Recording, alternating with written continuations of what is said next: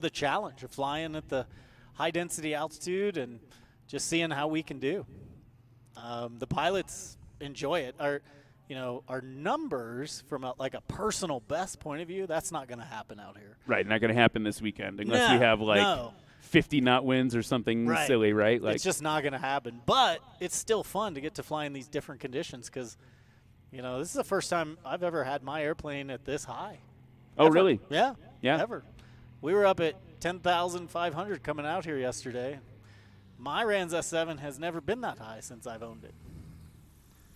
Here's Brandon Cord now dropping it in again. Really got those wheels locked up.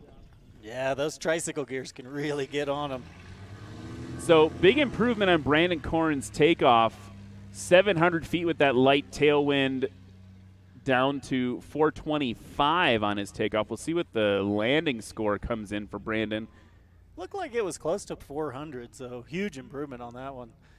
And that's him just feeling out the, how's the air? How does the plane fly? How does it not fly?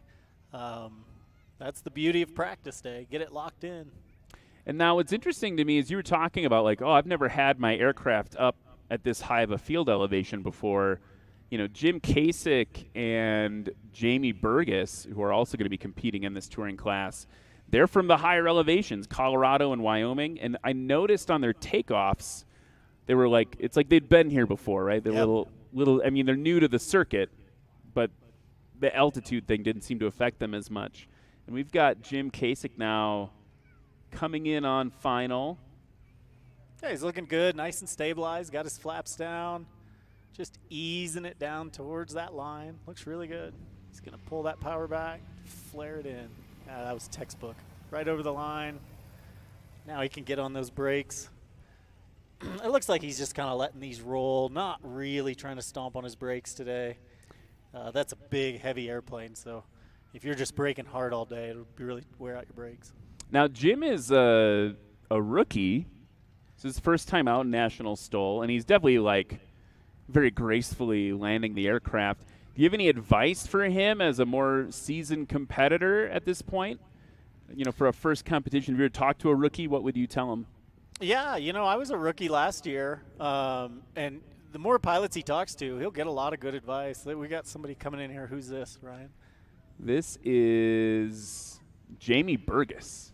Yeah, looking good, holding it off. Right over the line. Oh, he scratched. Oh, that's too bad. But he was really close. You can see he's getting on the brakes there. But, yeah, talking about, advice for rookies, there's one thing I would tell him, I fly a very different airplane than he does. My plane is super lightweight. His is very heavy. And I don't know a lot about the technique for landing those big, heavy planes as short as he can, to be honest.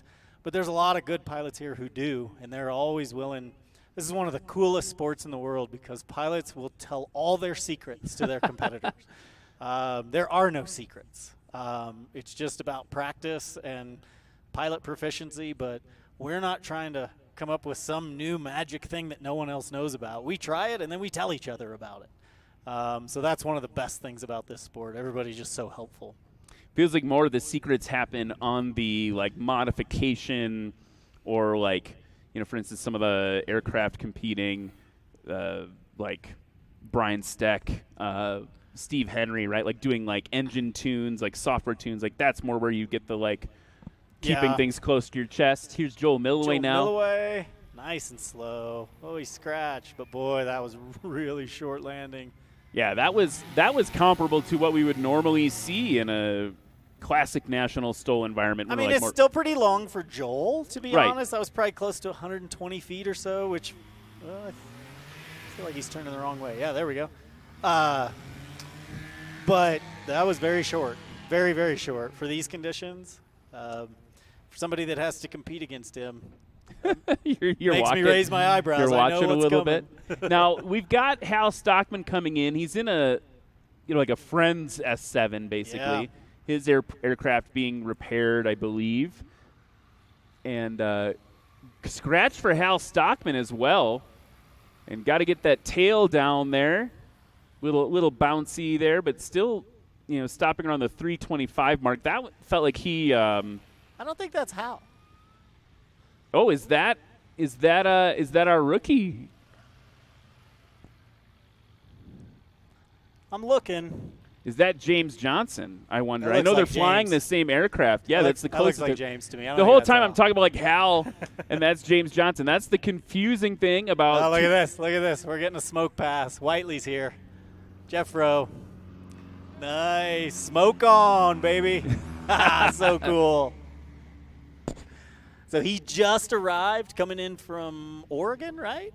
And he's got an impressive smoke system. He can make it almost completely a full cloud bank here. We call it IFR flying when you're flying in the clouds.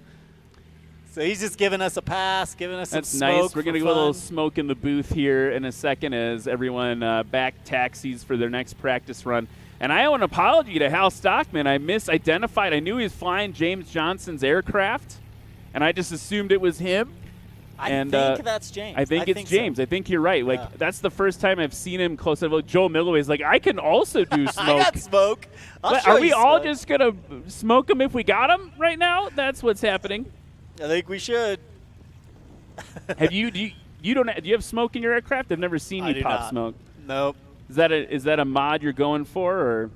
No, probably not in this airplane. My airplane's for a Rans S7. It's pretty heavy, and so I'm not trying to add any more weight to it.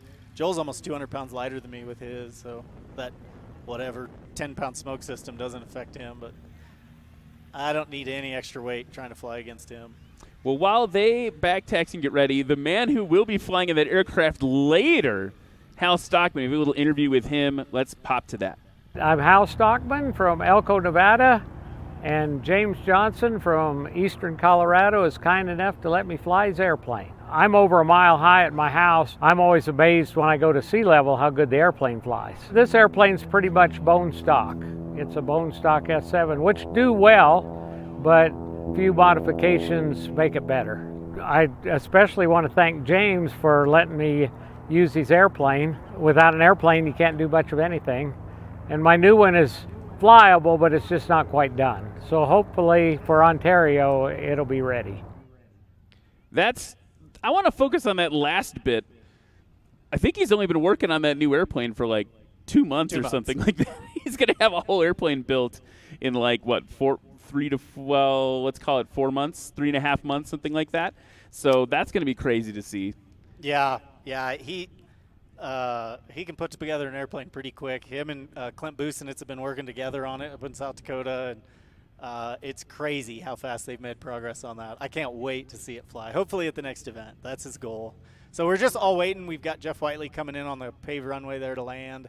After he gave us the smoke run, he's coming in and gonna probably go tie the plane down and take all the weight out of it, and he'll be up practicing with us pretty soon. That's a cool bird. I think we've so cool. Seen him fly at the STOL demo at AirVenture once or twice, if I'm checking my history in my brain here, but always fun to watch him fly. Yeah, he does a lot of STOL drag and a few national STOL events. Of course, this one's close to home, or closer. So it's like you said, I heard you say earlier, it's fun to come out west and just see some new pilots that we don't see at all the events that are kind of centered in the Midwest. So that's a great time. We all enjoy getting to catch up with each other. All right, we got Brandon Korn on the line, takeoff number 3. Such a beautiful picture with the big hills back behind the airplanes. Love it. He's holding those brakes and going full power. Now it's interesting, he keeps his flaps down the whole time. I didn't realize that. Oh, he touched down a second time. He got it off, and then it settled back down and touched again. And that, for folks at home, if you're new here, it's the last time your wheels leave the ground. So if you have that settling back down, it does increase your distance. Yeah, for sure. Here is Jim Kasich. 206, is that right? In the 206. Yeah. He's had some long runs so far. Yeah, this is a much heavier airplane, so it's gonna need more runway to take off. But I'll tell you what, 1,000 feet on dirt or grass in that plane, that's still impressive. And I bet you he can do better too. I don't even think he's really getting after it too much. You just see that big old heavy plane building up speed. Now he puts those flaps in, and he'll start pulling. Pretty soon. Yeah, he gets behind that tent before we can see him. I mean, and I think that's the other important thing, Pat, is you're talking about, like, how do we put this in perspective, right? Like, we're used to National STOL to seeing some pretty crazy short distances, but we're up so high that even someone like Jim, who's a rookie in the series, he's putting down really short distances in it, and functionally, right, in the backcountry, maybe a plane that you take at 206, 1,000 feet, that's short. Absolutely. The pilots, we always remind ourselves of how even we lose perspective of what a normal takeoff distance is. All right, here we got, who's this? It's Jamie Burgess 182? in a 182. Yeah. Holding that I think tail. he held it. Yeah. Yeah. He got it off, and boy, those wheels stayed about 3 inches off the ground. That's as he pretty took cool. off. You know, there's that moment, right, where I feel like you're always like, you're just off the ground and you feel it start to settle, and you've got to do that kind of counteractive, like pushing the nose forward a little bit, like balancing on the edge there. And that was like kind of textbook of holding it off just right. Yeah, if he lets it go too much, it's going to touch again, and then your distance gets long. Now, here's Joel. He must have a little right crosswind because he's really favoring the left side of the runway. There, he's just going to pull it off. Looks like about, they're calling it 185 or so, 190, somewhere in there. It feels like our winds right now would be called light and variable. Like we're not seeing a ton of wind. Some of the flags are showing a headwind. Some of them are showing maybe even a quartering tailwind, but it's so light, none of the flags are really moving. I agree. It seems like they're really flipping around. There's a windsock out back there, and boy, it's not moving much. But the windsock shows us with a left crosswind. Right now. But Correct. Did you notice it was just turning as we looked at it? Yeah. Okay, so not Hal Stockman. Not Hal. Not Hal Stockman. James Johnson. James is going to drop those flaps and then pull the nose up. Now, he's new here, too.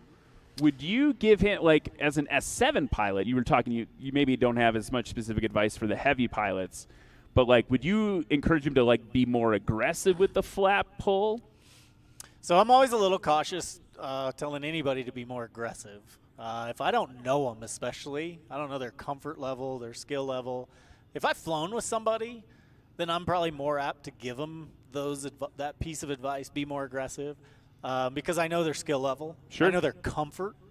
But I might give somebody advice, especially towards the end of a weekend, of, hey, watch these videos go watch Joel Milloway. Right. Watch how I did it. Or, go watch me. And then go home. Yeah, watch me. Go watch Pat McIntyre. And then they can take that home, and they can practice that when they're comfortable. There's Brandon. He's going to be pretty long here. Ooh, touching the Really tail dropping down. it down. Yeah, that's another example like that first one, but he got stopped short. Not as brutal on the gear as that first one, but he definitely tail touched first. Probably 424 and a quarter. He's blowing the marker. The 450 marker. 450 away. He makes a lot of prop wash. So, but yeah, I'm going to circle back. We kind of been rambling all over here, but we were talking about how you lose perspective at a STOL event. Oh, sorry, go ahead. No, here's just in the replay. There you go. So Brandon That digging in that tail, doing a three-point landing in the nose gear.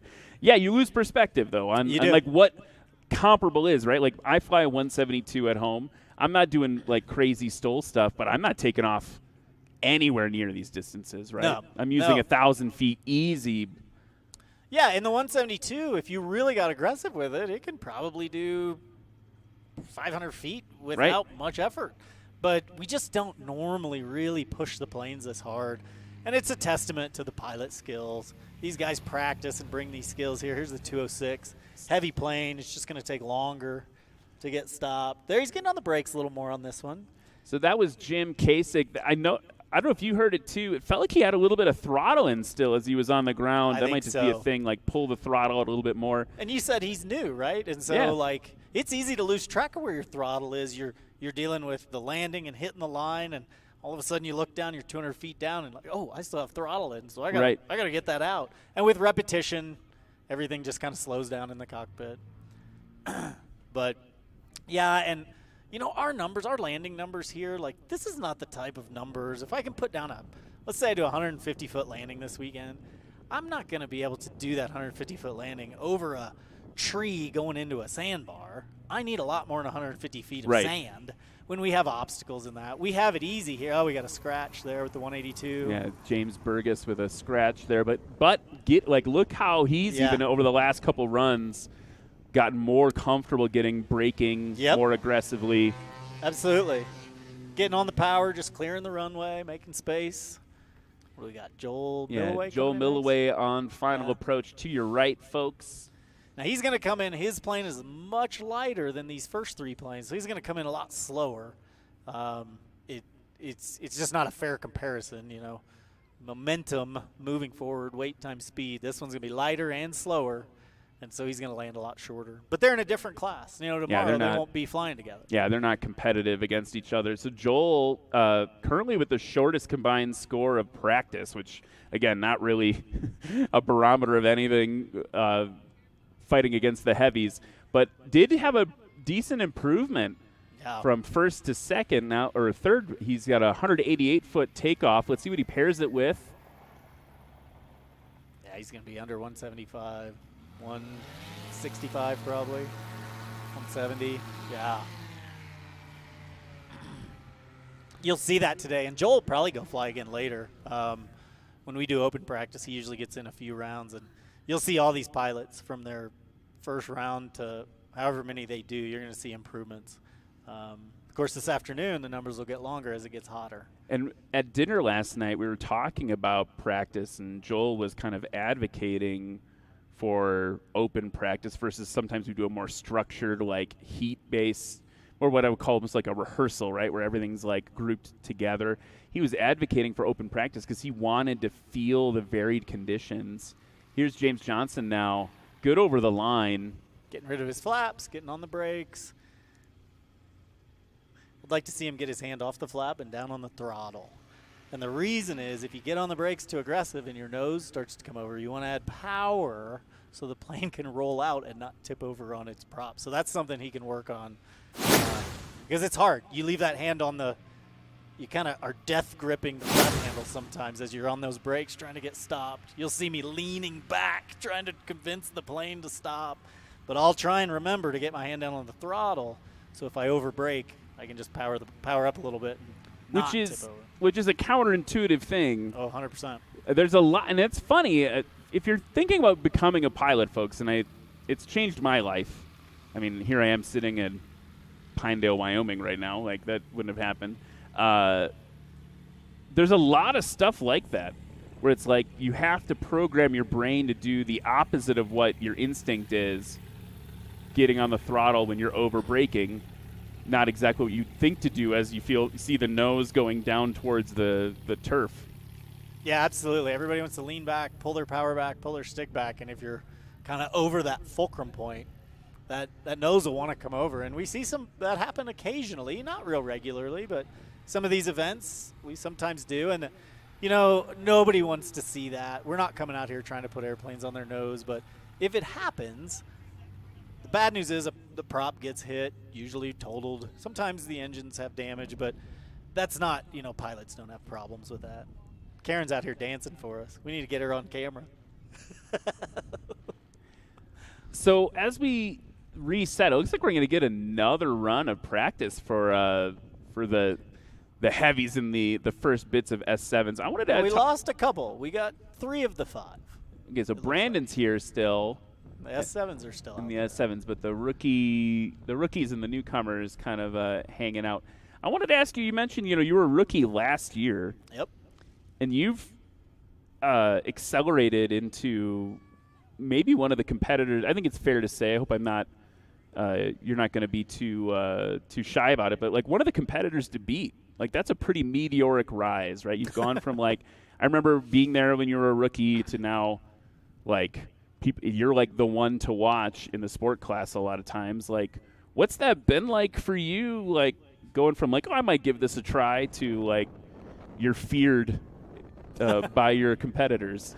I don't know if I'm feared, but I'll tell you, I loved this sport long before I competed in it. Attended quite a few events even before I had an airplane to do it.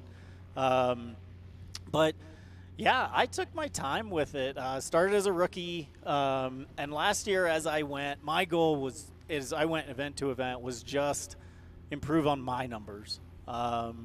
Then, admittedly, the biggest change, I mean, I practiced a lot and I got better, but I made a lot of changes to my plane between last year and this, which helped a ton. Added horsepower and a cuff to the wing and different shocks and things that made the plane better.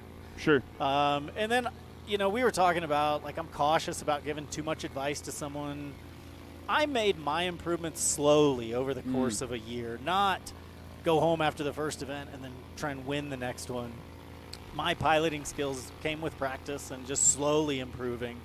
Yeah, I'm competitive in my class now, but I tell you, every single time I come, I'm humbled by how good the rest of the sport class pilots are, and I feel like it's anybody's game. Anytime, every weekend that we show up to compete, I don't ever feel confident that I'm going to win. I just hope to do my best and be near the top, because these guys are really good and getting better every single time. We all push each other. Here's Brandon Korn taking off the 205. It feels like he got that one dialed in real. Oh, settling. He got it off. He got it, yeah. He got that one. It felt like it was more dialed in. It was smoother. He pulled at the right time. The airplane was ready to fly. So he's getting used to it, right? I think, I mean, I don't know what the altitude is in Texas where he's at, but it's not this high. I bet it's 1,000 feet or less. Okay, so we got so much dust coming off those props. Those planes were parked upwind for him to take off, and then he just taxied across the runway. Here goes Joel Milloway. He's pointing into the crosswind a little. Pull his flaps. Oh, it just takes so much longer to get it off the ground. That's good for me to see, because when I was doing it this morning, I could tell my plane was taking off long. And James Johnson, who's actually putting in some respectable numbers here based on the conditions. 298 takeoff and a 343-foot landing. You know, we don't see that often for someone who's kind of newer to the circuit. So interesting to see what he does. And he flies at altitude, right? Let's check it out. Let's get some of the deets. James Johnson. Okay, they're sending James. He's got his tail up. I feel like that tail came up right away. That's really good. There, he's pulling it off. Yeah. Probably 2 1/4, a little less. Like 223 224, maybe. Yeah.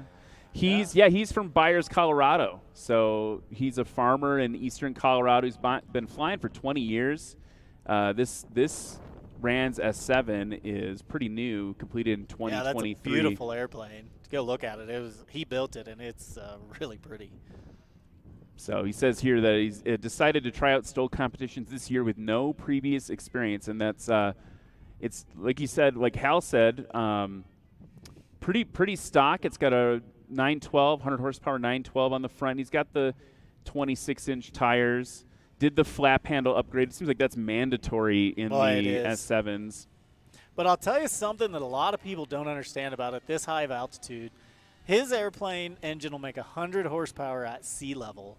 But as the altitude climbs, the horsepower decreases. So I don't know what his horsepower is at this altitude, but it is not 100. It's not 100 horsepower. I mean, it might be as low as 70, 75 horsepower at this altitude. And so that makes a huge difference. You know, if somebody like me comes from 1,200 feet of density of above sea level, comes out here thinking I'm going to have 100 horsepower like I do at home, boy, you won't. And it's very humbling. And so, you know, we talk a lot about flying in the backcountry, going on it. For us in Nebraska, backcountry is landing on sandbars and in soybean fields and stuff. But out here, it can be trying to get up over hills or mountains and landing right there on the mountain. Look at that. Is that a mountain? Can you call that a mountain? Well, it's probably 7,500 feet above sea level, but I think the mountains are behind us. Yeah, the mountains are on the other side with the snow on the top. Whatever, 14,000 feet. Here comes Brandon, looking really stabilized. Got those flaps in. He's a master at dropping it to that line. There, he's just adding a little power. Going to carry it over the line. Very nice. That's pretty textbook for Brandon Korn right there. That felt like a textbook for him. Yeah, just absolutely what we normally see.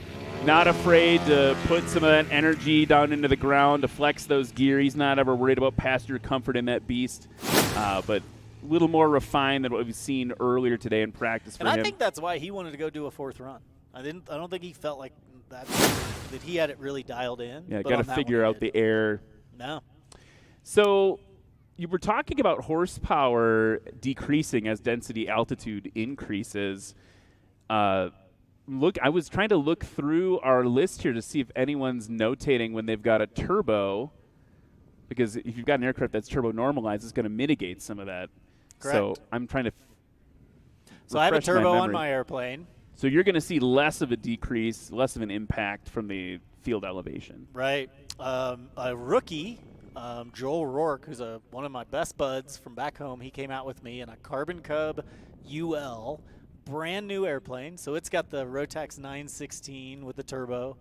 And Joel's a great pilot. We've been working together at home. He's been practicing. Look like a scratch for Joel. Scratch but for Joel. he gets that straightened out. That was a 115-foot landing. Yeah. Really, really good in these conditions. He comes forward another 3 feet. That's a 120-foot landing. That's great. But Joel's got the turboed engine. Joel Rourke, he's flying with us in the sport class. That airplane is new to Carbon Cub. They're actually – so Joel is a Carbon Cub dealer, so he has a demo plane that he's flying here. They're not available for sale until the 2025 models. So they're selling slots for the 2025 models. Joel brought it out here to show it off and fly it and showcase the airplane. He's let me fly it back at home, and it's a really fun airplane. It's impressive. I think Carbon Cub hit a home run with that one. It'd be fun to see that compete. I don't know if we've seen it compete at all yet. No, this will be the first time. First one. The Carbon Cub has really just started rolling them out as demo planes. Scratch Just for a little James scratch. Johnson, yeah. Yeah. And see, he doesn't have like the Acme or the TK1 shocks. He has it's a shock, but it's a much stiffer shock, and so you notice his tires or gear will bounce a little more than some of them. And that's just the equipment that he has. But it's going to make it a little harder for him to like drop it in as hard because it'll bounce more. And it'll be interesting to see Hal flying with that, because Hal's used to having I think he uses monster shocks, TK1s.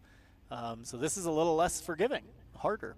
Well, and we'll see. It'll be interesting to see the two of them. It's always fun. You get the same aircraft, two different pilots. Yeah. Obviously, I don't know if it's totally fair for James to have Hal fly his airplane, but there's two sides of that coin though, because James knows this plane. That's true. And Hal doesn't, and it's hard. No matter, Hal's got thousands of hours, and he's he flies in the unlimited class. He's the best of the best, but this is a new airplane to him. And so that's hard. It's hard to get in someone else's plane, even if it's one, and it's a Rans S7, which Hal's flown for years, but it's not his Rans S7. no. So it'll be challenging for Hal just to get the feel for it today. And I do expect Hal will have good numbers. He always does, because he's just, he flew a different airplane, the one that he didn't hardly know, at Oshkosh this year. Flying one of the Badlands Travelers at Oshkosh. He's great at hopping in a plane, better than almost anybody I know at just making it work. But, when we talk about how much better we think Hal will do, there's that factor of it's not his plane. Yeah, and he's maybe going to be a little nicer to it, too, because it's not his. Absolutely. One of the things that surprised me when I first did my pilot training, I flew in J3 Cubs, and I was, this may be to sound, hopefully other people will be surprised as well, and I won't feel as bad, was like how much different even like two aircraft, identical aircraft, like certificated aircraft, two J3 Cubs, obviously built in the 40s, so time has had some impact on them, but how different they would fly from each other, right? Particularly with like rigging, like on those cable-driven aircraft, like how the ailerons are rigged in particular always felt like a big difference, and so that is also part of it. Looks like we're trying to mitigate some of the dust here. The Pinedale Wranglers out wrangling the dust for us. Yeah, and it's so dry out here. It rained here last night, and to walk out there and kick the dust, you wouldn't have any idea. It rained like rained, though. Yeah. Like, it rained like a lot. Like, it was a huge downpour. Yeah, and that water is all gone. Yeah, we're in a desert. The ground soaked it up, and now it's just dusty. So, Pat, when are you going to be out practicing for us today? When do you think you're going to head out? Yeah, anytime really. The open practice, I gotta be honest. I kind of agree with Joel Milloway. I like the open practice because I think you can get more reps. You can kind of pick when you go a little bit. I don't really care when I fly regarding the weather. It'll be what it'll be. But yeah, I was draining a little bit of fuel when this first group went out, so I wasn't quite ready. Then I went and just helped them flip the course. Saw you needed somebody to chat with, so I stopped in. But yeah, I'll probably just get the plane ready, and when there's a spot, I'll go hop in. I'm not in any rush. I might do 2 rounds if there's time today. This higher density altitude, the more reps I can get, the better it'll be for me. Like I said, I got up early and got a few rounds in, but it was cooler this morning. Now Right. It's heating up, and so the density altitude goes up, so it's harder. It's got really loud. Oh, there we go. Well, looking forward to seeing you fly. I'm going to let you go get ready for your practice sessions. Thank you for taking the time to offer some insight. Join me in the booth today. Excited to see what you do. And, yeah, thanks so much. Appreciate it, man. See you soon. With that, we are going to take a quick commercial break, and we'll be back with more practice here at Rocky Mountain STOL after this.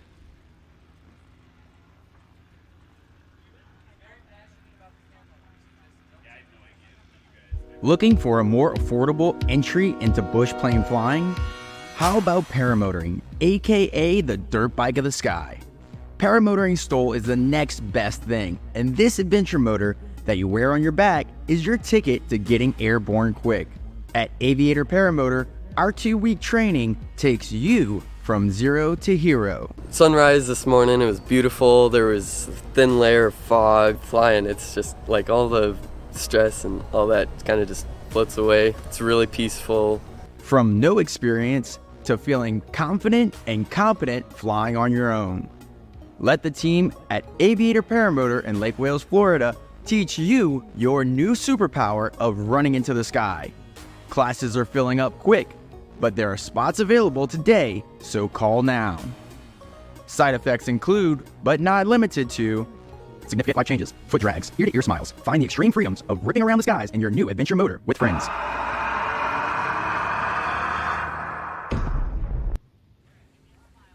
And as we get ready to go, I've got a special guest in the booth with me right now, but let's learn a little bit more about the Jae Foundation right now, and then you can see her right here. I'm going to introduce her in a second. We'll be right back. Check this out.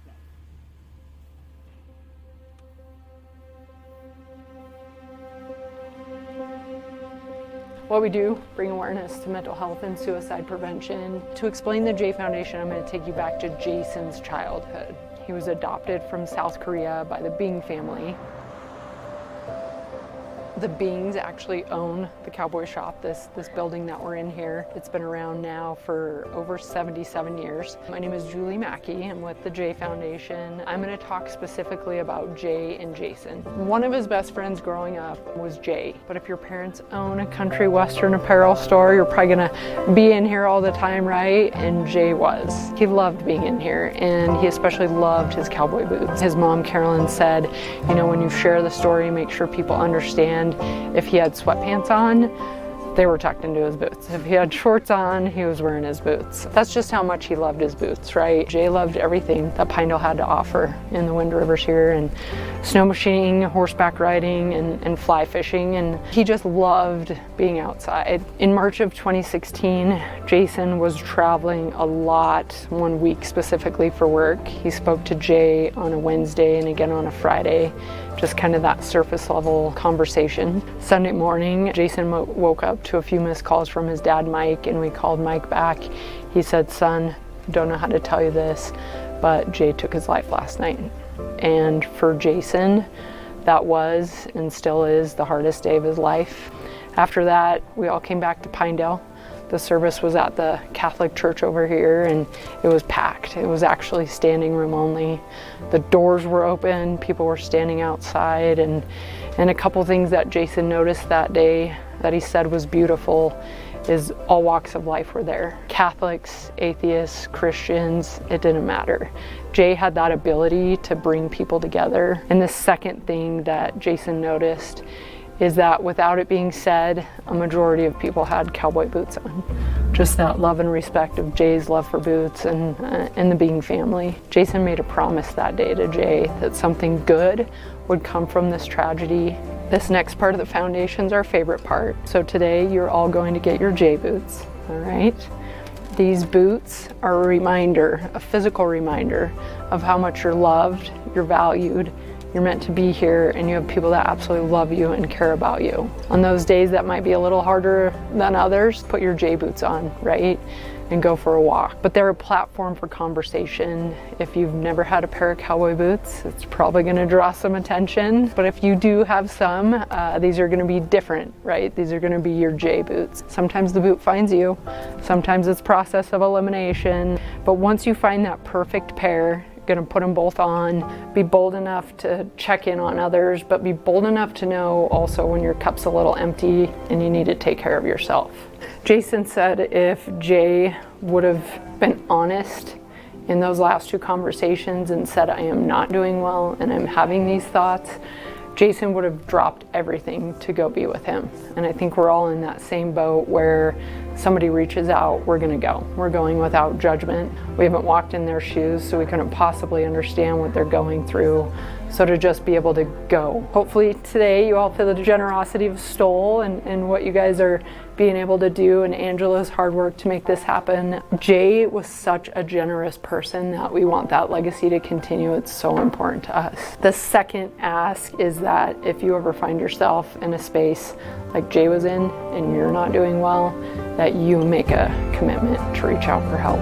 As of our meeting the other day, there's over 11,000 pairs now, national and international. So it's crazy to see what has happened. So I'm gonna close this in prayer. Lord God, just thank you again for another opportunity to share Jae's story, but more importantly, to have a real conversation, that you can allow us to be a light where maybe there's darkness, or allow those of us that are in darkness to reach out to the light. I pray that you guide us, that these boots have a special power over them, and that they have a purpose. In Jesus' name, amen.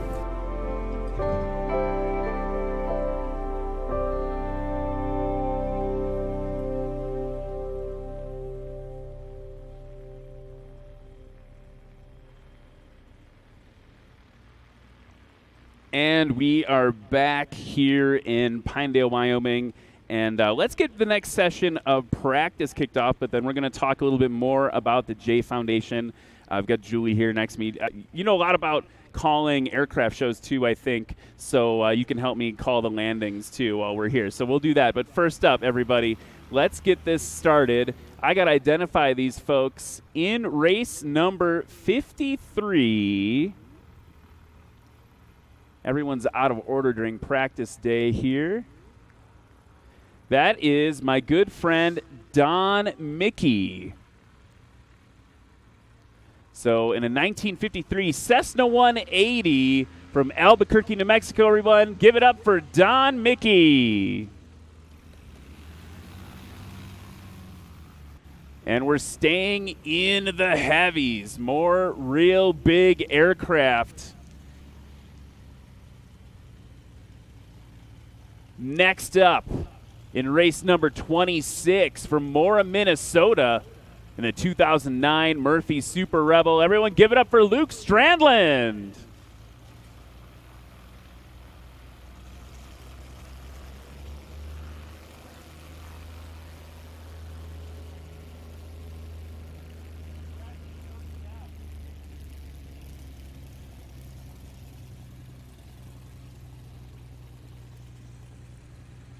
And here's that Cardamon Cub UL that Pat was just talking about.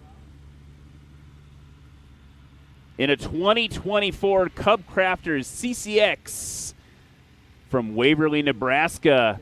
Race 91, it's Joel Rourke.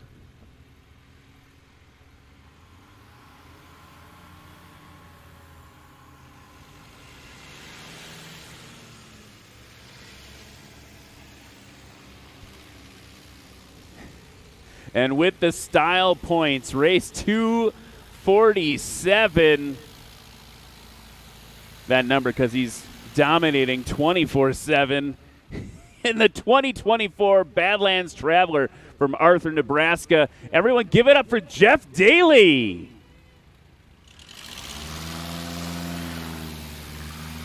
And last but certainly not least, in another Badlands Traveler from Casper, Wyoming, in the 2022 Badlands Traveler, race 92, it's Jody Card.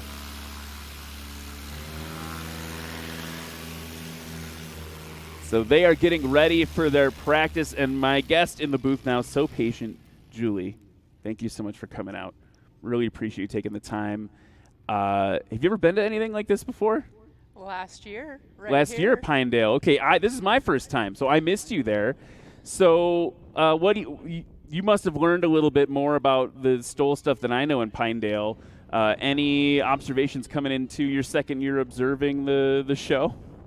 Wow. Well, I'm just always impressed with what the pilots can do because I'm not a pilot, but towards the end of last year when we were watching and the crowd really figured out what was going on, it was so fun to cheer for those that just nailed the mark. It was like, wow. So I'm excited to see the practice, but also the competition tomorrow and just the beautiful mountains behind us. Yeah, holy cow.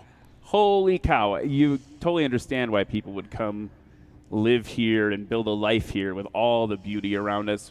We had a really incredible experience yesterday. I was totally honored and humbled to come out to the Cowboy shop yesterday. We saw that video that kind of recapped, and there was some fun, right? We had some fun, but it was a really serious moment too, and one of reflection for me. But talk to me a little bit more about the Jae Foundation. You've been involved for, I think you said yesterday it was like a year and a half. Did I get that right? What can people, what would you want people to, we had the great package that was edited about our experience, but what else would you want people to know about the Jae Foundation? Jae Bing was a local guy here, grew up in Pinedale. I grew up with him. He was 8 years younger than me.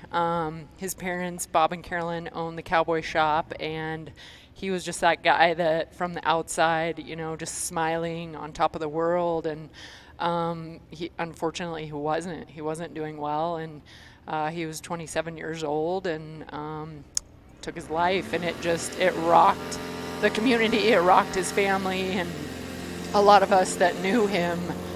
So that was very, very hard. So yesterday, the things you said to me, well, there were a lot of things that I've been ruminating. I've been thinking about the experience yesterday. I didn't know what to expect, right? We had just landed. We came in, and you were so gracious to spend time with us. Met Bob, and he fitted me for my boots. I'm wearing my boots today, getting more comfortable in them because I am a first-time boot guy. But the couple observations. One was that you said, like, the boots will call to you. And it was interesting because I think that happened for me. I joked in the, you saw me goofing around in the video, like, I don't know what to do. I'm generally an indecisive person. Here's Luke Strandland taking off now. But it was pretty easy to find something that felt right. And the thing that you said that was interesting is you were saying, find something that may be conversation worthy, right? Like people back home. And I was sending texts to my wife and some of my friends back home, and I was like, I feel like I have this big responsibility to pick out some boots here. What am I gonna do? And immediately they're like, wait, what are the boots about? And that little kernel, right? It sounds so simple, but that little kernel, like, well, what are you doing? And then we had this like long text conversation about mental health and how we can be better and support each other. Like immediately, look at that carbon cup just flopping into the air there. That was just a really, really interesting thing for me. The other thing I wanted to just share with you, and I think I shared this with you last night too, is, the commitments that you had us make was, one, that if we ever needed help, we'd reach out to help. But two, that we would all immediately, yesterday, do a boot check with someone that mattered to us. And I did a couple and had some real, like, it's going to sound bad for a second, but had conversations I've been putting off. Like people that I was concerned about or people I wanted to check in with. Like, it was the little catalyst to do that, and had like one, like we're now next week, I'll be, when I'm back in Wisconsin, like having some one-on-one conversations with people about just like checking in, like how are you, like that. And it's interesting because it seems so simple on its face, and it almost, like, from the outside, I was like, I don't understand the connection. I understand the personal connection, but I didn't understand how the connection to the boots could actually like impact change until we spent that time yesterday. So I don't know. I don't get your reaction to that. I'm kind of just like spitting it out right now, but I think it was a meaningful, it was an impactful thing for me to do, and it seems like it's going to make an impact for a handful of people immediately just because we had that experience yesterday. So I guess, long story short, thank you. Thank you for that. Yeah. What are ways that people, we've got the Jae Foundation is kind of being featured today during practice. What are some of the ways that if people are hearing this or they're intrigued about it, how can they get involved to support the work you're doing? Yeah, no, number one, thank you for just kind of sharing your insight from yesterday too. I do remember as soon as, you guys all got to go and kind of pick your boots, you instantly said, this is a big responsibility. And I don't remember, I've never, had somebody verbally say that, but like you nailed it, right? It's such a simple idea of a boot check. We can all check in with each other. And it's just a special way with cowboy boots to make that happen. So I was blessed that you guys got to be a part of it. It was so cool having a group that had never owned boots before. Yeah, none of us. Yeah. So that was a lot of fun. And just honestly knowing that what you're coming into, you're just not aware of it. But really, anybody that's listening or they're curious about it, our website's awesome, jaefoundation.com, Jae, like you said, foundation. And to go there and kind of learn about the ways that we're creating just more conversation, right? We just want people breaking down the stigma. We want to talk about it. We're in Wyoming, the cowboy up, don't talk about your emotions, and we want to cowboy up and talk about emotions. So we're not afraid to do that. We got to change it, right? It's okay to not be okay. And yeah, Sublette County, Wyoming in general, and just knowing that years past not talking about mental health hasn't helped anybody. So sure. I'm here local, and I love anybody that, wants to come over to the booth that I have set up and have a conversation. But and sometimes, it's hard to talk, but my email is julie@jaefoundation.com, and I just love to connect with people. But yeah, anybody can get involved, and always looking for volunteers and different people that want to be a part of it. So yeah. So if folks go to that website, jaefoundation.com, there's a little button right in the upper right-hand corner where you can it says make an impact within like the boot check logo, which is such a cool thing. And there's different ways to either volunteer, donate, be part of the team. Is that the simplest way to just get involved? Yeah.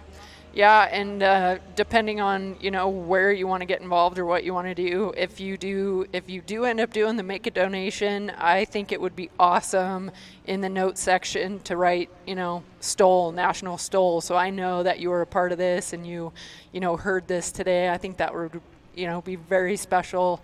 But yeah, that's the easiest way to do it, to get online. We also have resources that are on that website so that if you or someone is kind of struggling, we just relaunched our website, so it's really cool to see. That's the Double J Ranch right there, 20 minutes right outside of Pinedale here. So, yeah. One of the things that you talked about yesterday, and I don't know if we've shared yet, is all the school outreach. Can you walk us through a little bit what's happening in Wyoming schools based on the Jae Foundation? Yeah, so our main focus really is Wyoming high school seniors throughout the state. The vision is very large, and it is every senior, every year, every county, all across the state. That's a 5 to 10 year plan. Currently this year, it'll be year 3 for Sublette County seniors, which is really amazing. But we want the culture to change in the schools. We want the kids having boot checks with each other, checking in, a weekly boot check.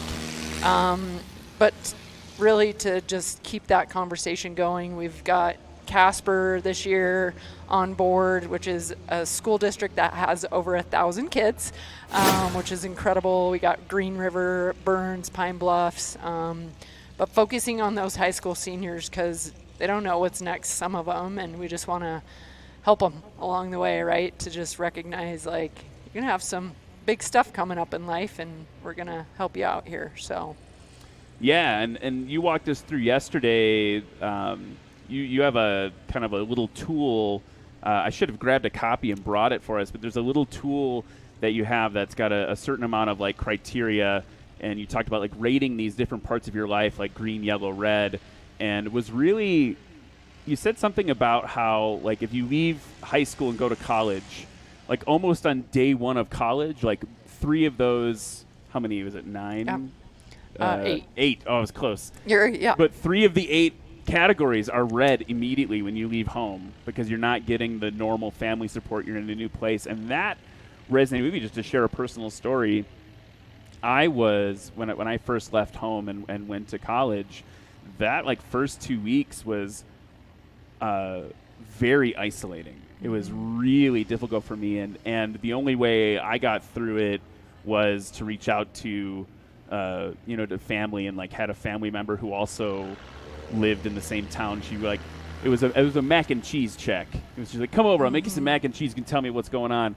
It was hard, and I was thinking about like, man, like if I didn't have that support group in place where I could say like at the end of like week 1 of being on my own, like, whoa, I have no idea what I'm doing, I need help, that would have been a very different couple weeks for me, right? So here's Don Mickey on the roll. People are taken to the skies here in this next heat of practice. What are your hopes and dreams for the Jae Foundation in the next? Obviously, we talked about like the goals for the Wyoming schools. What other hopes and dreams do you have for the foundation in the next 5-10 years? Yeah, great question. And just kind of going back to what you said with the self-boot check and understanding every single check mark, you're either going to be red, green, or yellow, and you can take 30 seconds to kind of analyze, like, how's my nutrition, how's my sleep, how's my finance, relationships, and if 3 of those are red, which obviously they were for you in college. Which was like a really long time ago. I'm super old. But anyways. I think I got you beat, but that's okay. It's a great, simple tool. We like to just do a self-boot check, right? We can do it with our team, family members, friends, and it's a great way to just kind of recognize that. But ultimately, with the foundation and my hope is just continuing that conversation, that awareness, and the biggest thing is when somebody reaches back to me and they tell me about a boot check and they reached out to someone that was actually struggling and it created a conversation, and to be able to say like, wow, we're saving lives because we're having these conversations. That's ultimately that is it. We want to keep doing that. So I'm going to pause for a moment and say that for the Av Geeks at home, while we've been talking about the Jae Foundation, you are watching a treat in the skies right now. These Badlands Travelers are new on the circuit and putting on a clinic, but that UL-powered Carbon Cub just looked like the altitude didn't matter, is what it felt like. So I was just kind of like remarking with myself, like, oh, also we're having this very meaningful conversation. There's this other thing happening outside the booth, and it is. Here's Jeff Daly now. Cool. Look at that, yanking it off. He's already planning the next plane, folks. He's out to compete. In terms of making an impact for the Jae Foundation, could you run me through like some of the stats? Like, it's an incredible amount of boots for one. Like, what are the high level stats for folks? Like, because this is not a small thing you're doing. It's right. It's a big thing. Right. So I think we have some folks from Idaho here, and over in Twin Falls, Idaho, we actually have the foundation building. So it's Jae's place and then the foundation there as well. And I would just say anybody that is lucky enough to live close enough or passing through Twin, just go see the scale of what we've turned into. But ultimately the foundation wasn't really figured out until about 3 years ago. And in 2.5 years, we've been able to have over 11,000 boot checks. 11,000 pairs of boots on feet. And that's national, international. But that's 11,000 boot checks, which then that quantifies because you can do as many boot checks as you want. Right. I'm sure you told me you did 2 or 3 last night. So it's incredible to know like we can all do boot checks. But 11,000 pairs of boots, and if you average roughly $200 a pair, Right. that's a a lot huge of dollars. That's a huge financial need there to do that outreach. It also says here, I'm kind of scanning through here, like scholarships, which I don't know if we've talked about scholarships yet, but that's another outreach direction. Yep. Yeah, we've had some individuals locally and also in Idaho that have decided, you know what, we want to award scholarships for those that have been touched by suicide. And it's incredible because a lot of these are going to young people for whatever they have going on next. And they have to write an essay and they have to be a part of it. But it's incredible to know that not only are we having these boot check conversations, but we have scholarships that are taking place, and we have our retreats in the summer at the Double J Ranch. JJ Healy has allowed us to be out there, and just when you can have a space for 4 days and just be in God's country here, and get on horseback and not have cell phone service and get back to that self-leadership and purpose and core value. We have so much healing that takes place there, but also we've had University of Wyoming D1 athletes there. We've had families who've lost loved ones to suicide. Teen retreats, we've had 5 of those, and for those kids to just be together and really experience a little bit more life, it's incredible. So there's a lot of outreach and a lot of different things, not only cowboy boots. So yeah. I'm going to hit you with a tougher question. Oh yeah. Year and a half now with the foundation. It's been in operation for about 3. Do you have a proudest moment so far in that year and a half that you would want to share with folks about the work that you're doing? Oh gosh. Wow. I honestly sometimes, I mean, this is not easy work, right? It's hard, and sometimes I get caught up in just the hard and the sad and the lonely and just those real conversations that you have.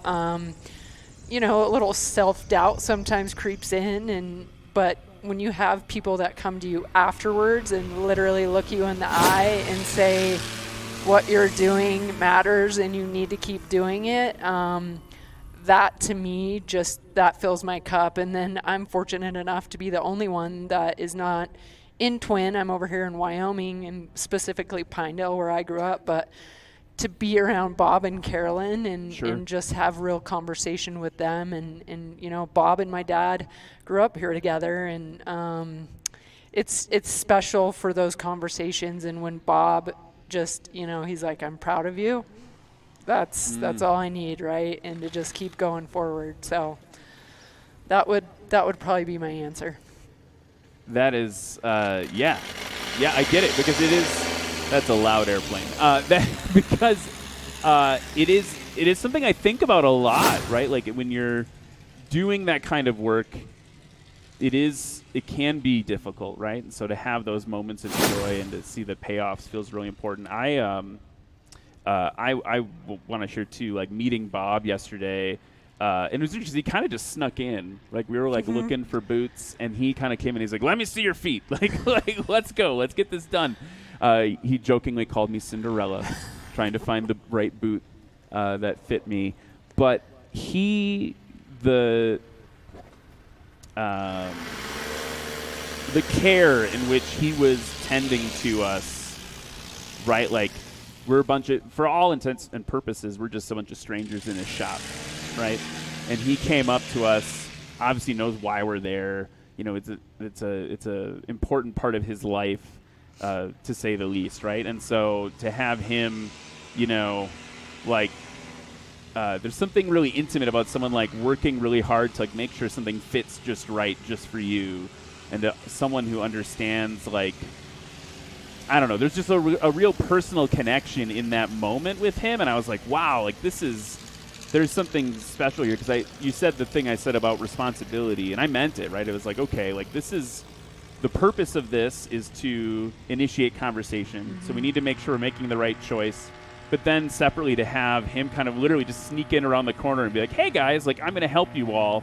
And it takes so much time, you know, jokes aside, to be caring and kind with us, you know, in the context of everything was just really meaningful for me. And I kind of walked away, I was like, oh man, like this is, it's going to sound naive, but like this is like real life. Right? Like, this is like real life. He's got this shop. He's got the loss that his family endured, and now we're trying to make a positive change out of that. It was just, I don't know. I don't know. I'm getting a little caught up on it. I love it. No. So anyway, so appreciative of it, and thank you for your time yesterday. And it was a really cool thing. And I'm learning how to wear boots. And I am going to wear them in Wisconsin. The shot on the camera right now is me just like staring at my feet. I wish I could get them off my feet to show you, but you saw them in the package. You saw the little video we made, the boots I ended up with. But anyway, I'm rambling again, but it just... No, I love it. I think the coolest thing about aviation in general, right, is I keep getting thrown into these situations where I'm not quite sure what to expect. And then the impact it has on me is far, like, above and beyond what I would expect. And, like, I don't know if I would say I was, like, fully cynical about yesterday. Like, I was really, like, getting, like, a piece of pizza, you know, before, like, traveling in, tired. And I was like, I don't know, like, what's this thing going to be? I know it's really important to our colleagues in National STOL. And I obviously know, like, I know the story and I've researched the story, but, like, I'm not totally sure what to expect. And for it to have me hit me in a way that it did surprised me. And so I guess that's a testament to the work that you're doing, right? Like, we walked in, we're like, oh, like, boots, okay. And then the next thing you know, I'm like, whoa.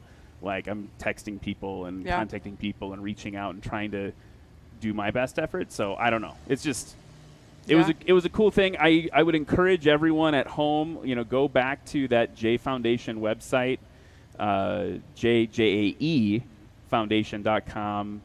Learn more about Jay's story, learn more about the work that Julie and her colleagues are doing. It has been a bright star on the weekend, an already bright weekend for us to have that experience. So anyway, I'm done. I'll stop talking. I appreciate you sharing that. And just honestly, I think the cool part about it is when somebody walks in and they don't know what the heck is going on, and then the reality and just having the real conversation. So I can appreciate you sharing that, because it's fun when, you know, people out here today probably have no idea kind of what you're talking about, because they haven't had that experience. Right. And so that's why we try and make the foundation as different and special as possible, because the reality is we bring you in and we have that real conversation.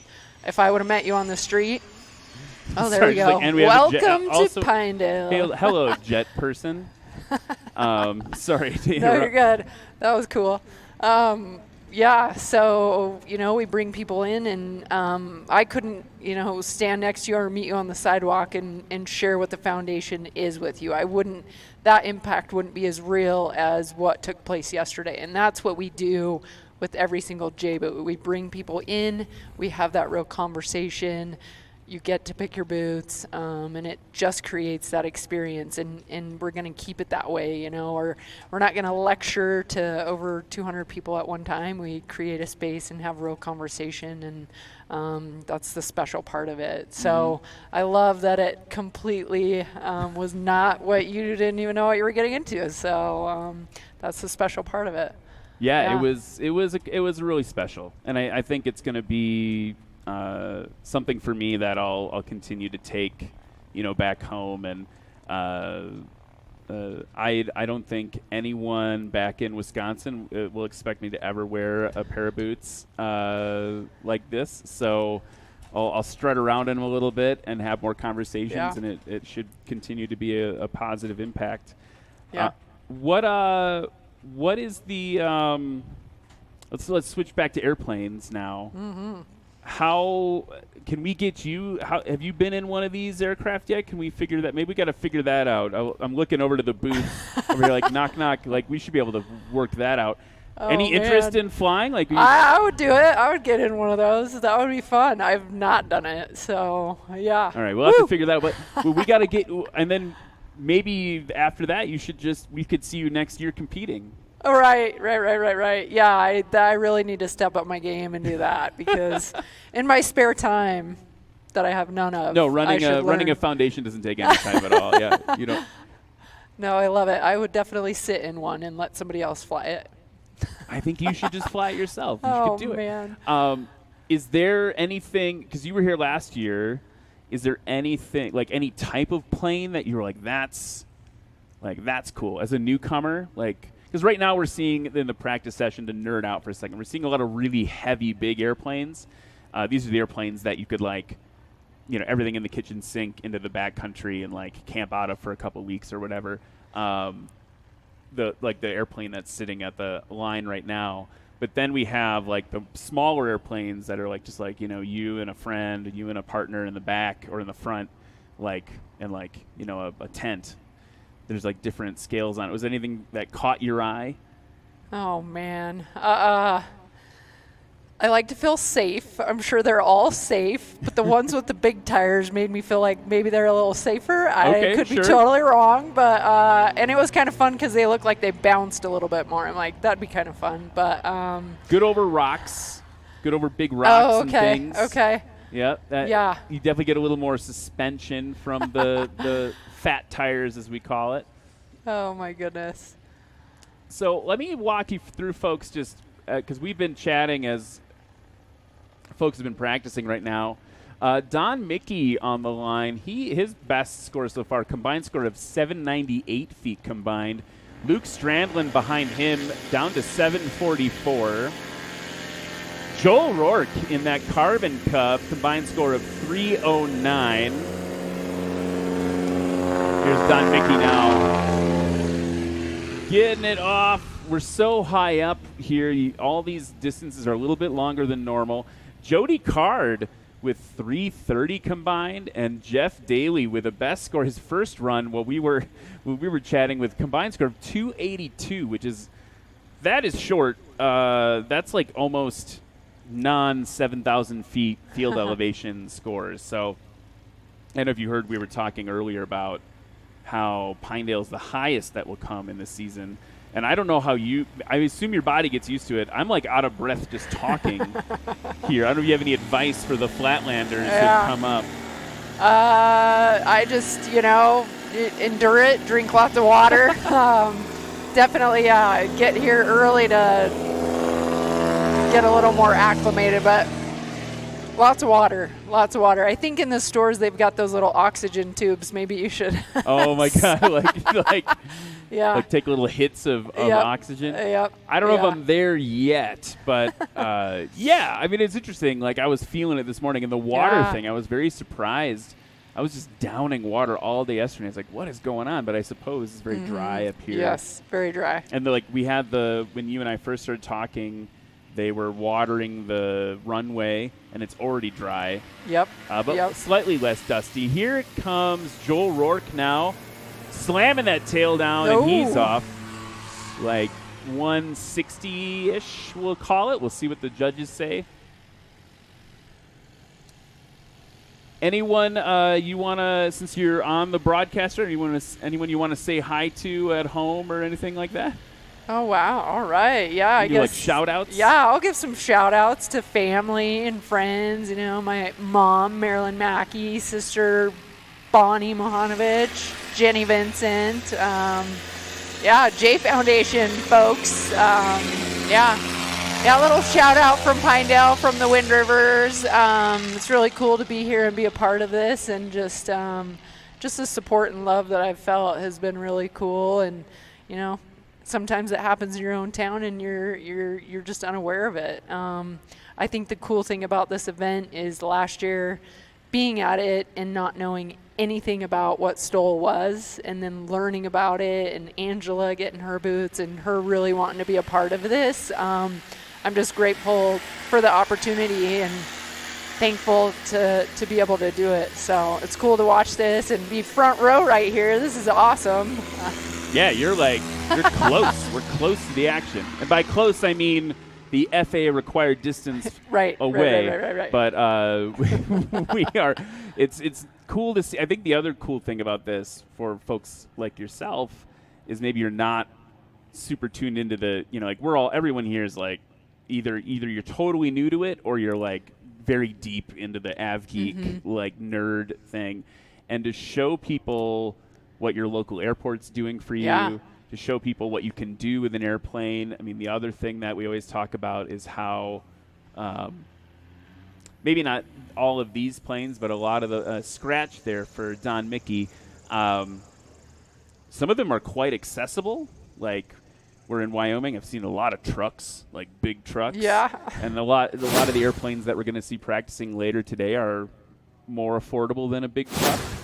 So it's like, okay, like put that in perspective. This is a thing that you could do if you want to. I don't know if you could do that in Wyoming, but like you want to rock a Honda Civic instead of like the big truck, then you could have an airplane. I don't know. No, that's perspective. I like that. That's not a bad way to think about that for sure. And I heard, you know, through conversation last night at Half Moon, which is a total blessing that I was invited to be a part of that. But I guess when you're up there and you're doing your figure eights and the routes, it's you and the plane and the focus, and whatever's distracting you back on land goes away. And when you're up there in the air, so that was cool to have perspective and someone share that. I really enjoyed learning a little bit about that. So, yeah.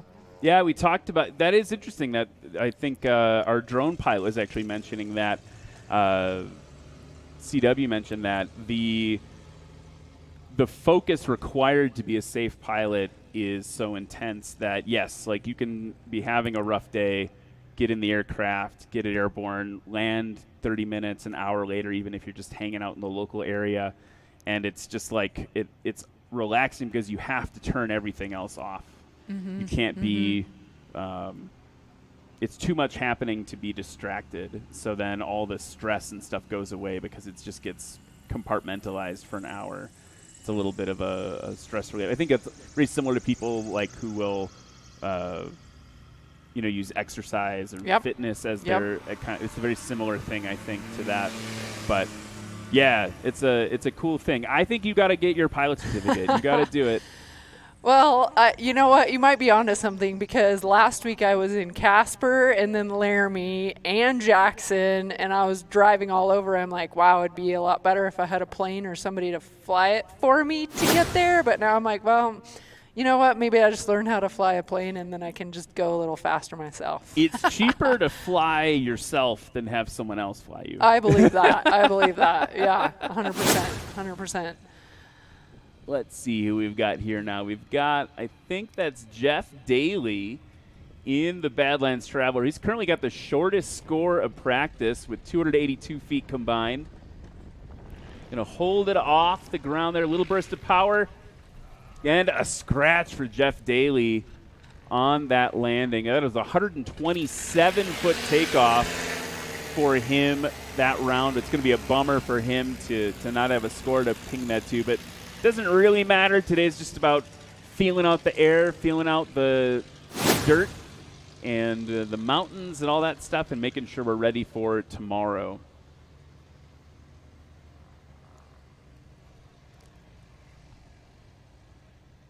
And now low and to your right, Jody Card in the other Badlands Traveler, holding it off the grass and the dirt. Flaps retracted. He's going to drop it right down on those gear. Heavy on the brakes for Jody Card. Getting it nice and stopped. So one thing about this aircraft that is really interesting is these Badlands Travelers that we just saw. They're a totally new design as of this year, and they're all scratch built. So the pilots will actually weld them together and rivet them together and build them.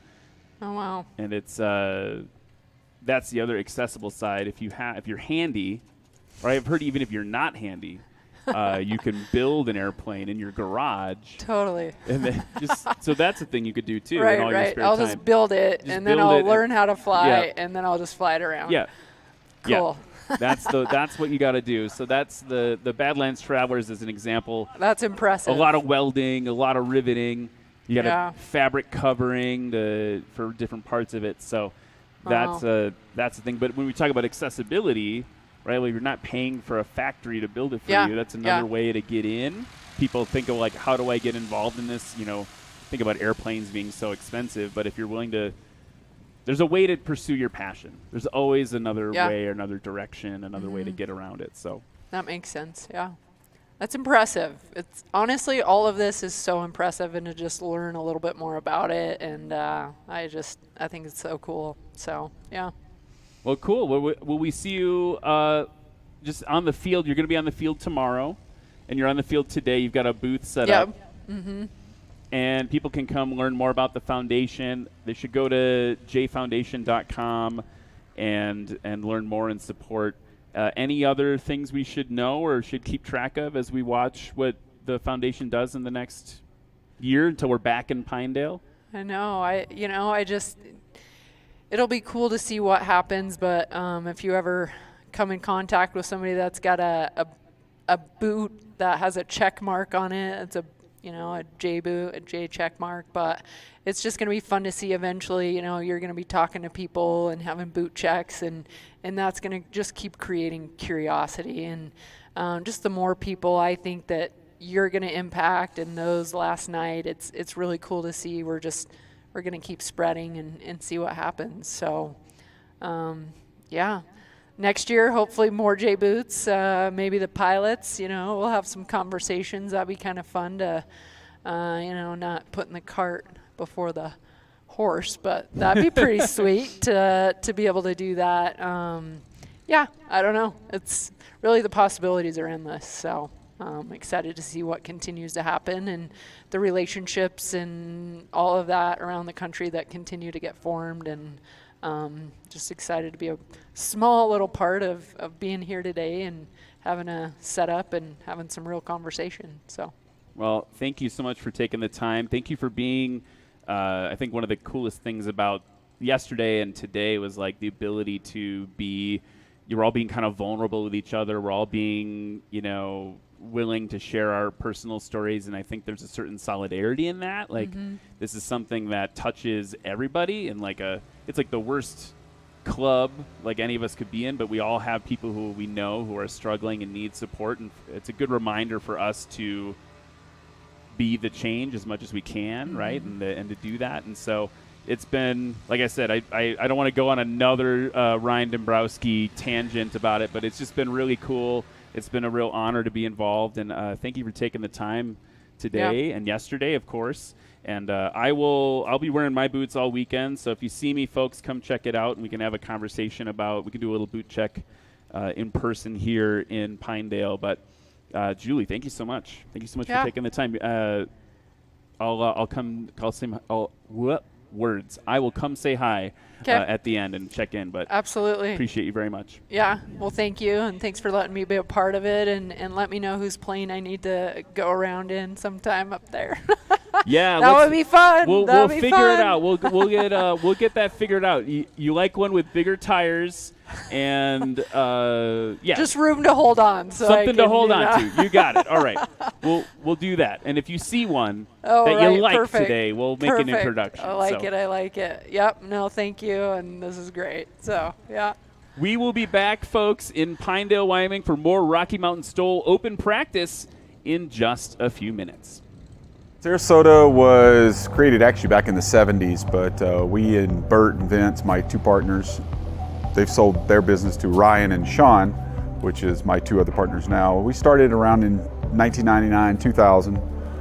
Just had one little spot in this hangar, and we've built it up from there. So we've been here for 23 years now. So, and then we have 5 facilities now here in the state of Florida. First starts in Tampa, Sarasota. Venice here is our main headquarters, and we have Punta Gorda and then Fort Lauderdale, Lantana.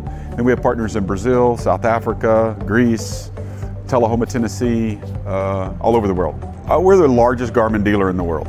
So that's probably what we've been known for. So we do more installs on aircraft, general aviation, anything really under 10,000 pounds than anybody else in the world. So, and we've been that for quite a few years now. So.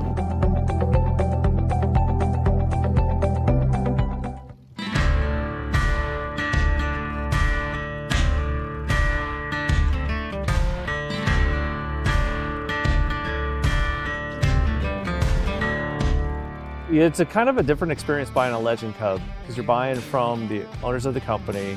You're going to meet everybody that's going to work with you ahead of time. They're experts at every little facet of it. You pretty much can do as much of the aircraft as you're capable, and they'll kind of hold your hand through the rest of it. So I couldn't recommend it higher than truly a wonderful experience.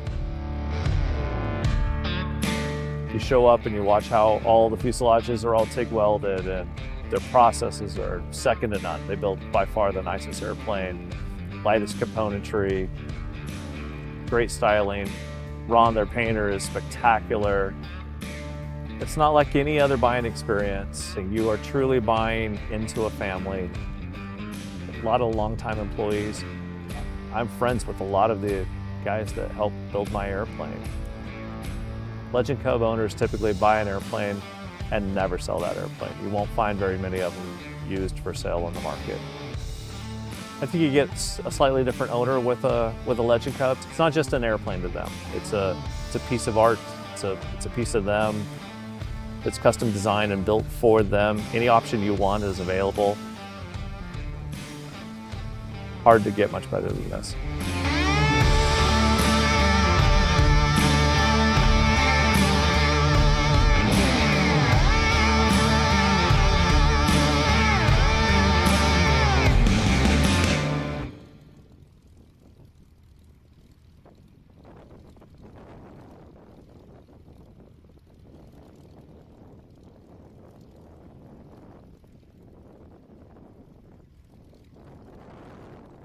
Well, a friend of mine, actually it was Corey Robin, told me about these flying eyes glasses. While we were at Oshkosh, we went and checked them out, and they're awesome.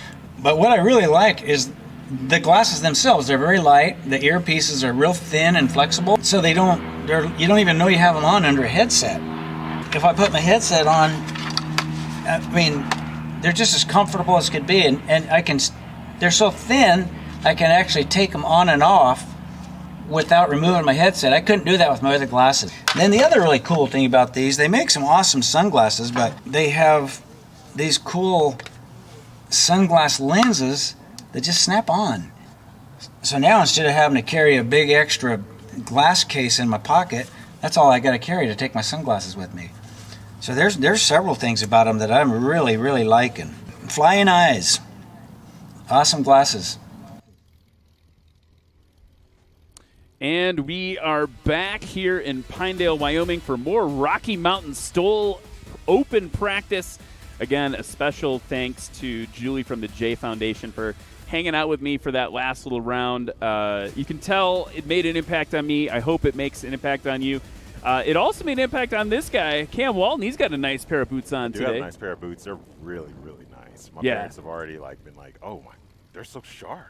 Like, Yeah, I Bob think did a good job. I think you have the fanciest, most stylish pair of boots from yesterday. And they're all the same color pretty much. Yeah, they're just like red or anything. classic brown, but they look so sharp.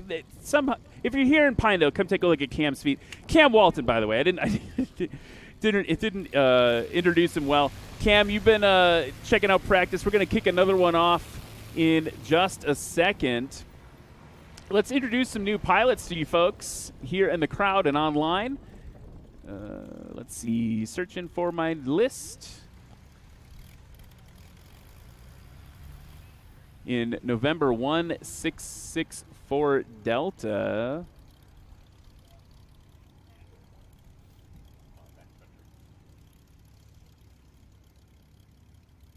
Oh, there we go. Brett Kobe. Okay. In a 1952 Cessna 170 Bravo from Morgan, Utah.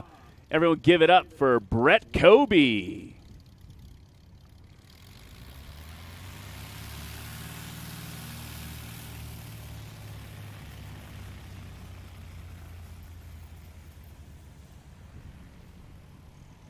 Next up, in a 1978 Mall M5 from Omaha, Nebraska, in race 10, it's John McCardle.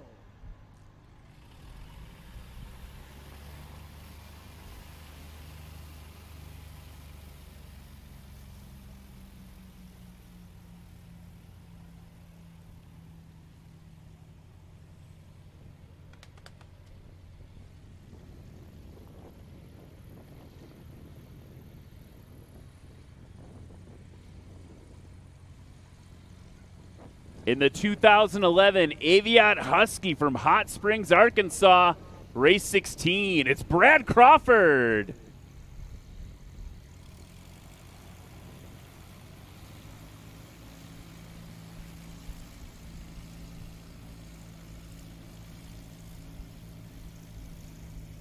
And one of your more local competitors in race 811 in a 2021 Husky from Afton, Wyoming, Rob Druin.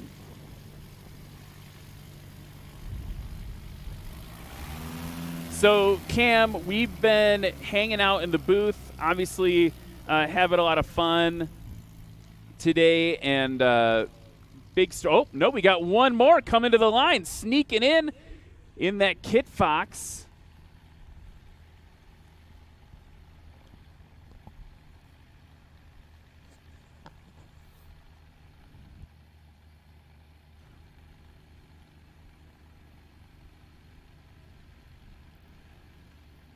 In race 96 in 1995, Kit Fox 4 Classic from Idaho Falls, Idaho, it's Doug Tolbert.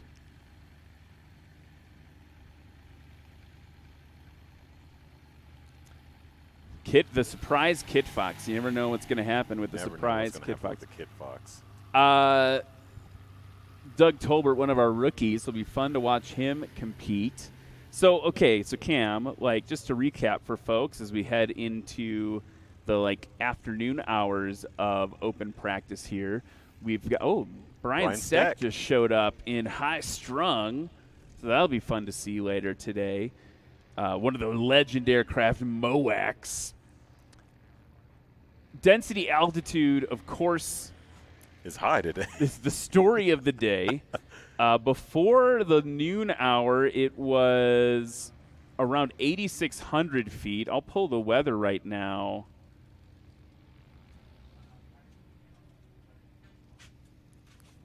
And see where we're at Ralph Wentz Field.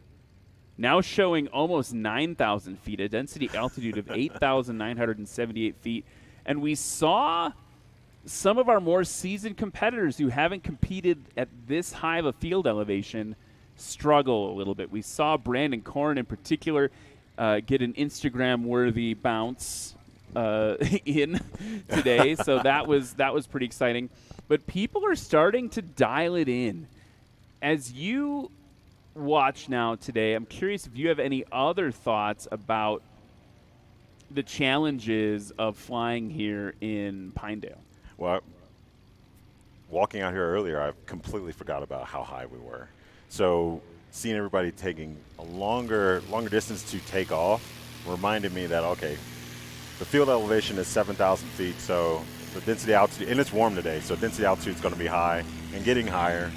And then aircraft performance is going to be getting low and lower.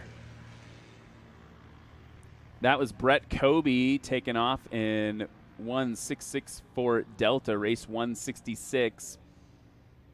The other thing that Pat McIntyre joined in the booth for a little bit, and he had a really solid reminder, which was it's not just reduced lift from the wings. It's not just reduced thrust from the prop. It's also reduced horsepower. And so in that last session, and we were talking about the Jae Foundation, but notice that the Carbon Cub, the new Carbon Cub with the turbo 916, great performance. Not feeling the altitude as much. Here's John McCardle now. Getting that nose real deep. Getting that tail down, and he's off pretty short. Yeah. The other thing that I'm excited for tomorrow is our touring class is really deep. We have 12 touring class competitors here in Pinedale, Wyoming. And it's fun. It's almost like these guys are gluttons for punishment, right? They're like, I'm going to bring the heaviest airplanes out to the highest airport and show everyone what I can do with it. And we're going to see some massive airplanes compete. Here's the Husky.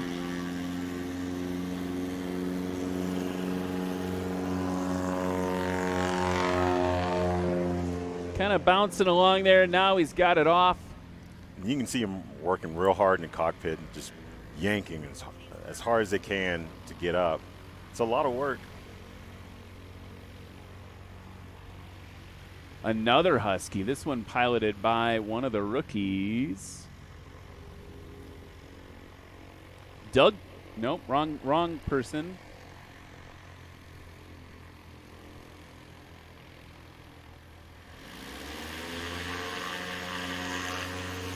The Husky is such a beautiful aircraft. It's really hard to not enjoy every bit of it.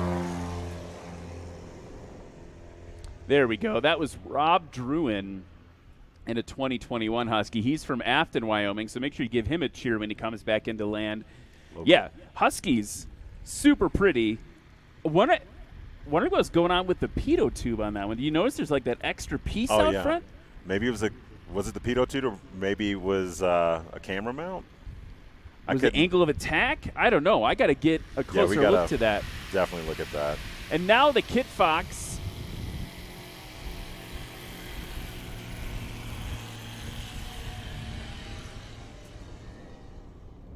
That's Doug Tolbert in the Kit Fox. Again, he won't be competing with really any of these planes tomorrow. Got a lot heavier aircraft than what he's flying in. So right now we're seeing in this class John McCardle with the shortest takeoff, 285 feet. All right.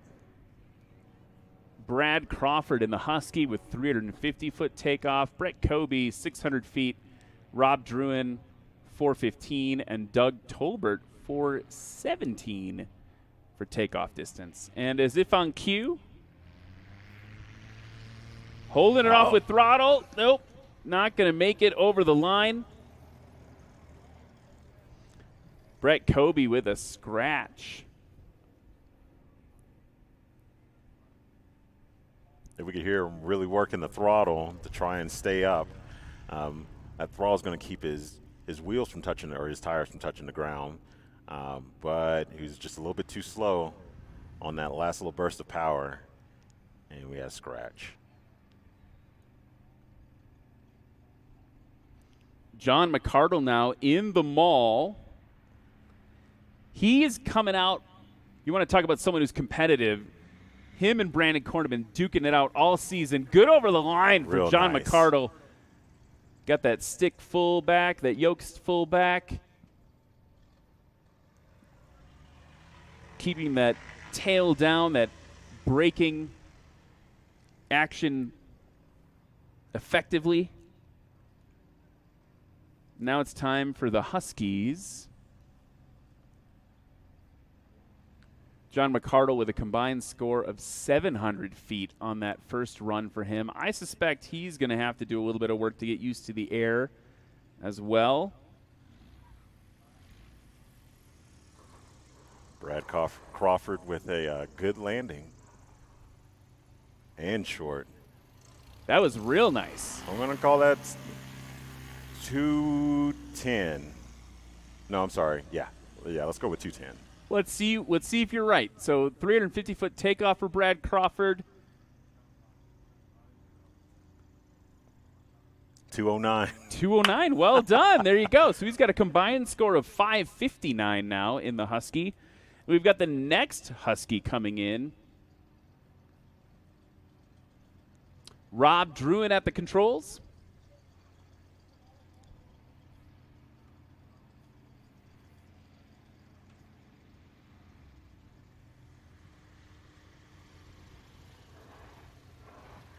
And a good landing for Rob.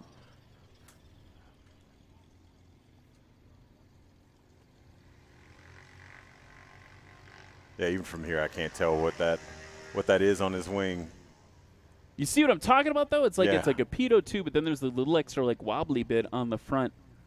Wonder if that's angle of attack. Someone in the chat is probably an av geek, a little bit harder than we are, and will know. And that's saying a lot because I'm av geeky. Cam, you are like the av geek supreme. I try. I like me some airplanes. We were driving in from Jackson Hole yesterday, our commercial flight into Jackson Hole, and Cam not only can identify like the basic type of most military aircraft, I think he's able to, in the sky, identify which block number or which specific modification it is, and that takes true dedication and skill. It takes a lot of looking at magazines and looking at pictures and comparing them and then talking to the people. And we were specifically talking about the Legacy Hornets, one of my favorites, and being able to tell the Alpha model from the Charlie model. Woo, big bounce and adding the throttle to hold it off. Good pilotage. Going to be a long rollout, though. I thought we might see a go-around, but played it right in terms of getting that throttle to stop the oscillation. Yeah. Watch that on the replay there.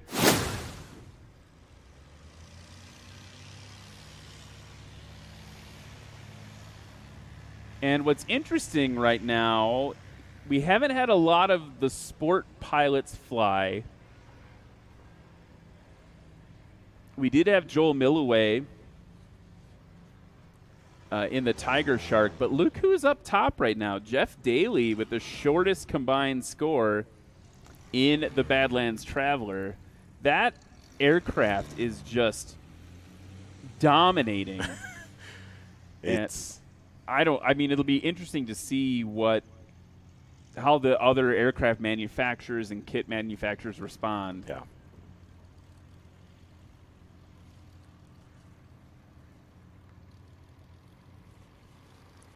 Brett Kobe on the line in the Cessna now.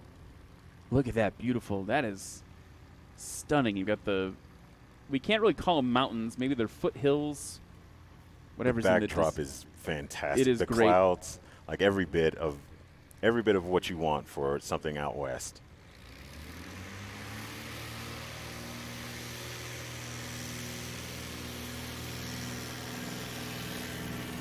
Full throttle for Brett Kobe.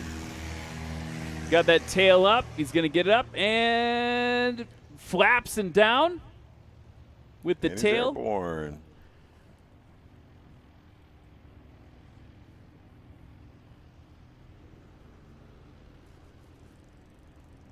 I wonder what the winds are doing right now. They don't look like they're blowing very hard, but we do look like we have a crosswind or a quartering tailwind. Yeah, maybe. And we've got a little more wind than we did this morning when we swapped the runway. Let me see if I can pull up. So especially if we have that quartering tailwind, these takeoffs are going to be a little bit longer than what we're used to or what we've seen so far today. Latest METAR at the field 37 minutes ago showing winds calm. Okay. John McCardle ready to go.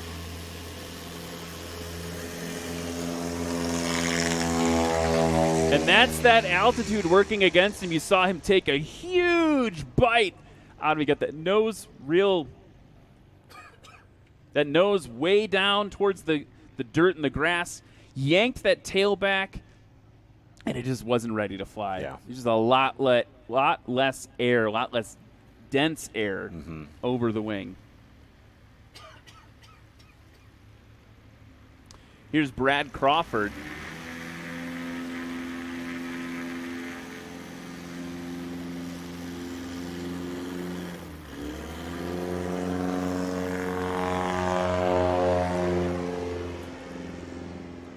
wonder what that little burble with the engine was. It almost sounded like it was pilot induced. It does. It didn't sound like it was mechanical at all. Yeah. Rob Druin, best combined score so far, 882, putting him in 11th place for open practice. And now look at the flags, Cam. Oh, yeah.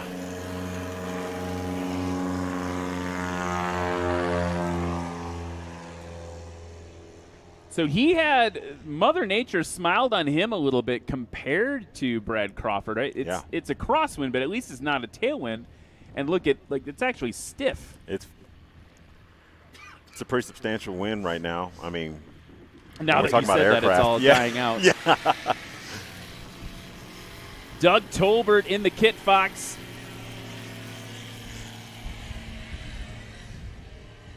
And I'm looking at where the judges are calling it, and I would have called it a little bit sooner. The wheels were off, but they were quite low over the grass. Yeah.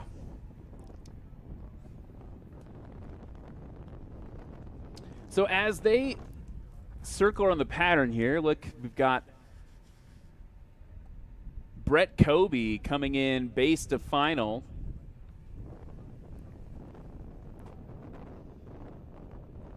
Don't forget to go to nationalstol.com/vote. That's nationalstol.com/vote to vote for your favorite pilot.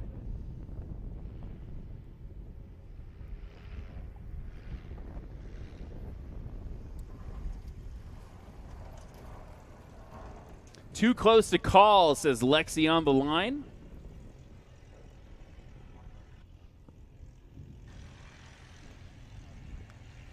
It looks like Brian Steck taxing by on the hard surface. He's got someone in the back, maybe giving a ride to someone in that aircraft. That is a loud airplane. Yeah, I was just about to say he's going to crank the volume here in a moment. John McCardle now on low approach.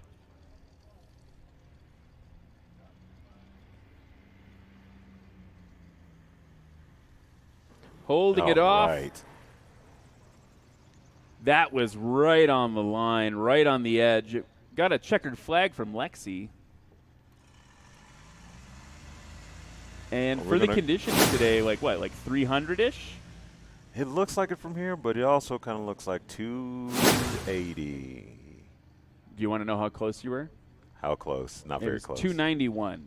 Okay, all right. Yeah, nice work.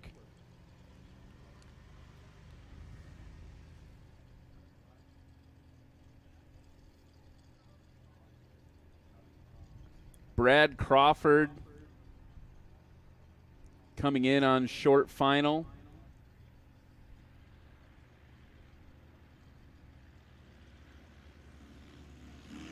Oh, yeah, giving it a little juice. Over the line, good. Good, yeah, and you heard Lexi go, yes! Like, she's, not only is she the line judge, she is rooting for everybody What is competing. that, 230, you think? 228?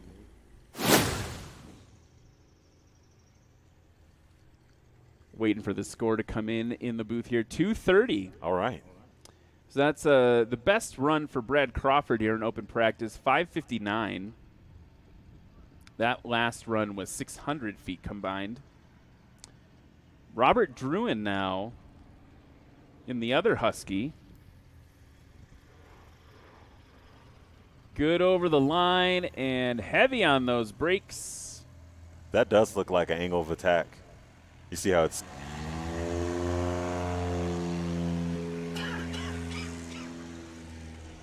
We'll have to get some sideline reporting on that I think so. before competition tomorrow. I feel like I might know Robert Druin.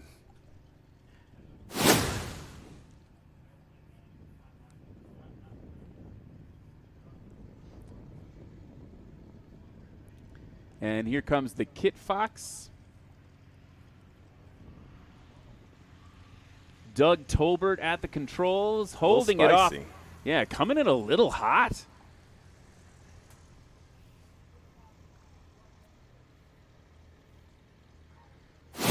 But airspeed's your friend, so.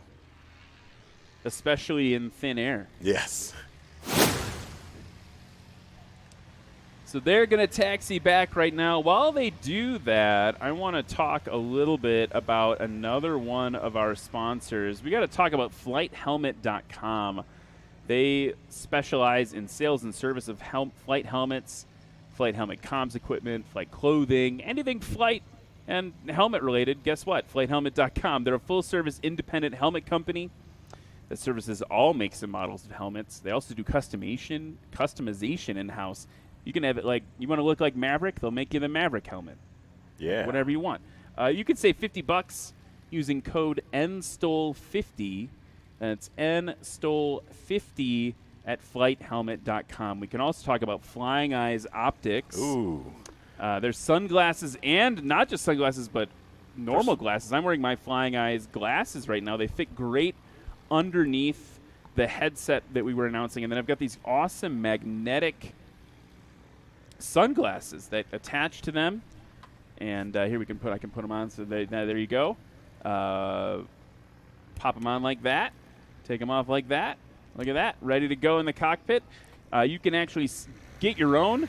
Use coupon code NationalStole, all one word. Save 10% on your Flying Eyes eyewear. And Brett Kobe on the roll. No tailwind this time.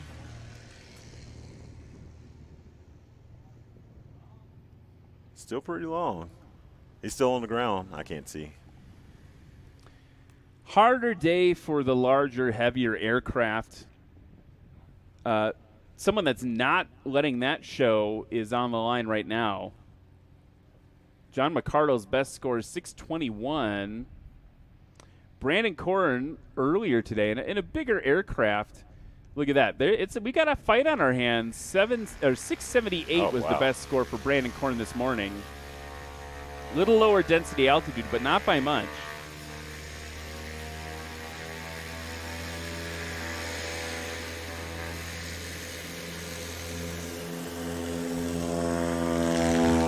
There we go. McCardle's getting it dialed in now, using that tail wheel configuration to his advantage.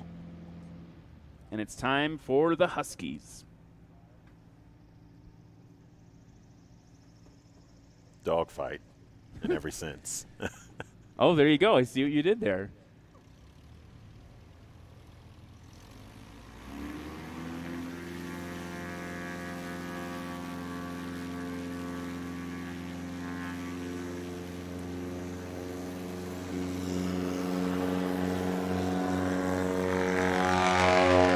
Taking a more nuanced approach, a gentler approach there for Brad Crawford.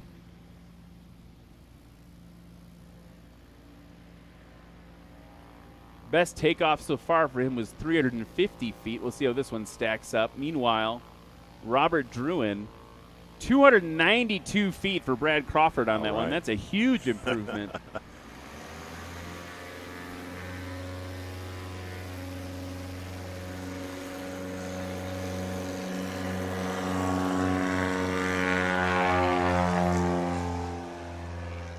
He's also doing more of the, like, what I would call a more standard.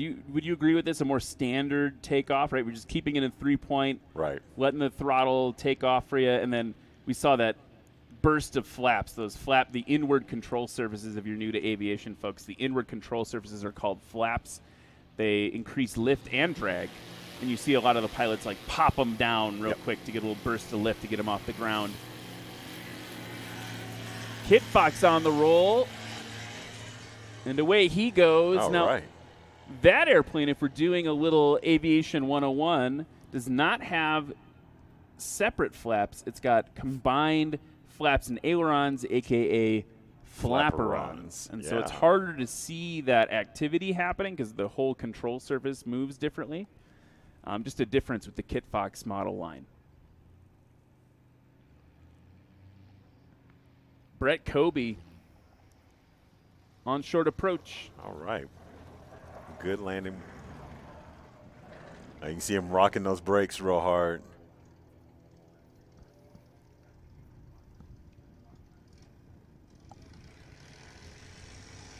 I can't really tell. Yeah, parallax has got me now. I can't tell how short that was.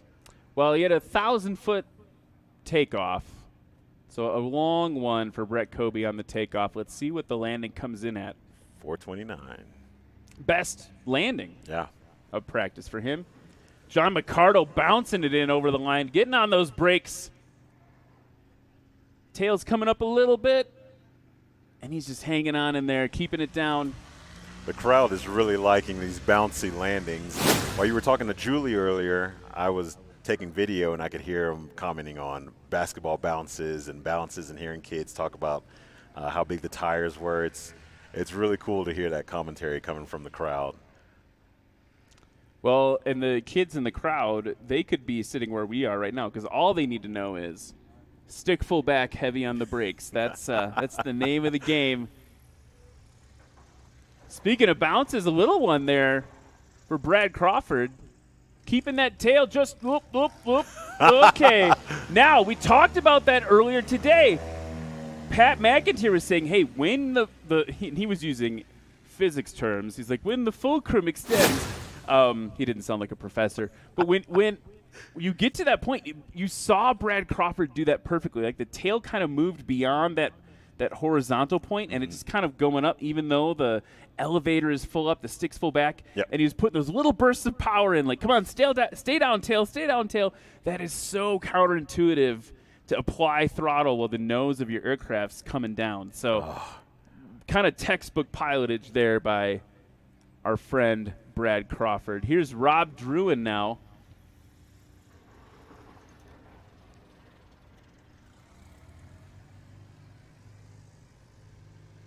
He's just going to roll out, it sounds like, or did he stop? He stopped. It looks like he's just a little bit beyond 375. Felt he had some throttle in at the end there.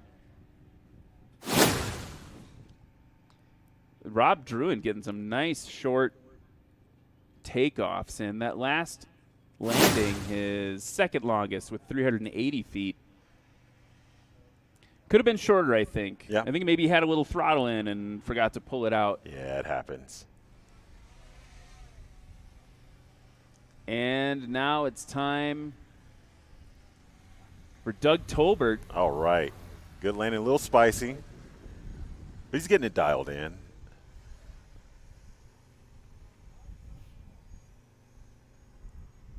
So he's beyond 450. He's got it stopped.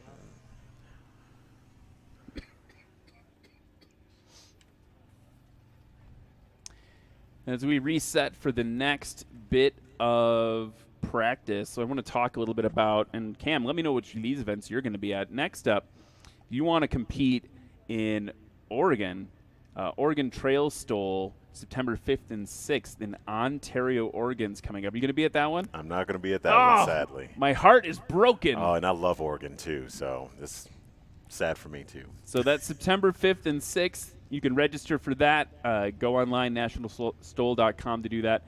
Registration is opening soon for Music City STOL, October 11th and 12th in Gallatin, Tennessee. Oh, that's a good show, too. That is a really good show. You going to be at that one? I'm unfortunately not going to be at that one either. either. Cam, you're hurting me. I got a local air show, so I've got local responsibilities. Got to do some local responsibilities. Got it. And then last but certainly not least of the season, Lone Star STOL and the National Finals are going to be November 1st and 2nd in Sulphur Springs, Texas. Lone Star STOL is going to be your regular season event. That's Friday on November 1st, and then it's going to be open to all the pilots with one set of annual points up for grabs. And then the finals of the entire National STOL 2024 season are going to be on Saturday, in which the top 5 points leaders in each class will be invited to compete for a final set of points to determine the annual champions. And a cool thing about that one, Red Tag Art is one of our sponsors this year, a new sponsor this year. They're actually creating all of the trophies right now for the annual champions. And Red Tag Art, you got to check them out. They take red tagged aircraft parts that are no longer going to be used either, sometimes we see taxi lights turned into candles. We Absolutely. see turbine engines turned into tables. Yep. They take all that stuff and they make art of it. So it's really cool that they are going to create trophies for the annual champions. Yeah, Kelsey is a wizard out in Oklahoma, so we appreciate everything that he does, and he makes some great art. Yeah, go to redtagart.com. It says here, bottle openers made from valve covers to turbine coffee tables and everything in between. Check out Red Tag Art. So that'll be really cool to see. They want me to mention, too, that the planning for the 2025 schedule is in progress now. So get ready for National STOL 2025. That's going to be bonkers. I was born ready. We're going to wet down the runway here, get some of this dust mitigated, and in the meantime, we're going to go to commercial. We'll be right back. Cam and I will be back with you in just a few minutes.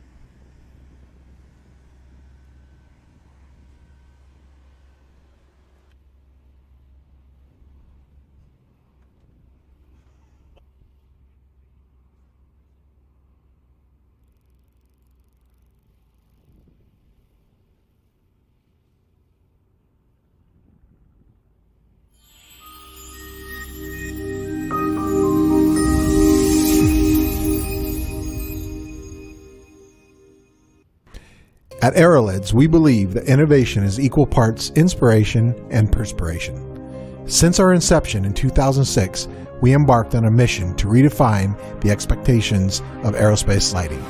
Entering the aerospace lighting market, which had remained largely unchanged for 50 years and in drastic need of a new product with fresh look and unequaled performance, Aerolids was inspired to redefine the expectations, which resulted in a series of innovative designs. Hungry for new ideas, backed by a company that valued the patronage, customers quickly adopted the new standard of quality, design, and performance never seen before in the industry.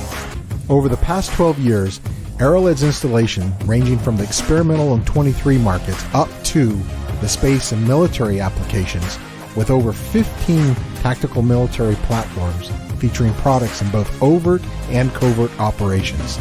Aerolids continues to lead the industry in design, reliability, and unsurpassed performance.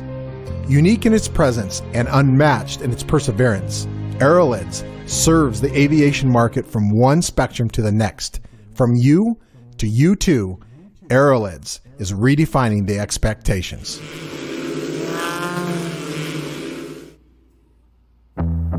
What's up, Av Geeks and STOL Freaks? Welcome to Lone Star STOL here in beautiful Sulphur Springs, Texas. It's Luke's for everybody, 2019 American Legend Aircraft MOAC.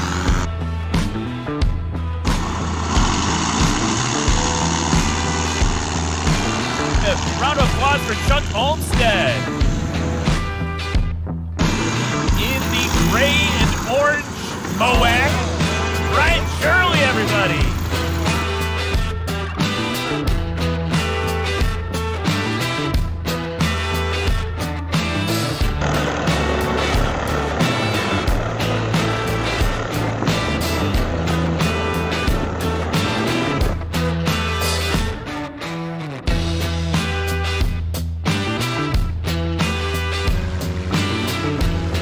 Give a round of applause for Brian Steck.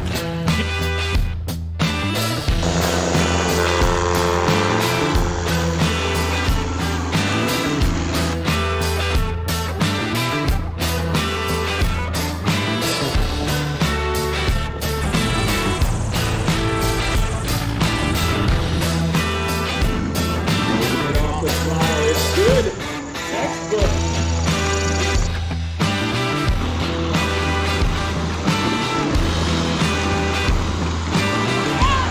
You might be sub 60 feet on that one. The unlimited class. It's what you've been waiting for.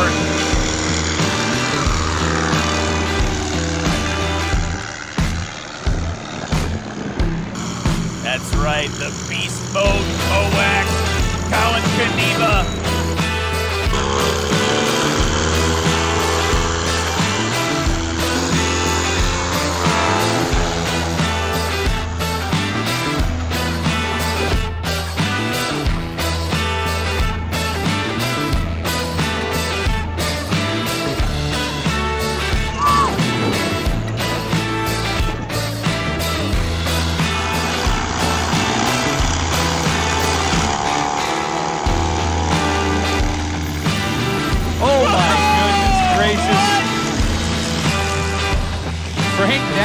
that he deserves to belong here.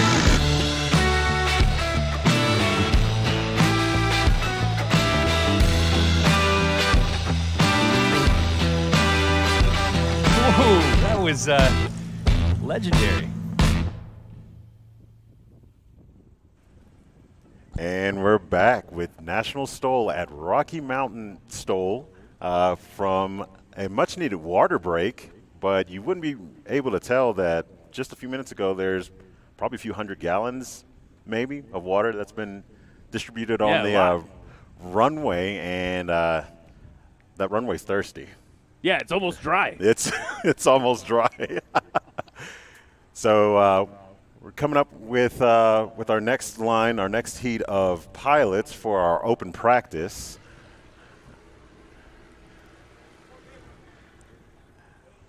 And you'll notice that not all of these aircraft match each other, especially in weight and class. So this is open practice, so it's not a class practice.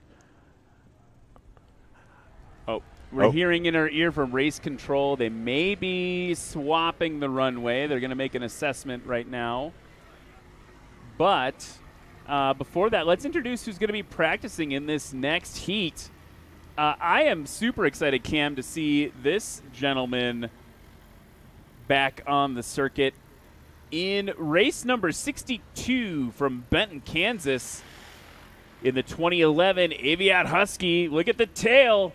It's Austin Clemens.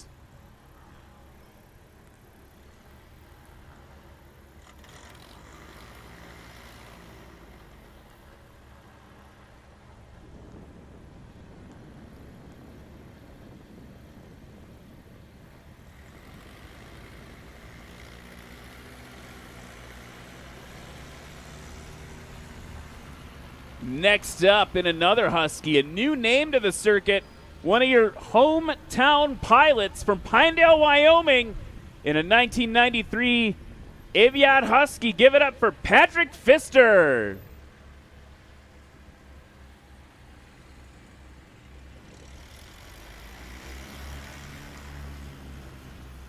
We've been talking a lot about airplanes that have been breaking the expectations on the circuit, and here's another one fresh from the EAA AirVenture STOL demo from Eugene, Oregon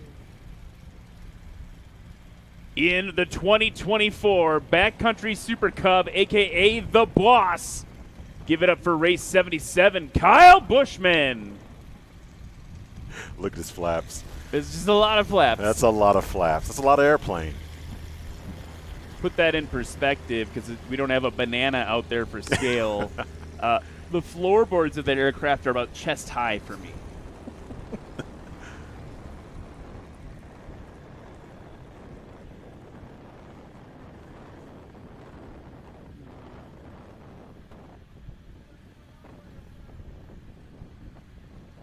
Next up from Cora, Wyoming, in race 124 in a 2001 Javron PA-18 Super Cub. Give it up for Nick Engel.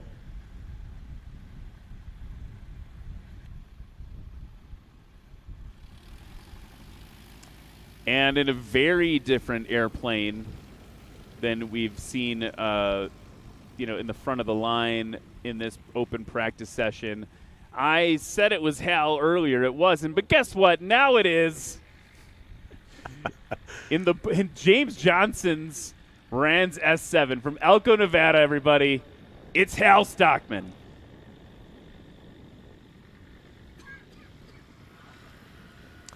So while looks like we're resetting the runway again because the winds today in Pinedale, they are fickle. We've got to swap things around again because we'd be flying with a more sustained tailwind, so the air bosses made that call. I want to walk through some of our sponsors that help make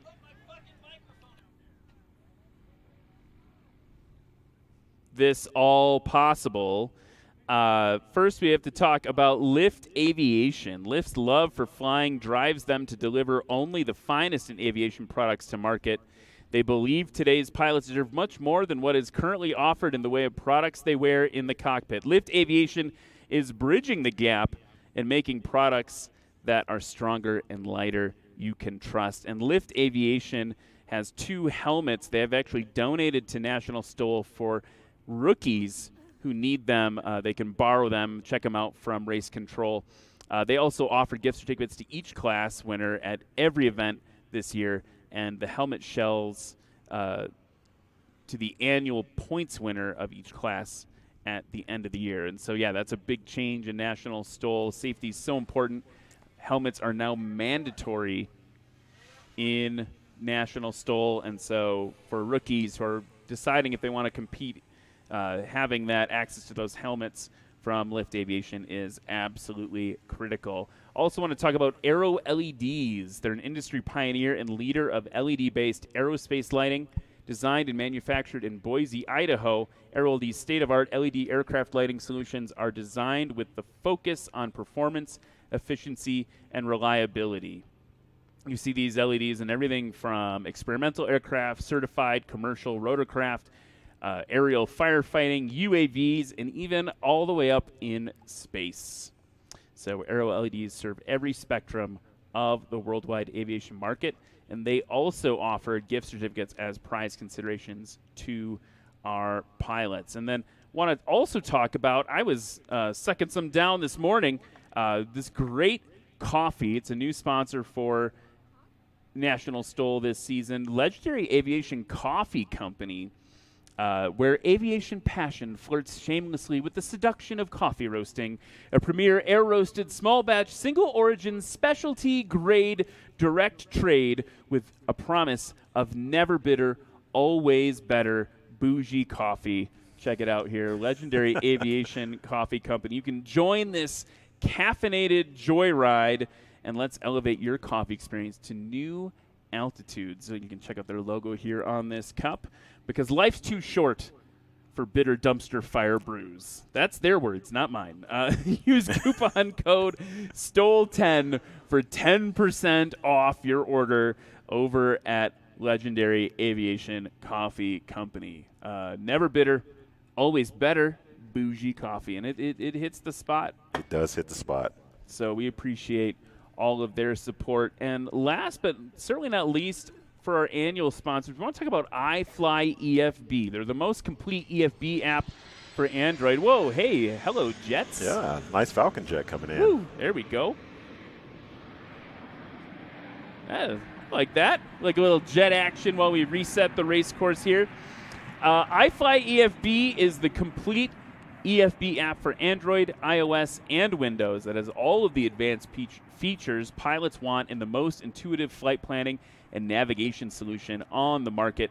The iFly EFB team brings together the perfect balance of technology and real-world flight experience. So check them out, iFly EFB by Adventure Pilot. They're offering 3 prize packs, which are 1-year subscriptions at each event, and that actually rotates through the various competition classes during the year. So I know our pilots, our winners in the various classes have enjoyed getting access to iFly EFB. You should check them out. iFly EFB by Adventure Pilot. So that's all the annual sponsors that have helped bring National STOL to you. And we are gearing up as we finish up resetting the course. Cam, I wanted to talk to you a little bit about eSTOL. It's a kind of a unique thing. And you had a unique experience earlier this year in Las Vegas. Yeah, at the Flight Sim Expo. We did the broadcast from there. We brought the trailer on the floor, which was the most prominent booth out there, if you want to even call it a booth, because we were in full setup with all the gear there and all the people. It was really fun because normally eSTOL is done at home. We never really see the competitors or their faces or anything, and some of them were there live, and we were able to hear them cheering on, and it made me reminisce. It made me think about being here at the live events because, once again, eSTOL, we don't get to hear that. Everyone's at home on their computers, in their rigs, and getting to hear everybody cheering and seeing all the smiling faces was really awesome, and meeting a lot of new people. And last week we had our competition at Appalachian STOL Appalachian Mountain STOL. In Clarion online through Microsoft Flight Simulator, me and Austin hosted that event, and it was a great time as always. You're highly encouraged to download Microsoft Flight Simulator and join us because you never know. You never know if that's going to be your avenue into aviation or if it's going to be an avenue into STOL, something you may not have known about prior to seeing the broadcasts that we do live or online. So, yeah. Let's check out a little bit more about eSTOL right now.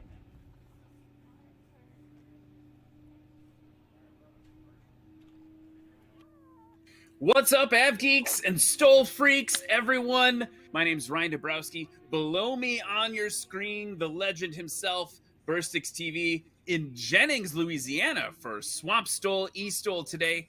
And now we are ready for our second ever, if I'm not mistaken, eSTOL event. And Tom Smith. Here's Mark now, getting that tail down, he's up.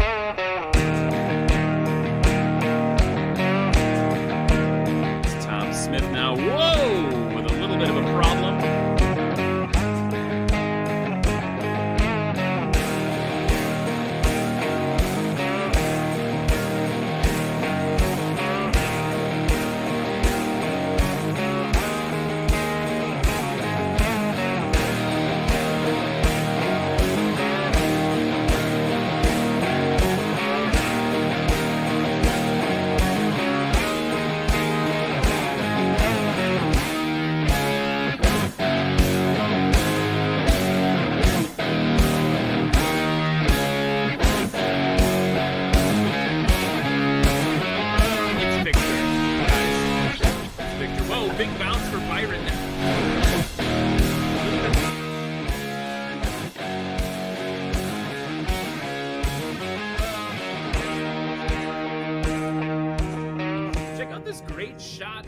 Race course here from this Robinson, flying over as we get ready for our unlimited class.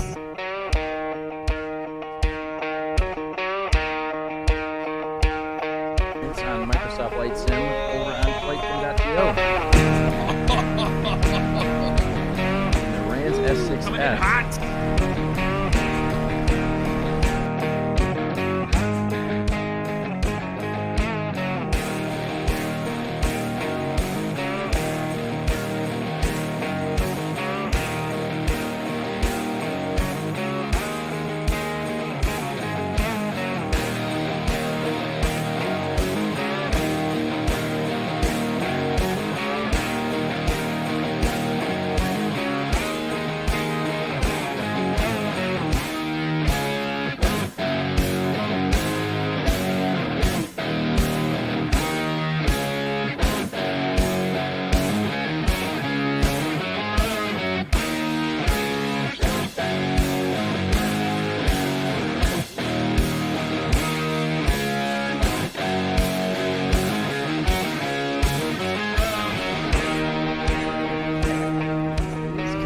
Nice landing, soft and dainty. It's crazy. Like, I'm doing the math of that. I'm going, oh man, how much did that cost? But maybe we'll save that. We'll save that for another time. That's goals right there. That is goals. If we all had that flight simulator set up, I think we'd spend even less time, in the real world. And I don't know. Maybe I'll stay away from the VR. That's why I'm scared of it. I don't want to get VR and then not come out of my room for a couple days.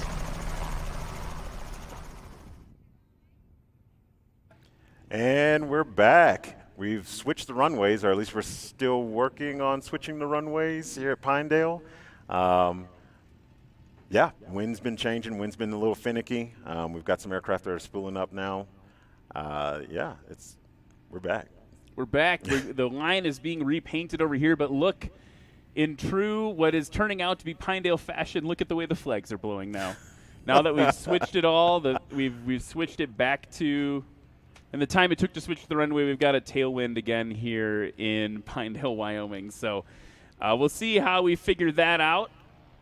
Looks like the aircraft are taxiing out that e-stol thing, just to close the loop on that, I haven't competed yet. I want to compete. I want to compete. You want to compete. I want to reiterate, Cam, you said something that was so important. You said this might be the way for you to get involved.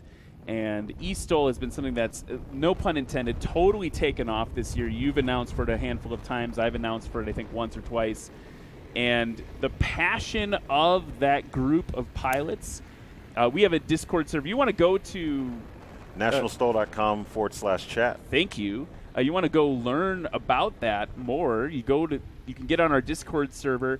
And that Discord server, I think, initially was supposed to be for all of National STOL, including e-stol. And the e-stol community has absolutely taken it over. Like, it is just totally, it's all e-stol all the time on Discord, which is fitting, because that's what Discord's for. It's like more of a gaming-oriented platform. But it has just been, it has been really cool to see such a passionate group. And what's really great is a lot of folks that are involved in e-stol have been coming out to volunteer and participate in helping bring National STOL to you at home, the IRL version that we're in right now, the in real life version. So I think it's the coolest thing ever, and I got to compete. The question is, Cam, if you were going to compete in e-stol, which aircraft would you fly in the virtual world? It's so hard to choose because there's so many good airframes out there. You know, I like winning. So, you know, some of the banned aircraft would be a good choice, but you wouldn't get anywhere. But I would say I want to give the Wilga a chance because in real life, the Wilga is a beast. Right. It is a maintenance nightmare for us wee people who don't want to pay for more oil than avgas. So buying oil by the gallon, right? I don't even want to talk about it. Buying it by the box is bad enough. But I would say the Wilga because I'd like to master it online without having to touch it in real life. Well, and one of our other co-hosts, Corey Robin, used to own a Wilga. Yep. I remember asking him about that. He's like, I miss it because it was weird. Yes. And it was fun. It was a great airplane, but he's like, I don't miss wrenching on it all the time. Yeah. keeping it running. The sound of round. Yes, I like that. So there was a comment in the social chat about what does STOL stand for, and it stands for Short Takeoff and Landing. And that's exactly what we're doing here. We're doing short takeoffs, hopefully shorter landings, and we're adding those scores together. We're really doing what every pilot knows how to do or learns to do in their aviation journey. We're doing short field takeoffs, short field landings essentially, spot landings, all the things that you would have to do during your check ride, getting your private pilot. So you're seeing them compete, and it may seem like something, I don't want to say showy, but it is a competition, but this is actually things that anyone who's been sitting in a cockpit, you know, or flight deck, whatever you want to call it, like anyone who's been sitting in that position is going to have to learn in order to fly an aircraft. Yeah, it's all those skills, those core skills just turned up a little bit more.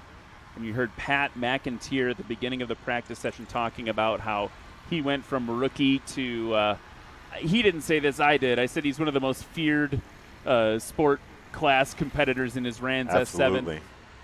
S7. He's too humble to agree with that. But he just did it based on practice, you know, building that proficiency and working really hard. And that's what you can do to be involved here. While we're waiting for this next section of open practice to kick off, if you're here in Pinedale, don't forget to go visit all of our great vendors in the merch booth. National STOL merch is available.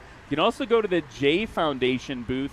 We talked to Julie from Jae Foundation earlier. You can make a donation right at the booth. So go check that out.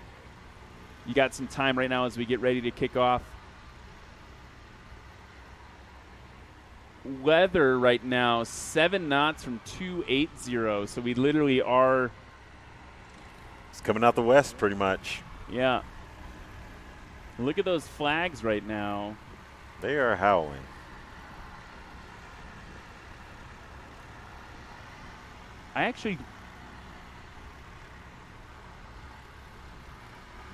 So we're holding for jet traffic, so we're about to get our own little mini jet takeoff air show moment, and then we'll be continuing practice. I'm not a biz jet guy, or at least I'm not great at identifying them, but it looks like a Falcon jet. I do not know if it's like a 8X. Well, here it comes off the ground now.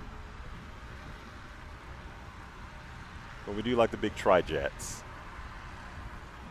Oh, that's not actually. That's not a Falcon jet.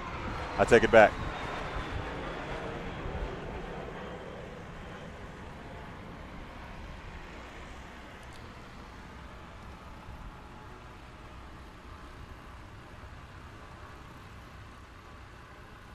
Austin Clemens on the line in his Husky. Love the tail art on that with the growling Husky dog. Yeah.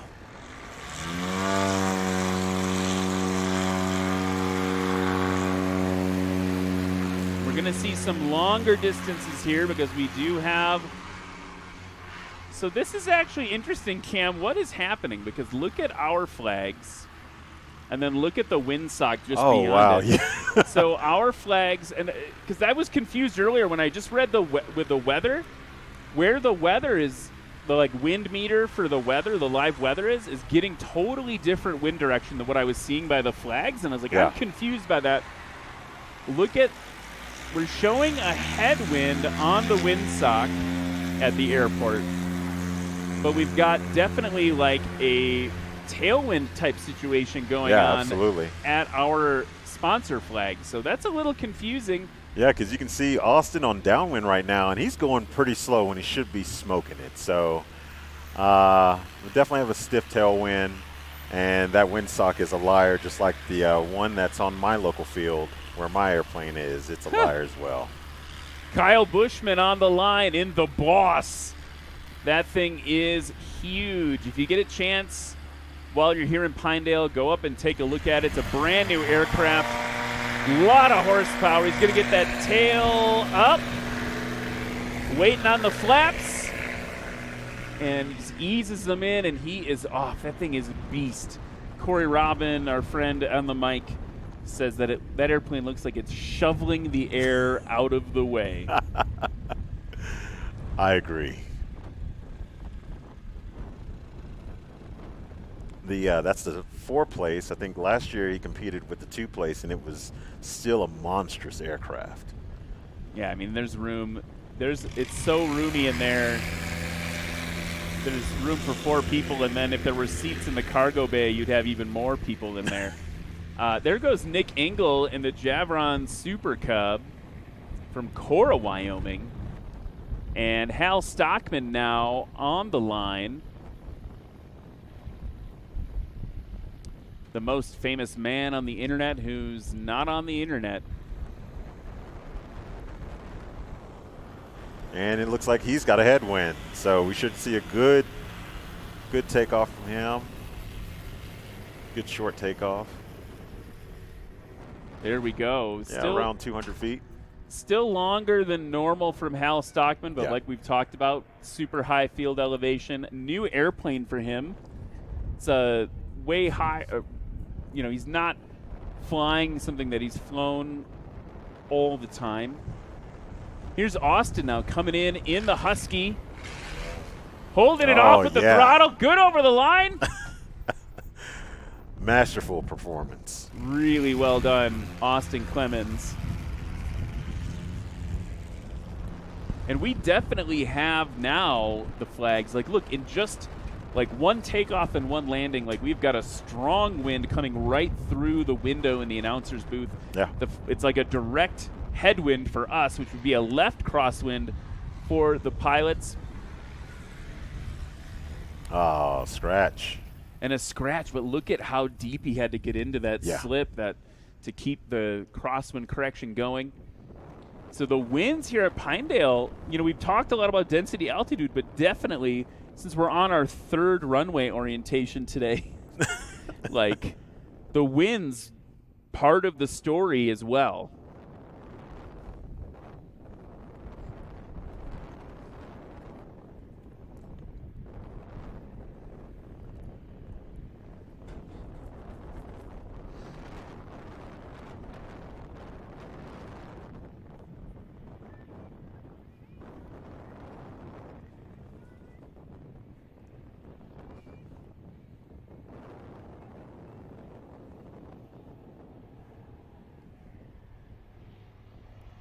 Trying to see who we have on long final. Oh, Kyle Bushman in the backcountry cup. Being real safe, giving up a little runway. A lot of Gave runway. up like half the scored runway there for Kyle Bushman. But you heard the throttle, right? He realized it's coming in high. We saw that earlier in practice today. Brandon Korn cutting the throttle where he normally would, and the plane just dropped. Okay. Right? Yeah. Like the wing can't support the lift this high up like it can down at lower altitudes. And I think we saw that with Kyle Bushman, too, a little bit, where he's cutting the throttle a little bit, and then he was like, oh, I got to add a little throttle to make up for it. Coming in hot right now. In the Javron Super Cup.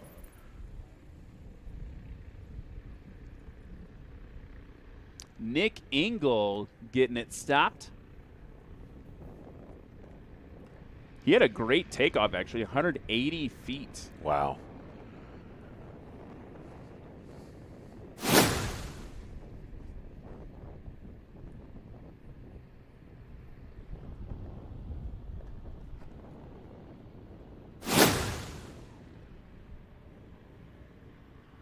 And our density altitude is up to 9,000 feet. So not only are the airplanes taking off from a runway 7,000 feet above sea level, the heat, as it goes up, makes the density altitude go up. The aircraft performance reduces even more. Here's Hal Stockman now.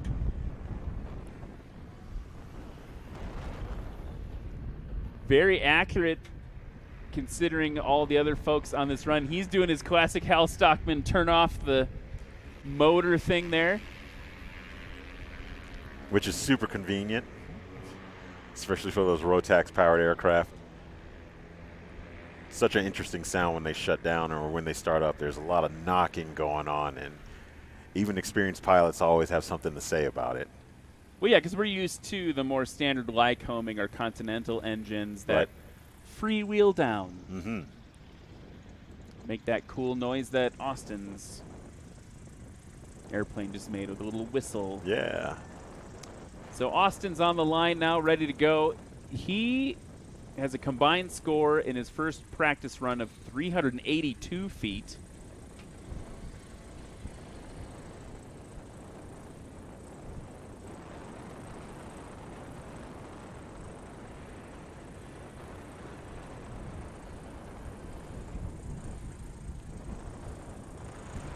Great stiff headwind.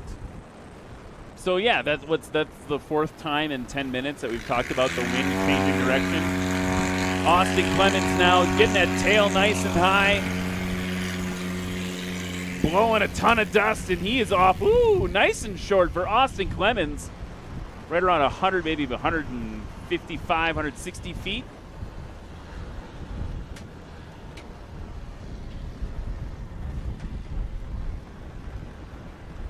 The wind is actually strong enough now. It's switched enough that it's pushing our monitors over a little bit here. Hey, you were great on that number. That was 158 feet on that takeoff for Austin. You said 160. That's great. Sometimes my eyeballs work, but I don't have the accuracy that you do. I had sand in mind, so. Patrick Pfister off into the sky. Kyle Bushman in the boss. Look at that. So it's got huge leading edge slats. It's got 3 banks of flaps, which are the inward control surface. And then it's got ailerons all the way out on the tips there.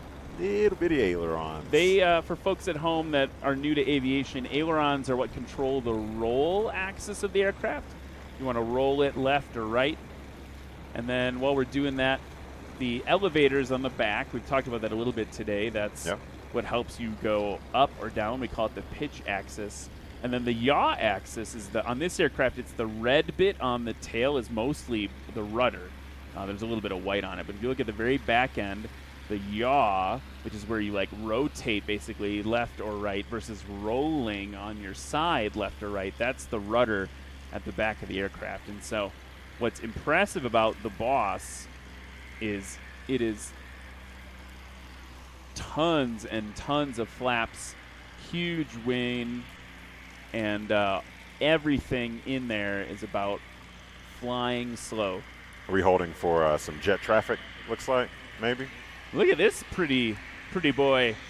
That looks like, you know, it almost looks like a CRJ. So if it almost looks like a CRJ, it's got to be a Bombardier, like, of some type.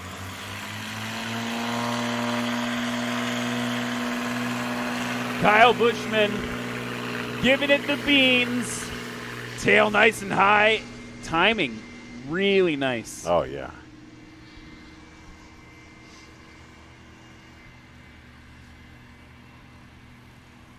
Nick Engel on the line.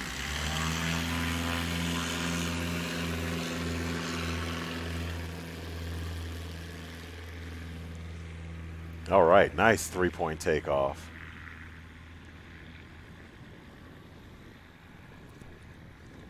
Here's Hal Stockman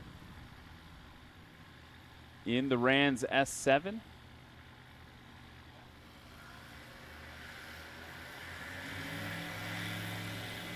Now remember, this aircraft has a 100 horsepower engine, but that's 100 horsepower at sea level. And look what Hal just did with that. That was like aerial ballet. Yes, it was very smooth. Lots of finesse.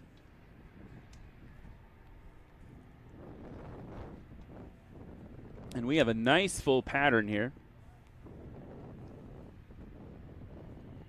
And check out this great view with the drone. We've got the jet sitting there on runway 29 on the hard surface, ready to go. And we'll see who wins the race, if it's going to be our drone operator or the jet.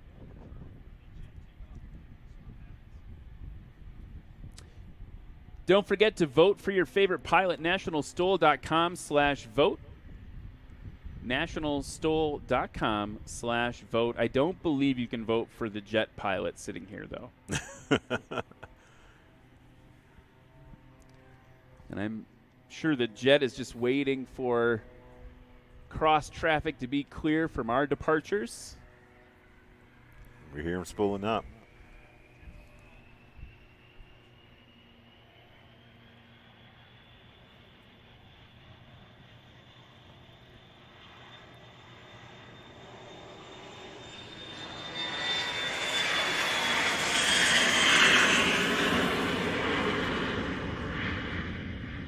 And the jet won the race, by the way, between the jet and the drone.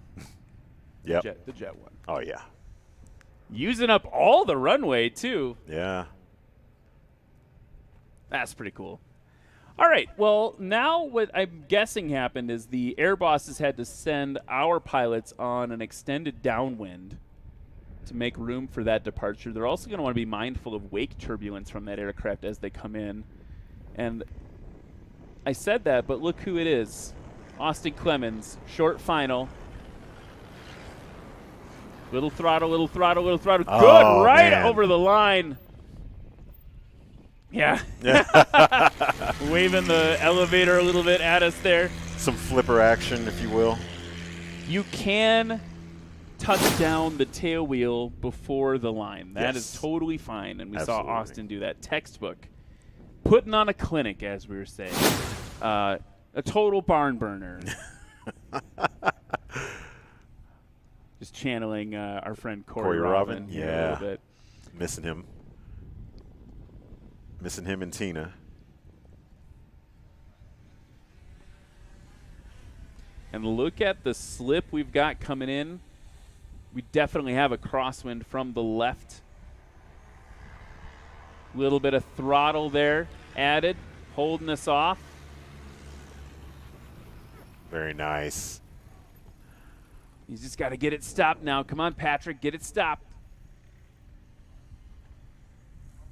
Gonna roll out. Yeah. Don't do that tomorrow. I might have thought that he scratched, but it was good.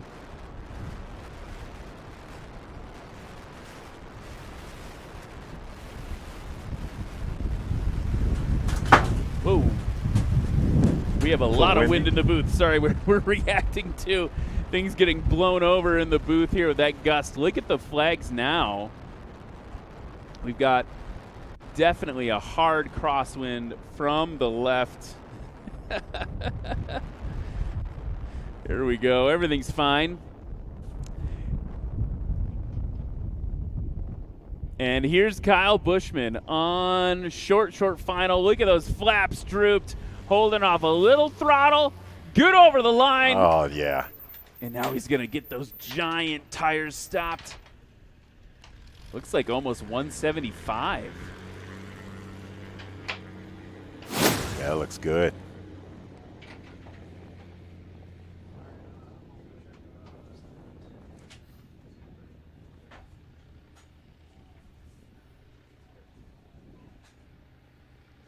You 176. All right, foot. real good.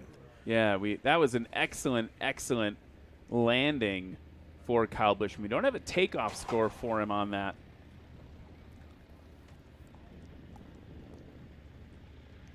And if you look at the practice standings, interesting to see Jeff Daly still holding in first. Austin Clemens now in second. Working that throttle. Wow. Okay. Oh, man. That was amazing accuracy. That was, I mean, you're not supposed to touch the line, and he missed it, but just barely. And while we were reacting to that, I noticed on camera there, like, also battling a little bit of that tail squirreliness. Okay, yeah. Vertical squirreliness there, and we got it all figured out. So really great job there over the line. And that's impressive because now, story of the hour, right? Look at the winds. It's winds calm. Now look at the wind sock. A few seconds later, we've got a direct crosswind from the left. Now we've got a little bit of a tailwind. Now we've got a little bit of a crosswind. It is bouncing around big time.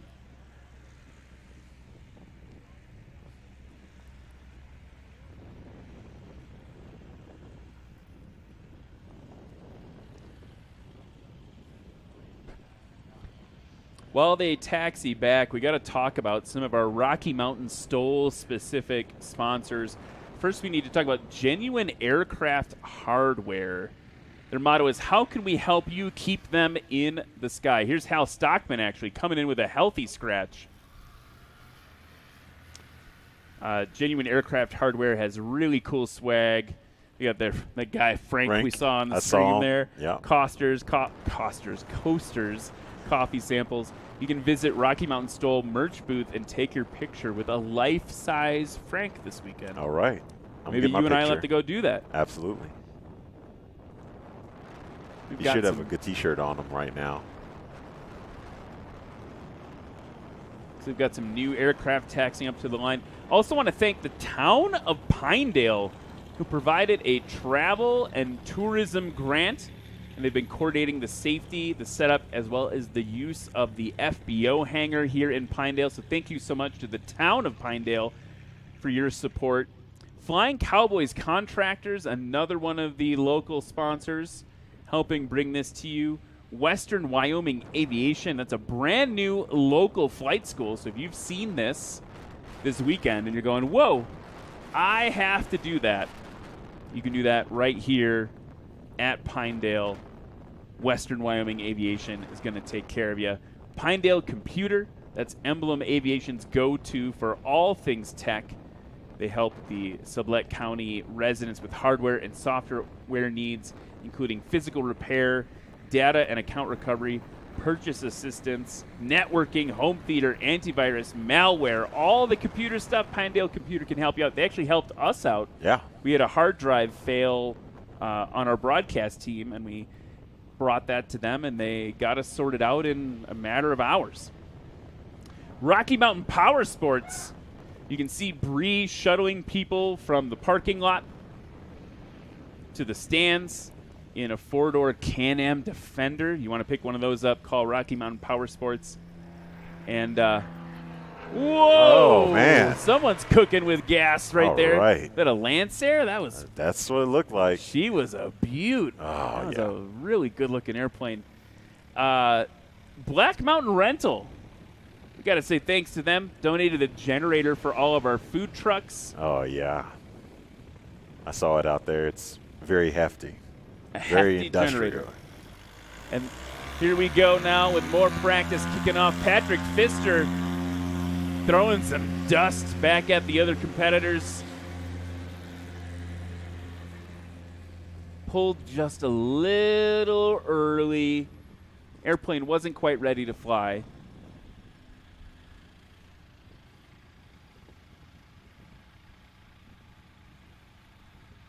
Here's Nick Engel.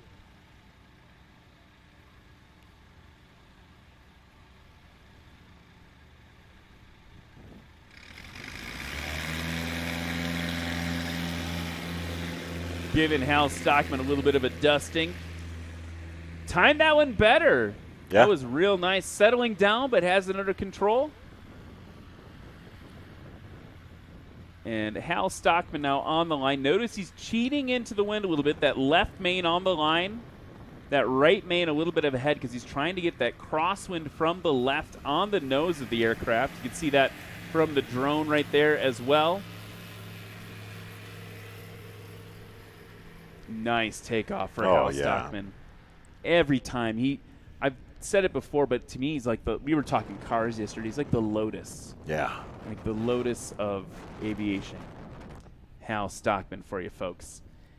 Let's talk about more of these local sponsors. Country Lane and Kanoko, they're new friends in aviation. Owner Andrew Howell is actually a pilot, so thank you so much for their support here in Pinedale. Clemens Insurance, got to thank them. Sponsored our opening dinner last night. So Thank grateful for that. Backcountry Super Clubs also sponsoring that opening dinner. You're seeing Kyle Bushman flying around in the Boss. That's a Backcountry Super Cub aircraft. White Bear Creations. Now this is the funny thing. Angela from Rocky Mountain STOL comes to almost all the other national STOL events on the circuit, and she's always handing out these meat sticks. And they're like crazy flavors, like that you don't get in Wisconsin or anything like that. And White Bear Creations are the people that make those meat sticks, so they're delicious. You got to check them out. They're the source for all of that.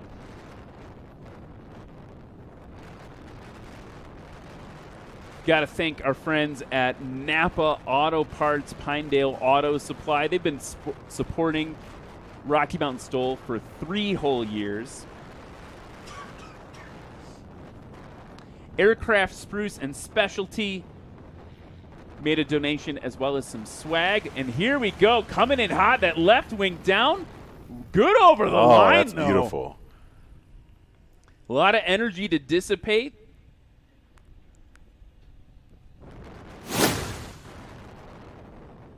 Patrick Pfister getting it stopped. It was a smooth butter landing. Really shaved the legs on that one.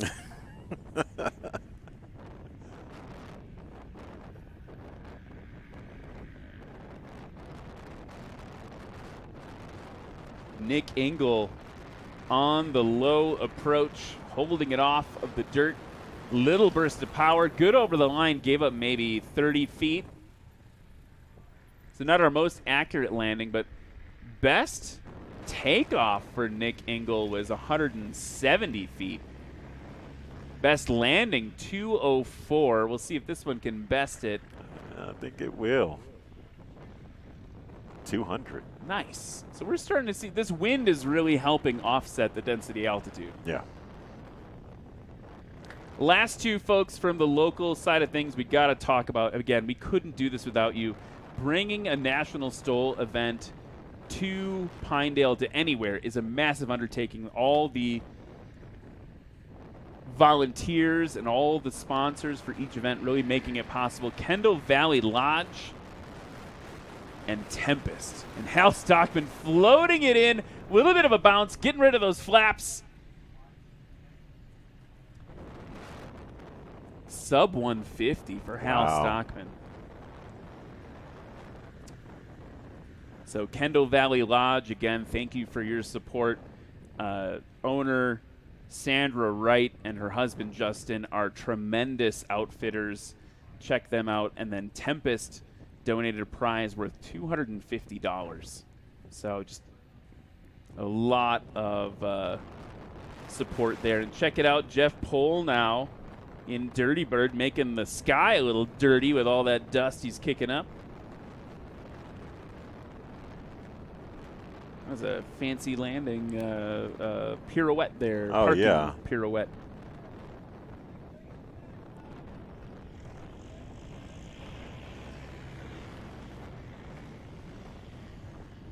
So gearing up for the next round of open practice. We've got about an hour and 14 minutes left in open practice.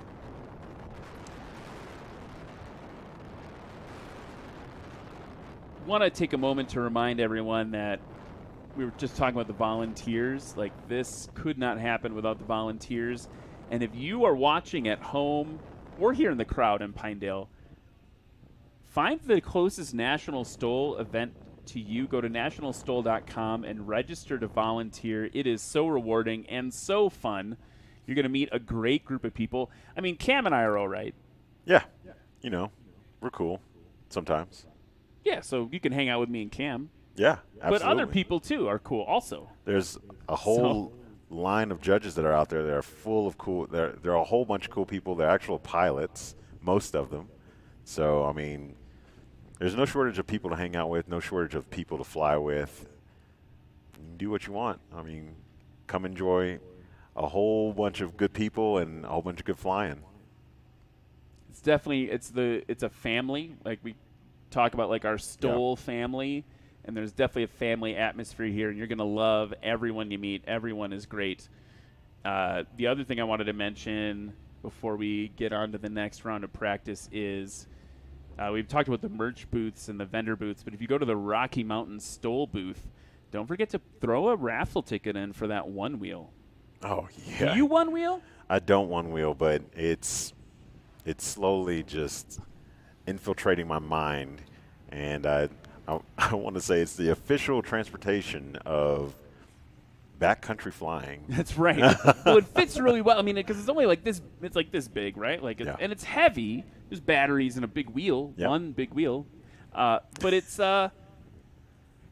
is convenient to get in and out of an aircraft. We've even seen pilots just like strap it to the struts out on the wing, and so that is it's great for getting around. We talk a lot about one of the challenges in general aviation is like the last mile, right? So you fly to a place, but now you're stuck at the airport. You need to be able to get places, and you could get a crew car or maybe a bicycle from someone at the local airport. But if you can bring your one wheel, you can get into town, whatever you need to do, and you just bring that in your airplane. And also people do like folding scooters, like electric scooters or bicycles.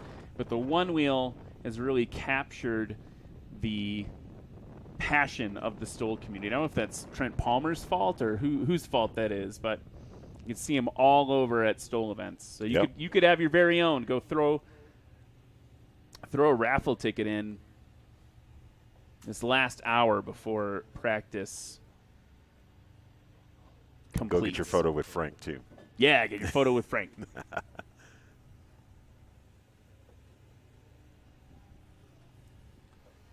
So we see we have at least one aircraft getting ready to practice.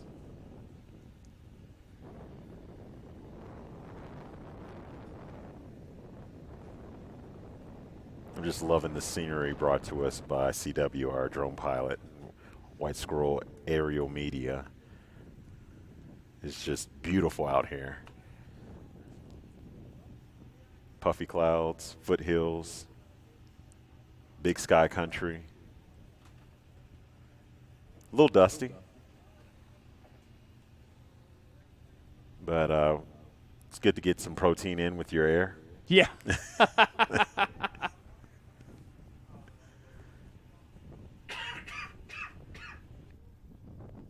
Speaking of that, I've got a little bit of dust coming in. Yeah. Got a transient Comanche on the roll there.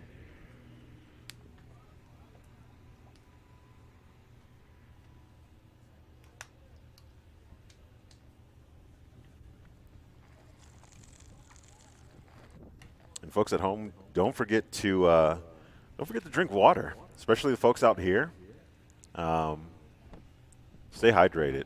It's very important. Your body needs it. Yes, it's a dry place. It is. It is. Everyone really in the crowd is like, duh, guys. We're from here. You're the ones who can barely breathe and are wrinkling up and shriveling up. Seriously. But even you need water. That's true. I'm fine. Everything's fine. Only dying a little bit in the booth here. So about an hour and 9 minutes left to practice. Don't forget to throw your questions in the chat. Our friends in the booth will relay them to us. We can try to answer any questions you might have about STOL. You can learn everything you want to learn about STOL at nationalstol.com. And we are getting ready to kick things off again.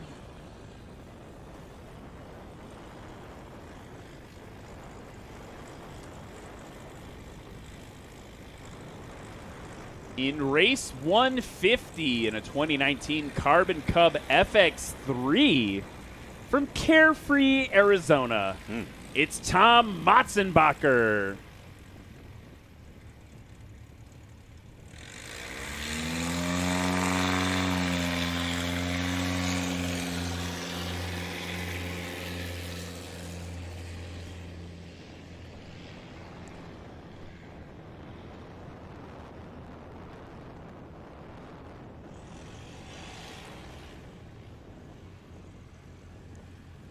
Next up, in the green and orange 2022 Ryan Murphy Super Cub replica from Iran, Texas, race 922, Jeff McMahon.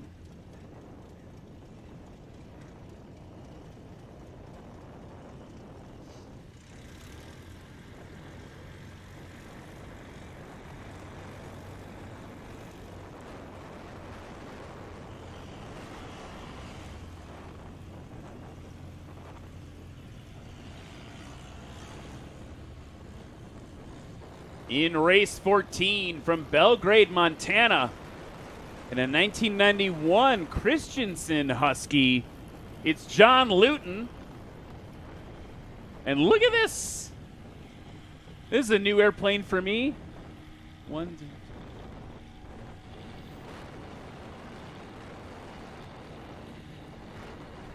Oh, it's our friend. Okay, so here we go. From Twin Falls, Idaho. In race 102 in a 2024 Kit Fox 4, it's Jonas Marcinko. He's got he's got a YouTube channel, doesn't he? Yes, Jonas has been adventuring on YouTube all over the place, doing some bush flying. And then, in case you didn't notice, with a little turbo blow off in Yeehaw 8.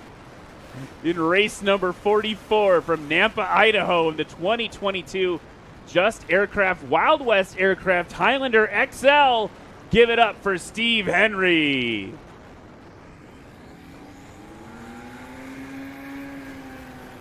Got to watch Steve fly at the STOL demo. Yeah. At EA AirVenture Oshkosh, and he put on an absolute show for everybody there. We had a lot of other folks that you're seeing this weekend there. We had Hal Stockman flying Jeff Daly's Warhorse, which you saw fly earlier today while I was talking to Julie. We had Pat McIntyre, who you're hopefully going to see fly in a little bit. Kyle Bushman. We had Kyle Bushman flying, and the boss. It was a who's who it really of was. STOL in the greatest, biggest air show in the world. Hosted by the Knaps. Frank Knapp, of course, one of the most legendary STOL pilots. Just Google Lil Cub and watch what Frank did in that plane. They are so kind and so generous to bring us out for that. So thank you very much to them. Looks like we've got our Carbon Cub back, waiting on the hard surface to get into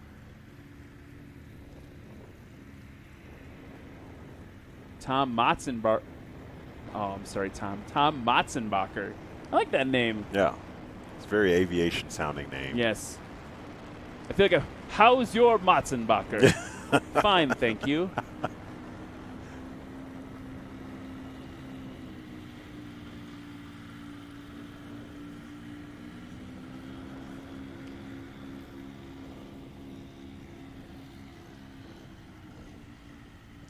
So is Steve not running his cleated tires, his studded tires? Those look smooth from here, but I know they're in motion. Maybe they're just in motion, yeah.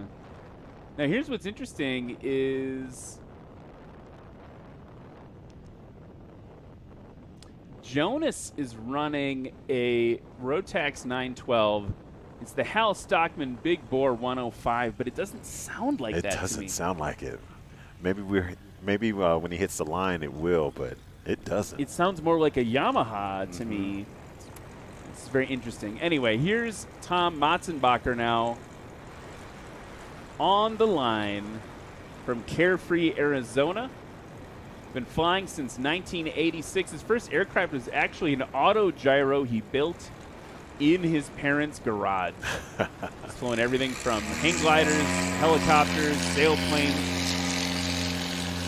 He's going to get that tail up, pull it back, and just a little early, it kind of hung on the ground a little bit too long. Jeff McMahon now in the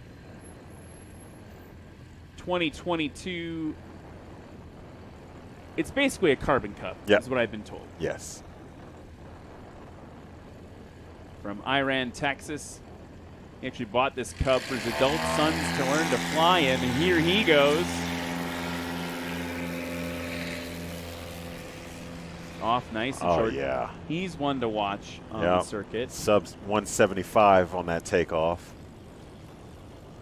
Here's John Luton back for more action on the STOL circuit in the 1991 Husky.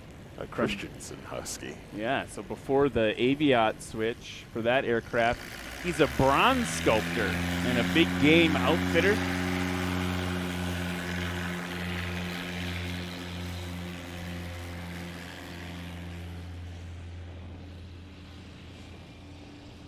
Here comes Jonas and the little Kit Fox.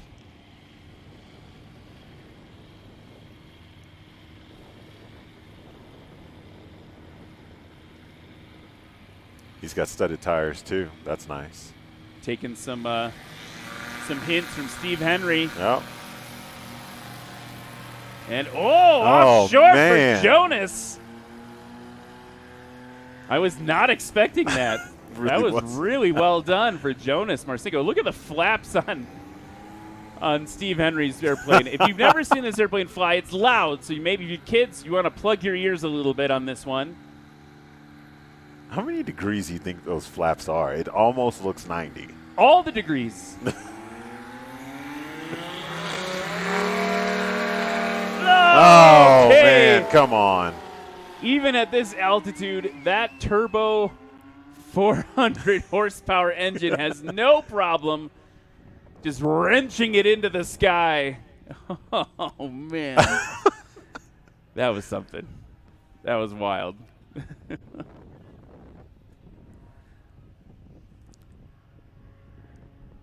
We still have an hour of practice to go, folks. It's not over yet, and man, you are getting a treat right now watching that performance from Jonas and from Steve Henry. Jonas Marcinko's takeoff coming at 107. Steve Henry. Oh, I don't even want to say it. 25 feet for Steve Henry. All right, Tom Matzenbacher. Oh, was it scratch? Oh. Yeah, just barely touched that left main down. Nice short stop, though. Yeah, I mean, good. He came in with a little speed, and it's a lot shorter than what I thought it was going to be. Yeah, it came in a little hot, but we do have some wind on the nose, almost directly on the nose now. Yeah. And that windsock is almost fully extended. So we've gone from winds calm to, what would you guess, like 13 to 15 knots? Not quite 15 knots.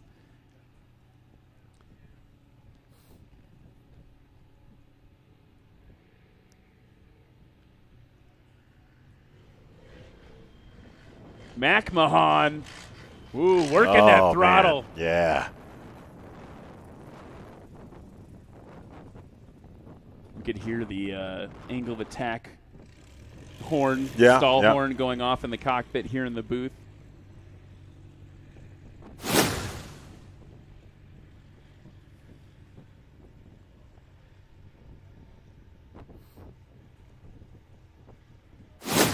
Next up should be John Luton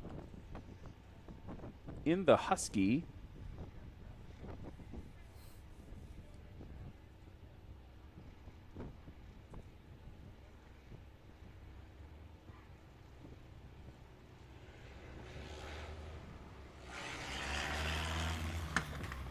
Oh, yeah. A little bit of a backfire and a bounce.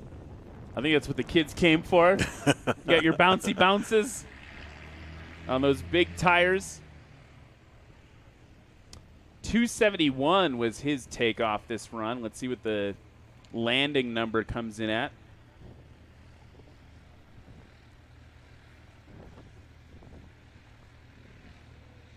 .262, so combined right. score of 533 for John Luton. Here comes Jonas Marcinko. I think he's going to be one to watch. We haven't seen him on the National STOL circuit yet this year, but he's a very accomplished pilot. 107 was his takeoff. Oh, man. You can tell he's been practicing.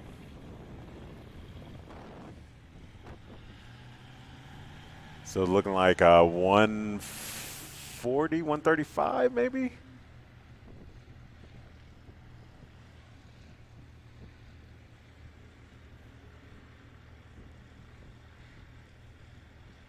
Does anyone have a 31-foot combined like we did at Moses Lake STOL? No, we do not. I don't think we will see anything like that this high of altitude without, even with winds like that. I think we would still be not quite as far. But Steve Henry, if anyone could do it, it's him. And Jonas was 144 on that landing. Oh, my God. Look at that. He's just hovering. Oh, scratch. Scratch for Steve Henry. That would have been a combined score of like 60. Yeah. At 7,000 feet AGL or above sea level. Yeah. He was hanging it out. Yeah.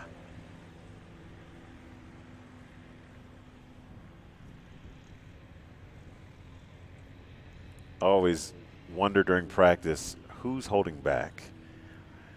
Like if there's anybody that's holding back or if they're really just going for it. I don't think they're really going for it, but I wouldn't be surprised if we've got some folks holding their performance back.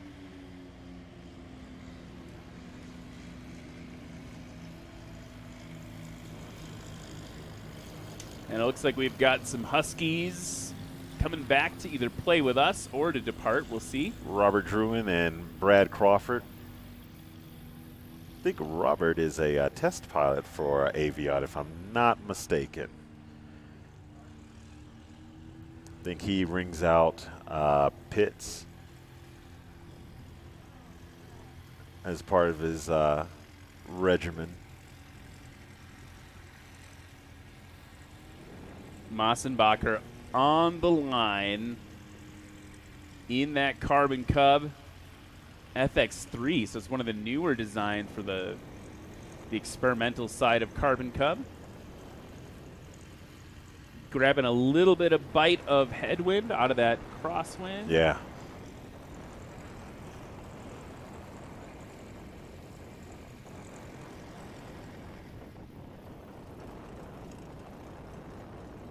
And those Huskies have just cleared the runway, so we should have a little motion now.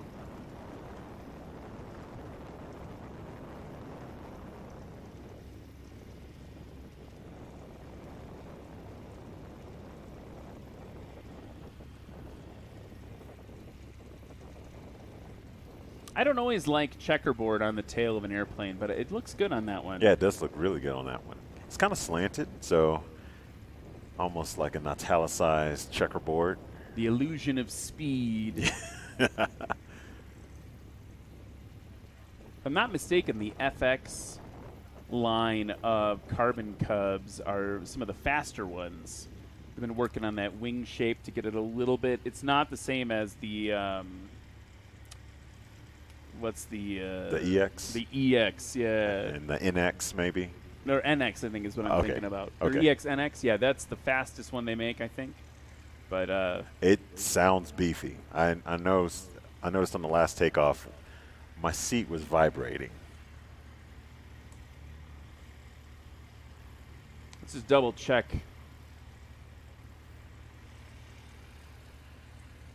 The X Cub and the NX. Okay. I think is the fastest one in the line. And so the FX3 though, I believe has a lot of go juice. Yeah, up to 186 horsepower. And that is the factory build assist aircraft. So if you are building a Carbon Cub, you can build an FX alongside the factory. Build your aircraft with some help from the factory. And we've got to hold for another one of these jets, and you know, folks, I don't really mind. I don't mind. It's and this fine. is our Falcon jet right here. The This is tri-jet. ours? Oh yeah, we bought it. We bought it last night. This is my present to you, sir. Whoa! Okay, present to me. Here we go. Carbon Cup pulled it just a little early, getting off in that 3-point attitude. McMahon in the Carbon Cub. That olive drab and the orange really sets that aircraft off. Working that rudder back and forth, keeping it straight. Ooh, nicely done. Oh, very Maybe could nicely have done. left the ground a little earlier. Maybe so.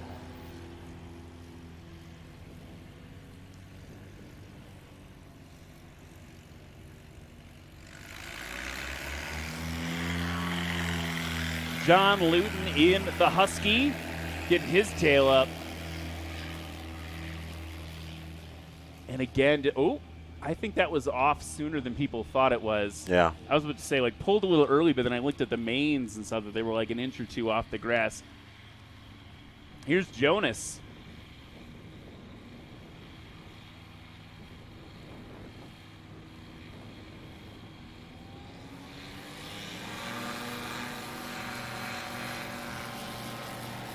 Little early on the pull for Jonas as well.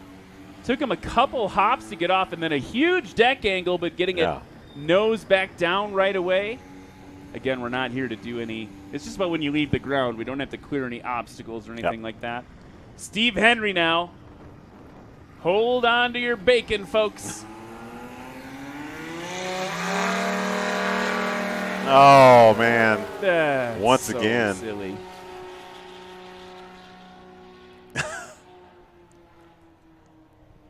It's nice to not see physics work. I mean, it's working, but It's working in a different way. Yeah, Steve Henry. You'd think because he's been to the circuit a lot. Yeah. Been doing this a lot of years, and you think that I would be like, I'm kind of used to it. No, every never. time. Especially with new airframes. Because you came along and he was in Yeehaw 6, I want to That's say? right. He had sold Yeehaw 7, if I'm not mistaken. Yep. Was flying Yeehaw 6 while building Yeehaw 8. Here goes our jet.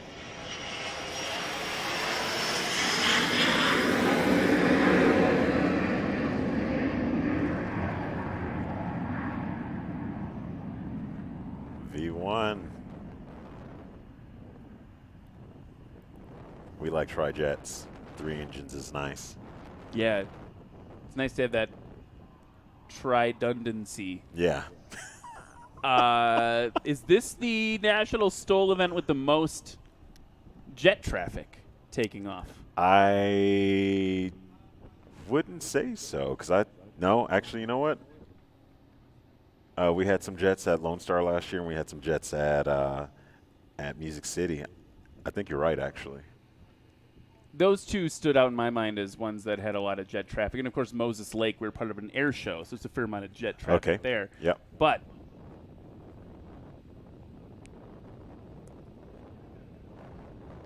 I think you're right. Here comes Matzenbacher, Tom Matzenbacher, giving up about 50 feet before touching down. Coming in a little hot, but getting those brakes working. He's got some good brakes.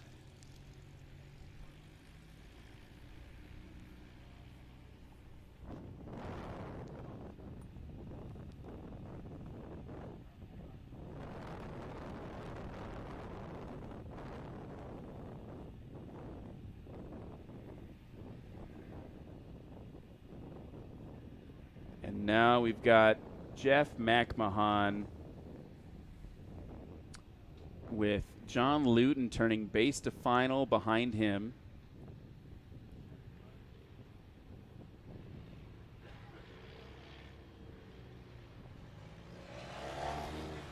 Ooh. Oh, scratch. Big scratch for Jack. Jack. His name is not Jack. His name is Jeffrey. Jeffrey McMahon. Jeff plus McMahon makes me think Jack. Yep. I don't know. 48 minutes left in practice.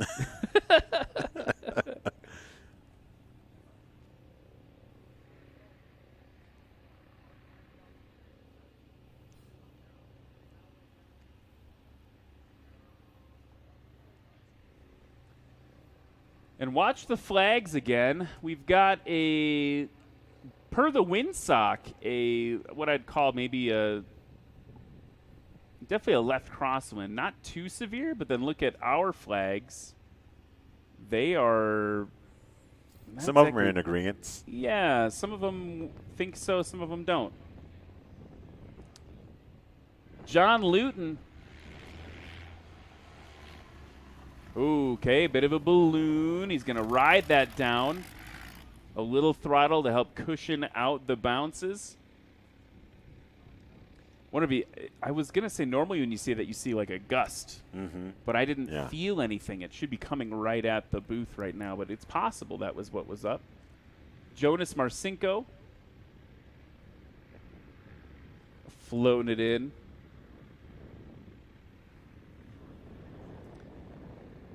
Sylvia Joe saying, "Go Jonas, the best." If you watch his YouTube channel, I think that's probably a name you recognize. Yeah. Oh, just a little bit too short for Jonas on that one. Really modulating the throttle. I don't even know if he would have been able to catch it. It was just coming down a little bit too much. Yeah. When you're flying that close to the edge, to the line there, and you're putting that throttle in, sometimes you just don't have enough. It doesn't react quite quickly enough. Yep.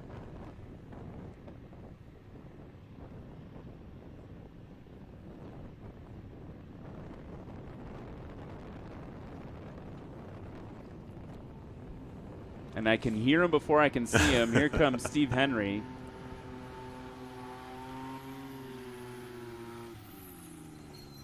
Good over the line this time. Were we hearing a stall horn, or was I hearing something weird while I was yawning? I didn't hear any stall horn. I just saw all the dust and the turbo action. Everyone thinks that airplane has nitrous. It does not. Does not. It's just a real beefy 400 horsepower engine with a turbo on it. There is a gas cylinder in that airplane, though, and it actually controls the amount of nitrogen that's in the rear tailwheel shock. So sometimes you'll see Steve Henry actually be at the line and the aircraft will squat down further. Yeah. And that's him trying to get himself a little more angle of attack, the angle of the wing against the wind. If he lowers that tail, he gets a little more bite out of the air. So you see it's very proud right now, but he can actually reduce that down. Right, because he's got small tires. And if you've got small main wheel tires and you have a smaller tail wheel, your angle is not always going to be the most advantageous for a takeoff like that. So having the controlled shocks is nice. Tom Matzenbacher in the Carbon Cup. We're about to get dusted, looks like.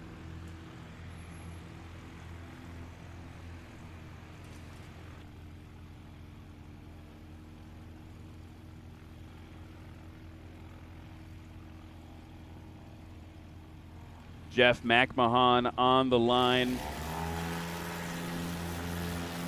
He's got a couple, like a notch. Oh, bringing more flaps in just as I say it. And as if on cue, he's in the sky right around 200 feet. John Luton now.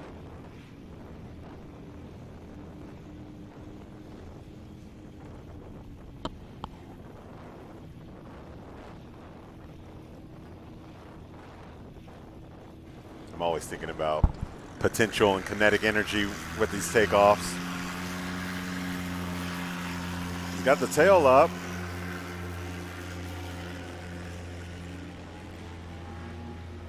Playing it safe with this one, and nice takeoff. And we have Jonas in the Kit Fox.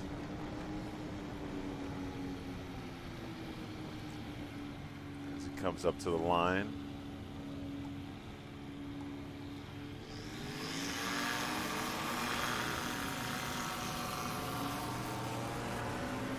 I mean, he's he's so impressive. I'm so glad to see him here and competing with us. And that's definitely going to be a sub 125 takeoff. He's coming in the, yeah, we can see his we can see Steve's tail come down just a little bit.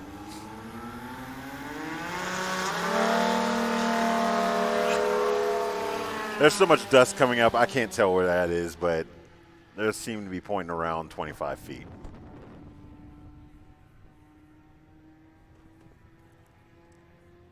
And that's going to be 25 feet exactly.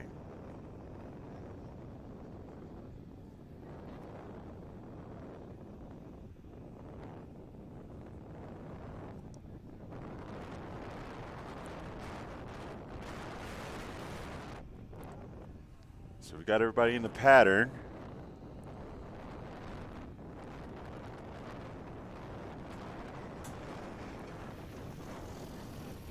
And that's a scratch.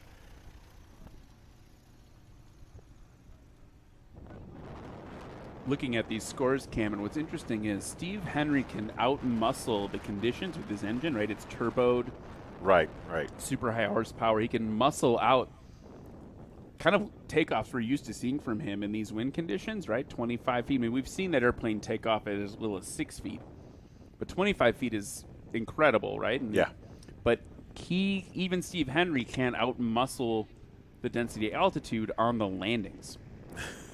Right? Like he's still got less wing to work with, just like everybody else. So his last landing was 98 feet. That's nothing to sneeze at. That's one of the shortest we've seen all day, for sure. But normally those two scores are almost identical. Almost identical, yeah. And the Super Cub coming in, played it safe, gave up probably about 30 feet.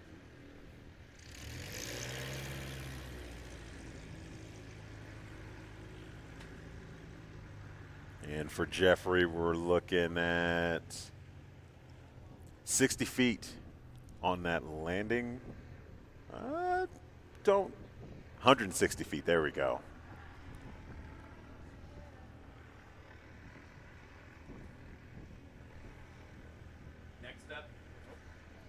Next up should be John Luton in the Husky.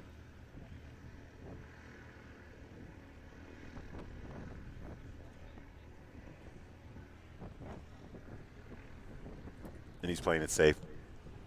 He played it safe on his takeoff, so let's see what he does with this landing.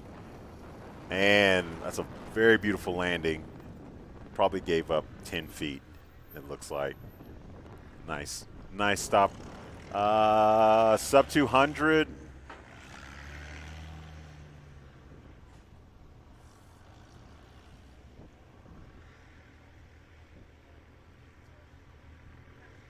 And that's 183 for John Luton in the Christensen Husky. So his combined, his combined is 476.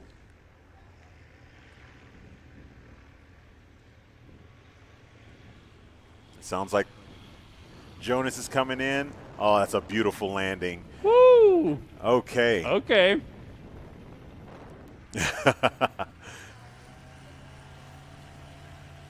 Yeah, so 90 feet maybe. 90 feet on that landing. I don't even know, but he came to show out. So he currently has the second shortest landing or combined score. He's got 207, 87-foot landing on that, 207 combined. Yeah, let's go. The only person he's behind right now appears to be Steve Henry. And so Pat McIntyre, who maybe I jinxed him by saying he's always kind of the favorite lately, in sport classes between him and Joel Milloway, he's got to be watching that and go like, oh, new guy on the block. What's he doing? Here's Steve Henry now. Oh, with a scratch for Steve Henry. It's such a delicate balance with these conditions and that aircraft. I mean, I don't know. I understand what his workload is when he's coming in, but I don't understand what his workload is having to balance these conditions. The wind sometimes dropping out from underneath the wing. We can't really anticipate that because we're not birds. We're not getting that direct wind like reception or whatever you want to call it. Like, we don't know what's going on. He can look at these flags and kind of anticipate, but that's not always a given. Stuff is happening so fast that you can't anticipate the wind dropping out from underneath you, especially if it's a right or left quartering headwind with what we have right now. So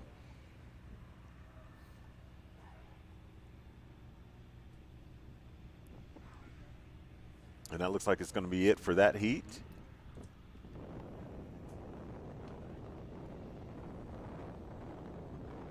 And while we get ready for the next and probably maybe the final heat of practice, we've got 37 minutes of practice remaining. Let's go out to the field with Jeff McMahon.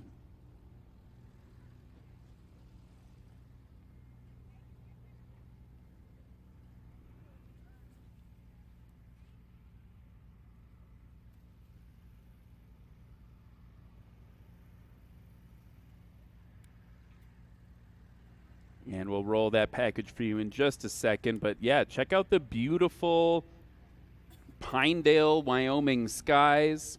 You can see the mountains behind the booth there. Just an absolutely beautiful day for flying. Challenging conditions, no doubt.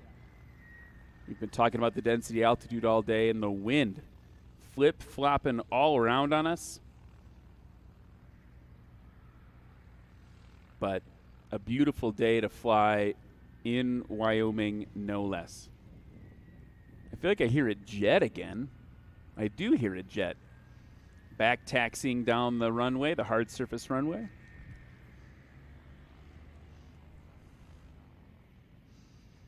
And I think we've got, if I'm looking at the camera view here right now, I'm seeing Pat McIntyre coming out. We're actually on board with Pat McIntyre now. Check out that cockpit view.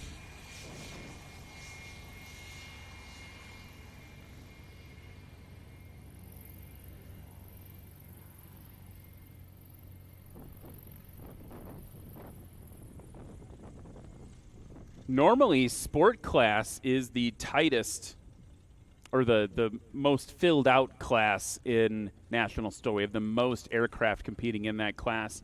Here at Pinedale, not actually as many. We've got 5 competitors in sport class and touring classes where all the heavy action is with 10 different competitors there. We're also really deep in backcountry class, so the more classic aircraft getting a bit more attention in terms of who came out to play. Here's that jet. Let's do a STOL thing. Here he goes, full throttle. He's got the flaps down, waiting for flying speed. See the elevator moving. There we go. Rotate. And he is off. And like 5,000. I have no idea. All right. Let's get on with some more practice.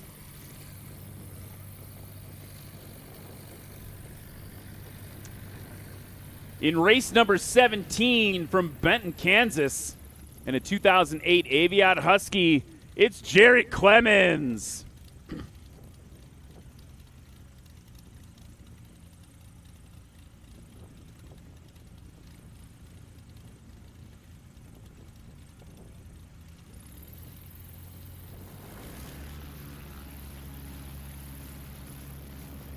And look at this beast of an airplane.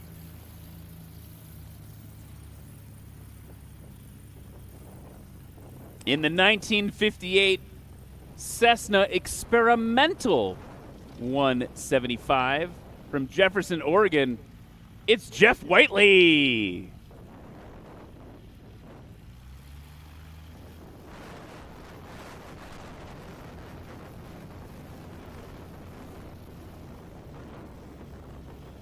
In the yellow and white 2006 Rands S7 from Lincoln, Nebraska, race number 40. Give it up for Pat McIntyre.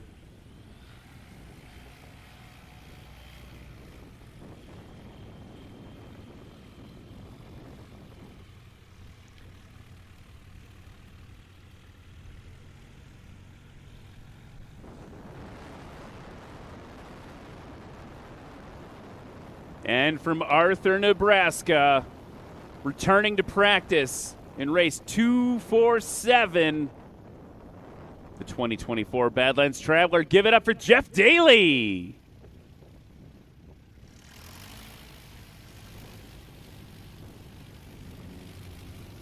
So let's look at Jeff Daly's scores. Best combined score of 282 feet combined. Oh, we got one more coming out to play. It's always the surprise Kid Fox. Always the surprise Kid Fox.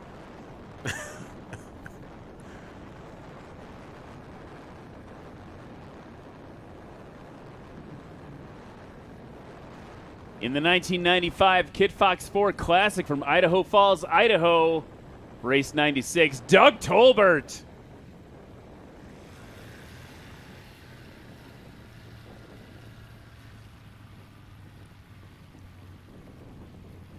You think we're going to get some smoke from Jeff?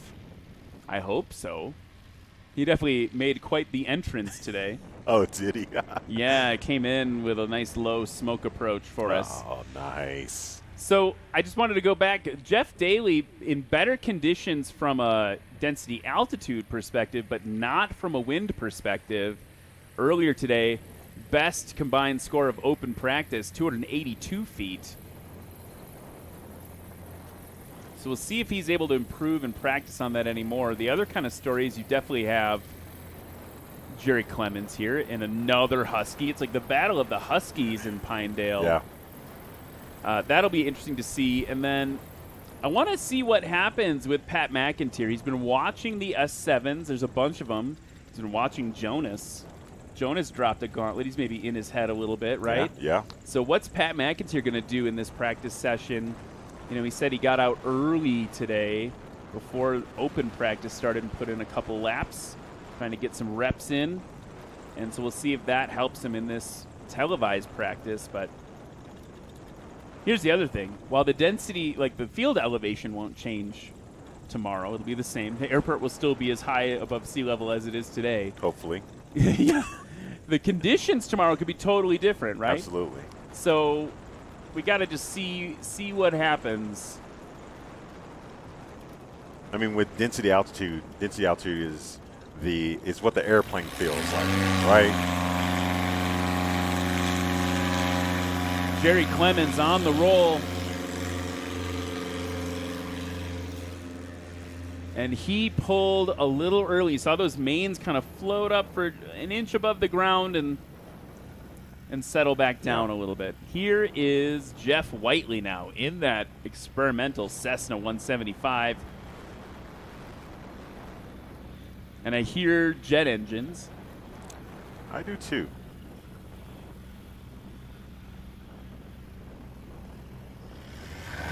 Jeff Whiteley's going to get his elevator full down, get that tail up as much as he can. And yeah, just a little early for Jeff Whiteley too. Thank you also, Jeff, for the dusting of the booth. Light dusting is always good. And taste that Wyoming soil. Pat McIntyre now on the line. On board with him in the cockpit. If we stay on board with him, watch how and when he pulls those flaps down.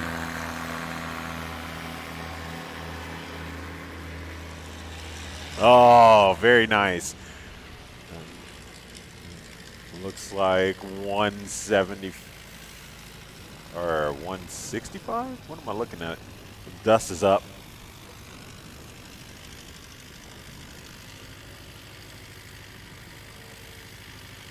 Jeff Daly at the line in Warhorse.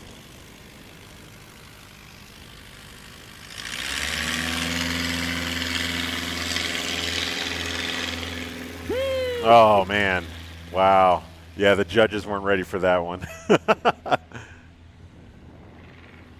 All walking forward. Where do you think it was? I think Kyle Bushman there. Kind of chatting with him. Where'd he go? Where'd who go?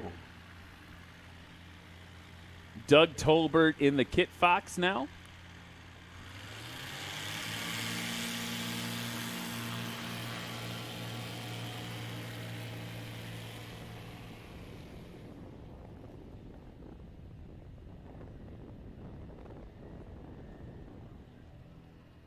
Got the judges running. Some hats flying. Some got some FOD on the runway now. Oh, yeah. It's just blowing. Well, it's not an issue anymore. That 125 distance marker is definitely it's still going. Look it's at that doing thing its go. best tumbleweed impression. Oh, look out, folks. I don't know what it's going to hit over there. All right, well, hope we don't need that. Okay, who's in the sky? Jerry Clemens was up first, I think. Yes.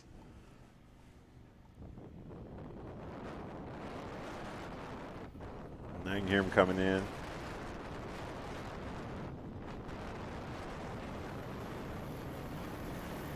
Oh, huge alpha. Oh, nice. Good over the line. And the reverse pitch. Propeller putting in work. He's throwing dust both directions, Cam. It looked like he was about to start a dirt devil.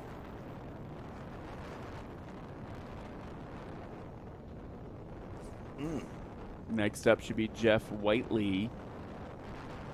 350-foot takeoff. Jerry Clemens, by the way, combined score of 404.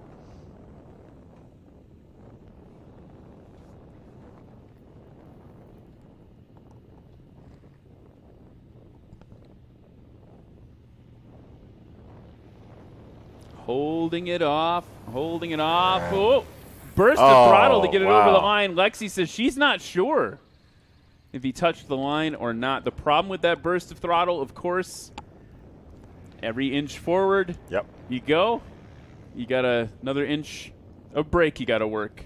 That didn't really make sense, but you get what I'm trying to say. You got more thrust, you got to get more brakes. I think it was good.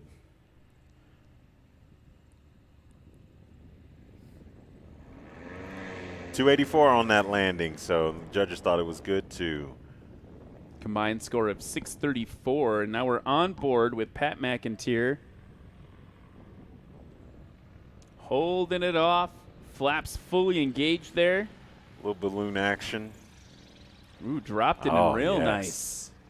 Nice for Pat McIntyre. And look at that. Okay, let's compare this score, this first score, because that's totally fair. Jonas Marcinko's shortest distance combined was 207. Pat McIntyre, 275. He's got a little bit of ground to catch up. Again, this is just practice, but just practice. Yeah, he's probably not gonna go full bore. But I bet he's got something up his sleeve.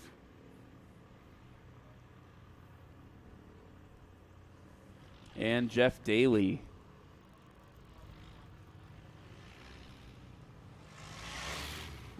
Ooh. Oh, and a scratch. That's a scratch. And we heard that one. Yeah. He dropped it in. We heard it.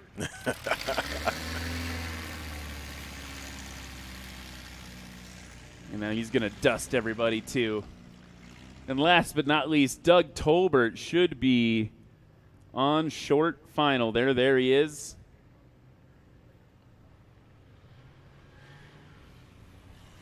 Ooh, that's a scratch. That's a Coming in scratch. hot.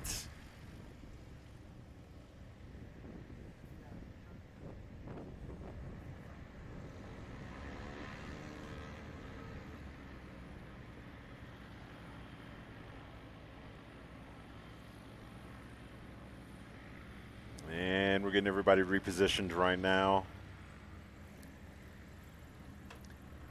It's just nice to see a parade of high-wing, big-tire aircraft on a hard surface transitioning to some grass. So you and I still need to get Julie from the Jae Foundation a ride in one of these airplanes. And I'm wondering, maybe one of these would be good. Yeah. The Husky would be kind of quintessential. Yeah. I'd like her to get into the Badlands Traveler. Here's the thing about that. I'm gonna counter. I don't necessarily disagree because it would be amazing, but that aircraft interior-wise is not designed at all for passenger comfort. That's very true. There's I think the seats are literally just one layer of fabric. In his aircraft. Yes. Okay.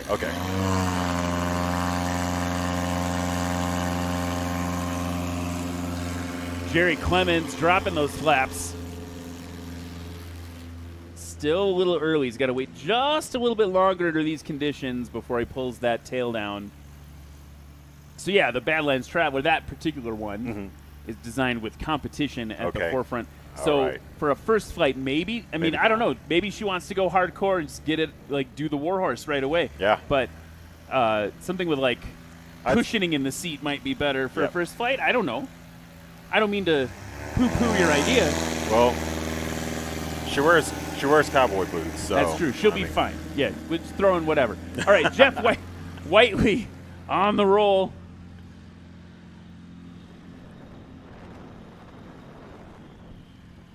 Pat McIntyre, that would be another option, right? She liked the big tires. Oh yeah.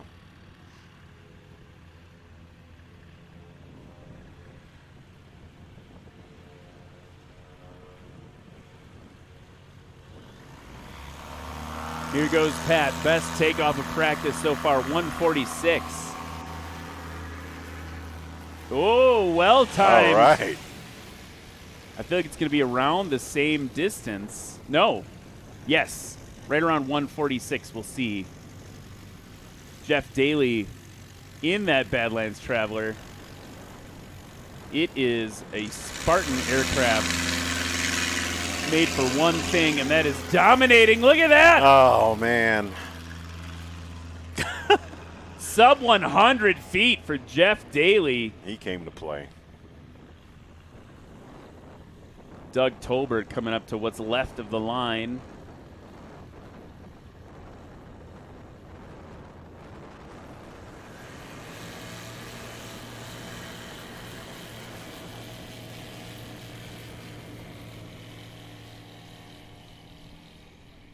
And he is off as well. Now, this is interesting. Think about that. Doug Tolbert's aircraft and Jonas's aircraft not too far apart. Yeah. In terms of what's making them what they are. Yeah. As we approach the last, I think we're at 15, 20 minutes of practice. 20 minutes almost exactly of practice. Want to tell you about tomorrow's competition. That begins at 9 a.m. Mountain Time. Gates here at Pinedale open 8 a.m. You should come. It'd be great. We'd love to have you. If you're here for practice, you got to come see how it turns out tomorrow. Absolutely. But if you're anywhere in Wyoming and you can make it here, I mean, Wyoming's a big state. It is a big state. But if you want to put in some effort, get here, man. Come to Pinedale. It'd be rad. We'll also be online at 9 a.m. Ooh, big balloon and a bounce. Drops those flaps, though, and still going to give us that reverse beta thrust. That's going to be a good Instagram reel later. Yeah. That big burst of dirt out of Jerry Clemens' aircraft. But, yeah, come check us out. 9 a.m. Mountain Time, YouTube, Face-to-Space, all those things. Facebook, Meta, as it were. Come watch us live or come in person here at Pinedale. Again, gates open at 8 a.m. Competition begins at 9 a.m. Mountain Time. And don't forget to, while you're here in Pinedale, check out the Jae Foundation. Check out the merch booth. Oh, Jeff Whiteley coming in fast. Heard that throttle working. Yeah. Got the judges running.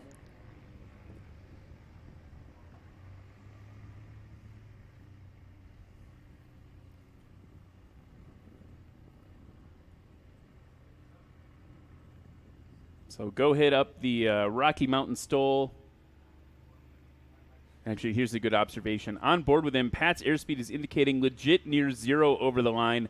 Absolutely wild. That's a good eye, by the way. That's an a really good by eye. a viewer at home. That's Chris Williams on social. And we are on board again just a minute ago there with Pat McIntyre. Here we go. Notice the flaps all the way down. A bit of a balloon again for Pat. Gave up about 50 feet almost. He decided not to stop.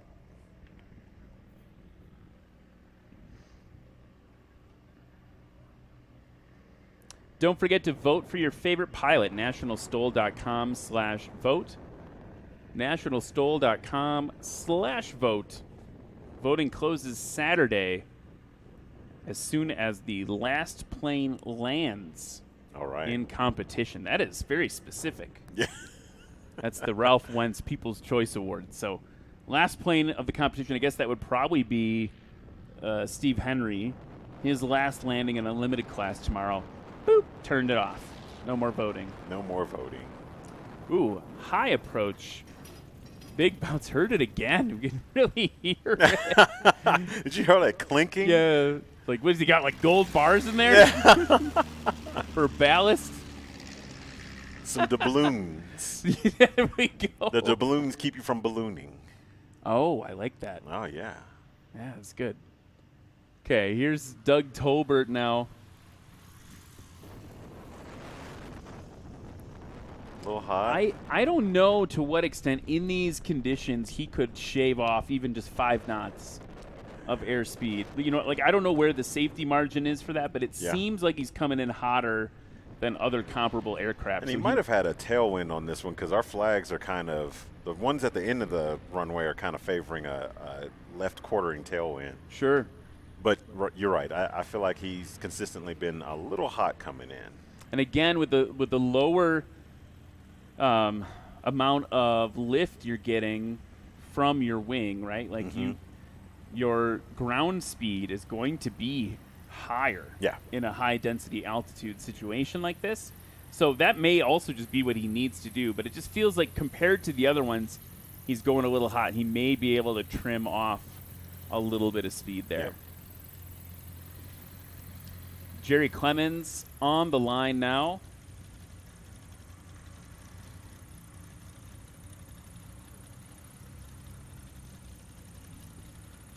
His best score so far of open practice, 404 feet combined on his first run. Jeff Whiteley behind him, best score 634.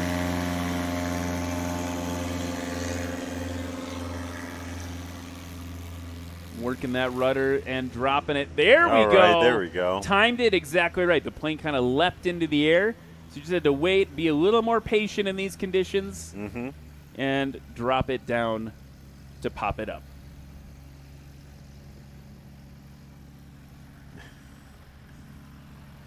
Jeff Whiteley at the line.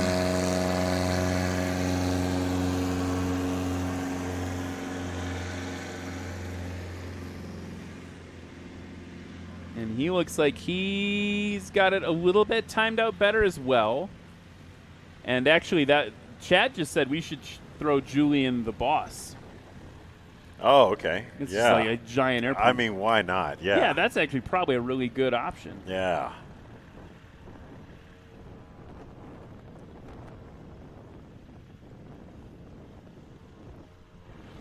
Here's Pat McIntyre on board with him, overhead of him as well with the drone. And off short for Pat McIntyre. Okay, Jeff Daly in the Warhorse.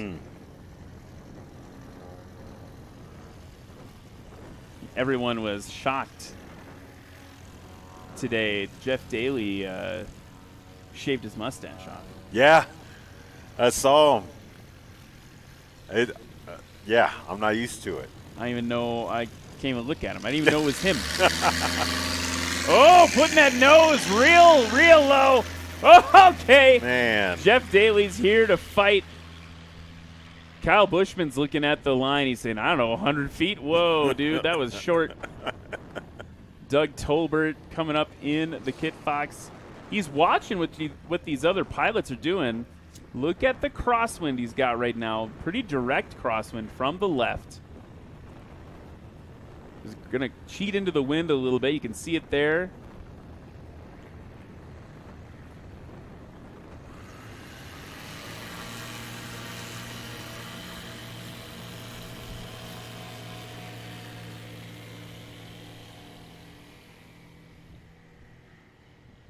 Almost pulled just on time. Notice the wind getting under that left wing just a little bit. And it's round and round we go. Time for another lap in the pattern. I feel like I hear Jerry on his way. And I do hear Jerry on his way in the Husky. Throwing it in the beta. So he gave up probably 50, 60 feet. A little hot, throws it in the beta, slows down.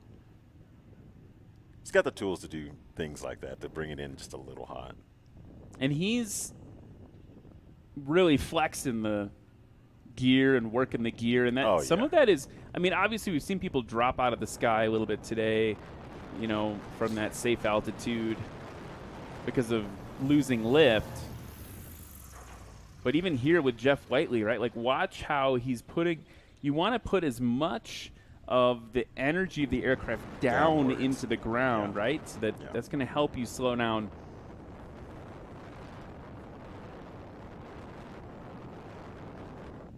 Very delicate balance. Stay high and slow, or try to stay low and slow, but generally when we see the aircraft staying low, they're not very slow. Right. They're coming in a little hot, and that energy doesn't get directed downwards too much. Now that's not to say you want a big bounce. Right. Because if you got a big bounce, you are a passenger briefly. Or it can feel that way anyway. Okay. Yeah. Pat McIntyre in the S7. Low and to your left here in Pinedale.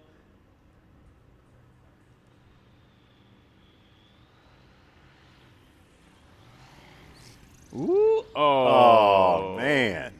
It's not going to like that one. Using that throttle to keep the tail down. That is a scratch for Pat McIntyre. Had his best takeoff of open practice with 141 feet.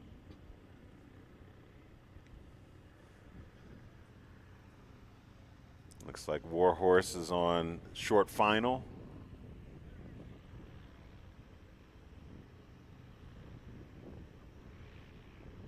Lexi stands ready to judge.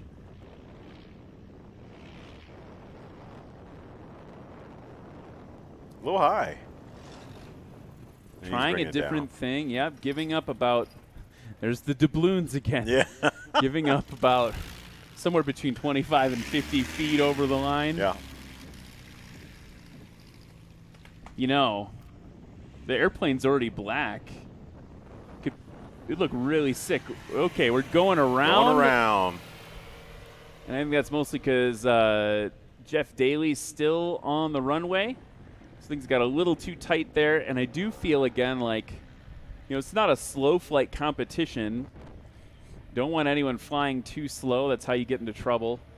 But, man, he's cooking. Look at that thing. That thing cooks. What if you put up the skull and crossbones? I know it's called Warhorse. What if it was like a horse skeleton? Yeah. Okay. Yeah. Like the pirate horse skeleton. Yeah. Warhorse. It would look pretty cool. I think it would look cool. We also are a little biased. We do like VF 103. It's true. Or VFA 103, right? They're Super Hornets. The Jolly Rogers. I mean, I like the Jolly Rogers back when it was F-14. F-14s. Oh, yeah, absolutely. Okay, still coming a little hot. Gave up 75 feet or so. What it looked, maybe 50 to 75 feet based on where the dust cloud was.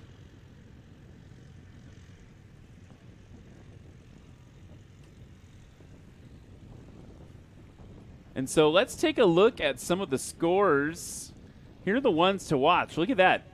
Jonas Marcinko, a combined score of 207, just behind his relative, Steve Henry, with a combined score of 125 here in practice.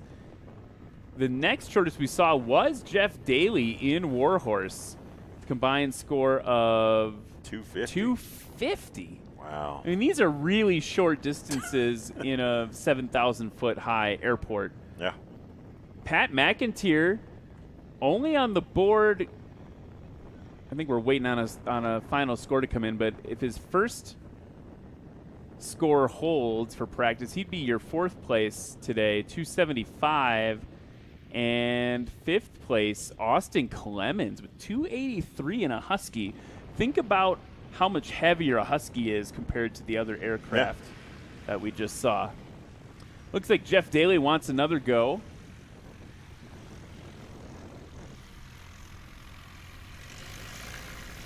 Or not, I don't know. Oh, well, look at the winds, though. Oh, yeah, most definitely. Got a nice little tailwind going on right now. I feel like that's something we're going to be chasing all day tomorrow. Yeah. Is the winds. They're going to be variable between those two directions. And now, obviously, when you're using the airport normally, that's not a big deal. The runway, you just go to the other side. Yep. But for us, we got to reset the whole thing. Might be taxiing back to the barn.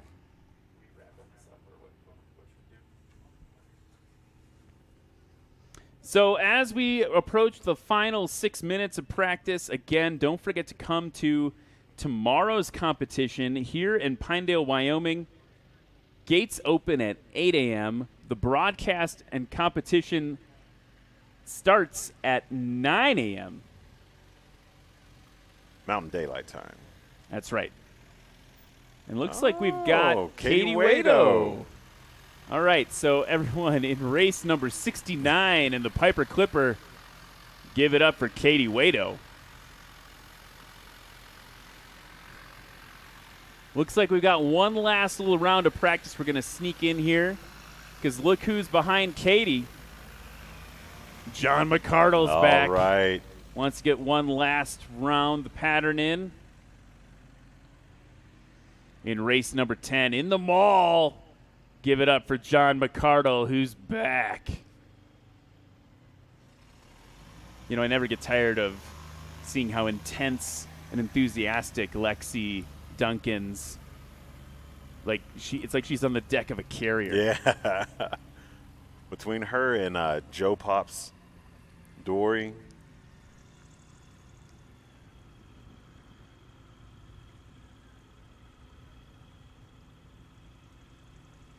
In race number 91 from Waverly, Nebraska in the 2024 Cub Crafters UL, Joel Rourke.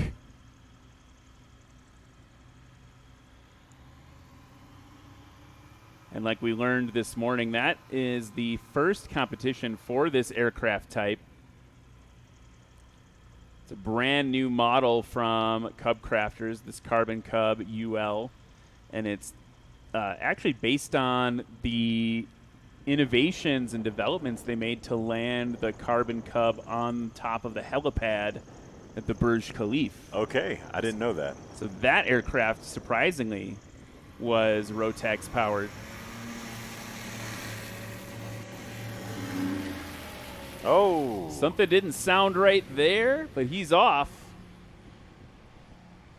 That was weird. That almost sounded like it went into beta or something. Yeah, something felt a little, it was like he was ready to go, and it kind of... But he's climbing. Pitch, yeah, no, he with no clearly problems. finds good to go. Katie Waito now in the Clipper. I believe that Clipper was used by RCAF cadets at one point in time.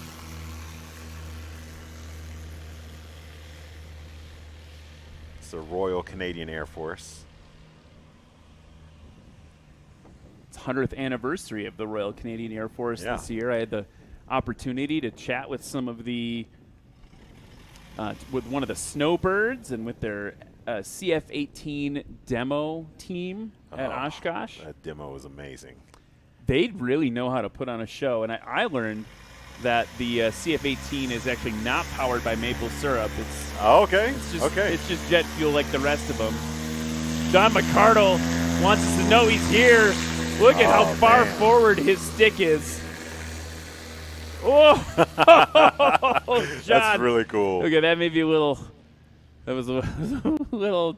He had it buried. I mean, Yeah. it looked like it was in the firewall. Like his face was at the panel. He had that stick so far forward. Here's another little interesting trivia thing. CF-18, it's just like our F-18. Yeah. Except that the Canadians had them put a giant searchlight in the fuselage so they could identify aircraft for the NORAD. Right. Yeah, yeah. Yep, so for they the could NORAD intercepts. So out in the middle of the darkness over Canada, you need to light someone up. You can light them up with that giant searchlight that's in the fuselage. It's a pretty cool thing. But yeah, if you walk under Katie Waito's wing, you'll see an imprint of the roundel, the RCAF roundel. Ooh, right over the line, I think. Oh, man. Yep. Lexi's calling it good. Stopped right around the 160 mark, maybe 155. He was standing on those brakes. You could He hear really him was. skidding. Yeah.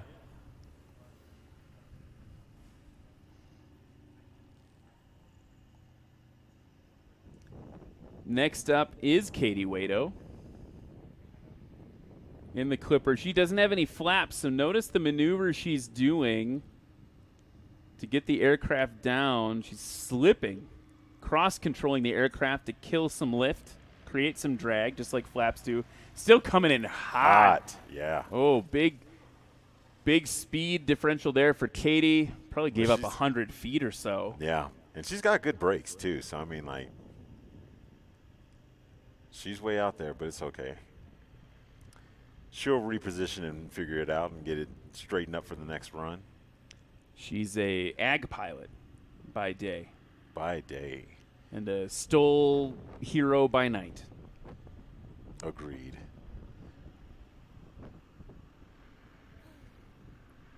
Also ferry pilot. You can hire her to bring your aircraft in from wherever.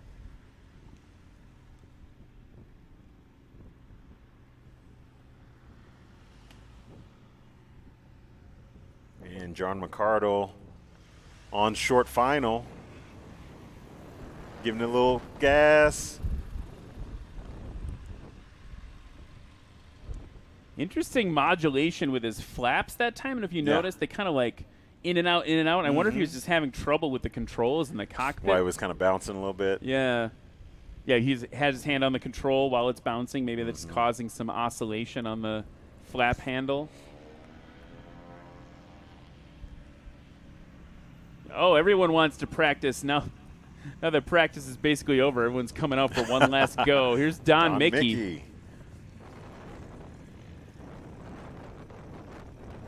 Such a beautiful airplane.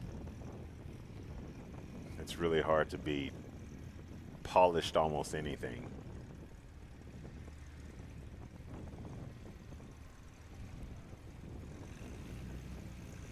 In STOL, they have a 170B that is just beautifully polished. It is such an awesome looking aircraft, and even in the game, like me and Austin were talking about it last weekend.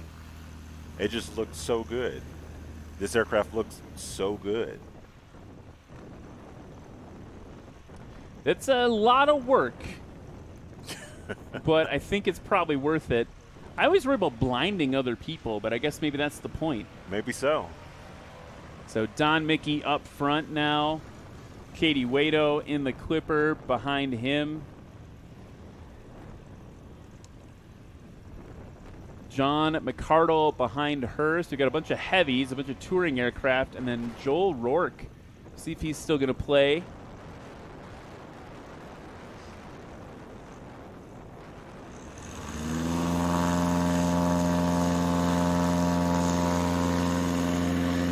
Don Mickey says to Katie, so much for all the cleaning you did of your airplane. She told him, settle back down a little bit.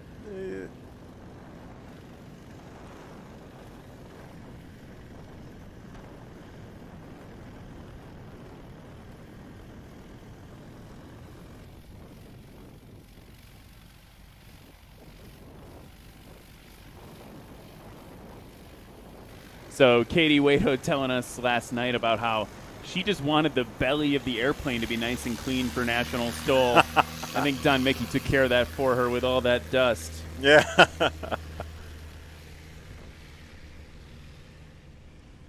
John McCardle taxiing up to the line. Katie off the ground. And it's, you know, the deck is stacked against her as well in that Clipper because it's a short wing Piper. Yep. And you can see why. Like, look how short the wings are. Yep, and she has no flaps. No flaps, and so in high-density altitude situations, less wing area means you've got less lift, right? Yeah.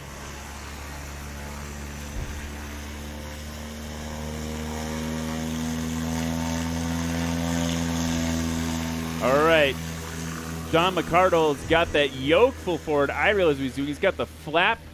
Woo! There we go. He's here to fight. Okay.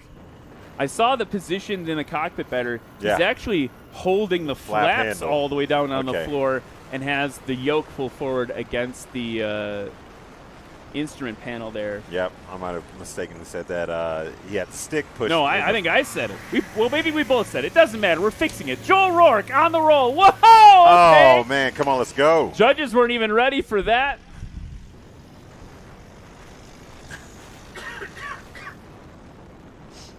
And now we've got someone else trying to get a piece of the practice action. In a Badlands Traveler.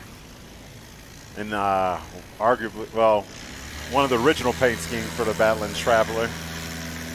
Jody Card in that Badlands Traveler. And look at that. Oh, man, we are playing with really short distances right now despite the wind. Oh, sorry. The wind is helping us despite the density altitude. I'm going to check that right now. 9,300 feet.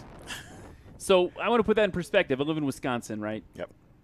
Most pilots don't fly their aircraft up to 7,000 feet where their field elevation is, let alone 9,300 feet where our density altitude is. Yeah. Like most people play around 3,000 3 to 4,000 MSL. Yep, yep. That's where I like to play around. Don Mickey coming in. Big bounce for Don Mickey. 3 bounces. Got to get it stopped on. There we go. I was almost ready for some lawn dart action.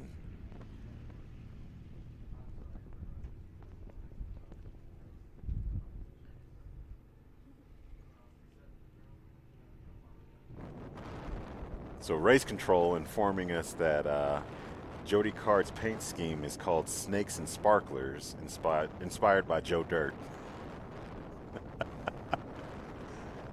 Is that real?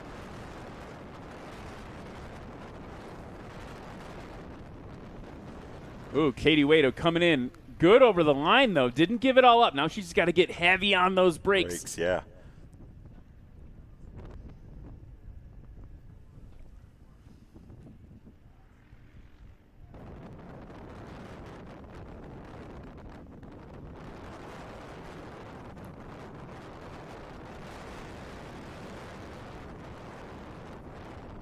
I'm looking through Jody Card's pilot bio here. Again, from Casper, Wyoming. The other thing it says here, it says different mods.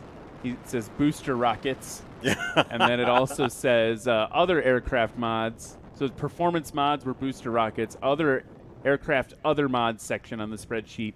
It says bug splatter. John McCardle with a scratch. Oh. But putting in work in the mall. So Race Control also saying that the creator of the Badlands Traveler, Clint Boost, I'm going to destroy his last name, Busenek, says that he likes to keep it simple, like Joe Dirt said about fireworks. Oh, okay. Busenitz. Busenitz, okay. Clint Busenitz.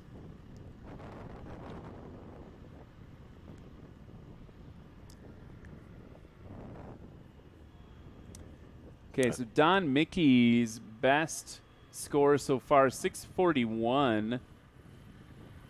John McCardle, 570. Katie Waito, 871. Oh, good over the line for man. Joel Rourke.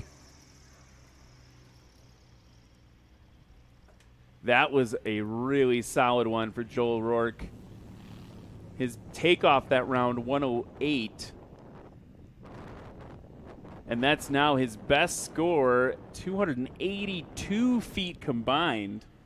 And again, you're seeing history here in Pinedale because that is the first time this aircraft type, this new Carbon Cub, has been in competition.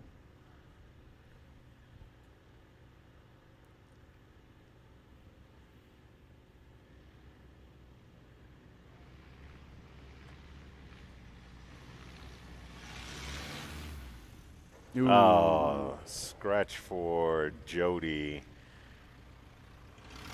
And, you know, that would have been a competitive landing, right? Sub 100 feet. Oh, add a yeah. couple feet onto it. You're around the 105 feet, 103 to 105 feet mark. Yeah. So Jody's one to watch as well. Best score so far today, 330. It's funny to think about these numbers in this altitude because me flying my Champ, it's nowhere near. Nowhere near. Even the worst performing aircraft today is doing better than what I'm doing landings and takeoffs combined in my little Champ. So these numbers aren't really anything to sneeze at, really.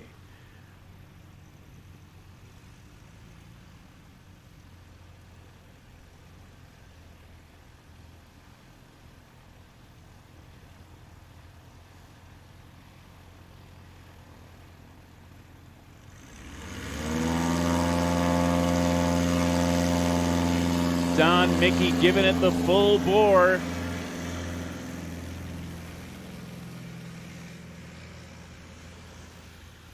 And it does not want to get off. There we go. He is off and into the sky. You can see our camera crew just getting dust blasted. I don't want to make the joke, but I guess I will because it's practice. Don Mickey got a little more right rudder. A little more right rudder there. A little more right rudder. Katie Waito. Which I'm pretty sure her aircraft does run off of maple syrup.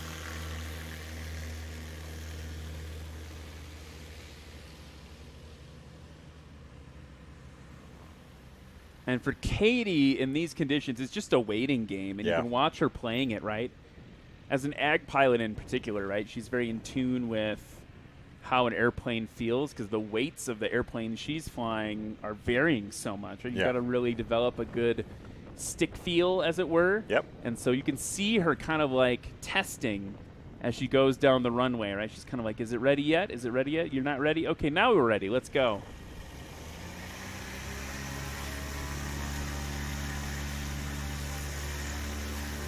You can see John McCardle working the mixture in the cockpit, too, to get best power. Nice for John McCardle. Holy moly. Wow. He's getting it really dialed in. Joel Rourke in the Carbon Cub UL.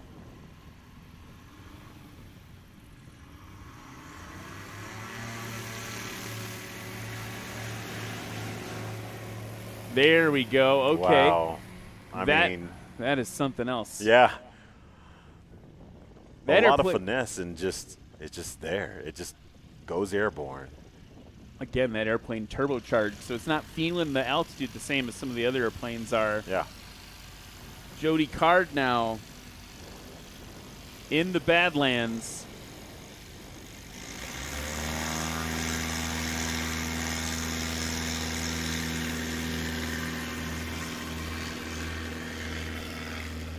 Well timed for Jody Card. That coordinated tail drop and flap pull, just kind of beautiful on that one.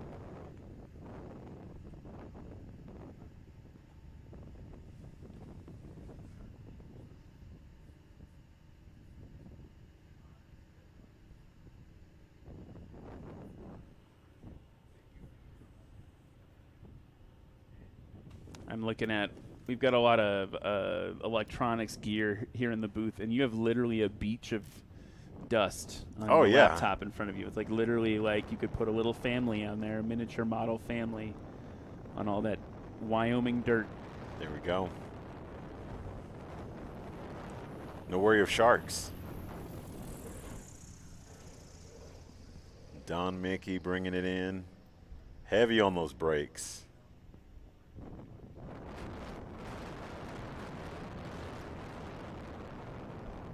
Another one that feels like, you know, pending safety and pending conditions could slow it down a few knots. Yep. Just a little hotter compared to the other heavies. But again, we do also have the highest density altitude of the day, so I'm not going to armchair quarterback that any more than that. Just feels a little hotter.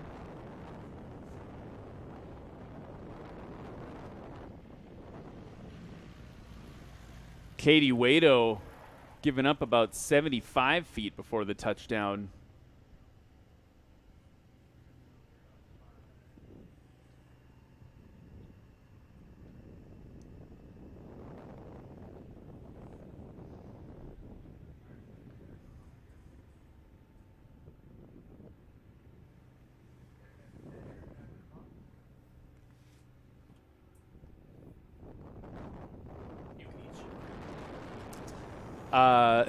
Here we go. We got more people coming in right now. We saw Katie Wado coming in. Here comes John McCardle. Coming in hot right now. Getting that deck angle up a little bit higher. Good over the line for John McCardle.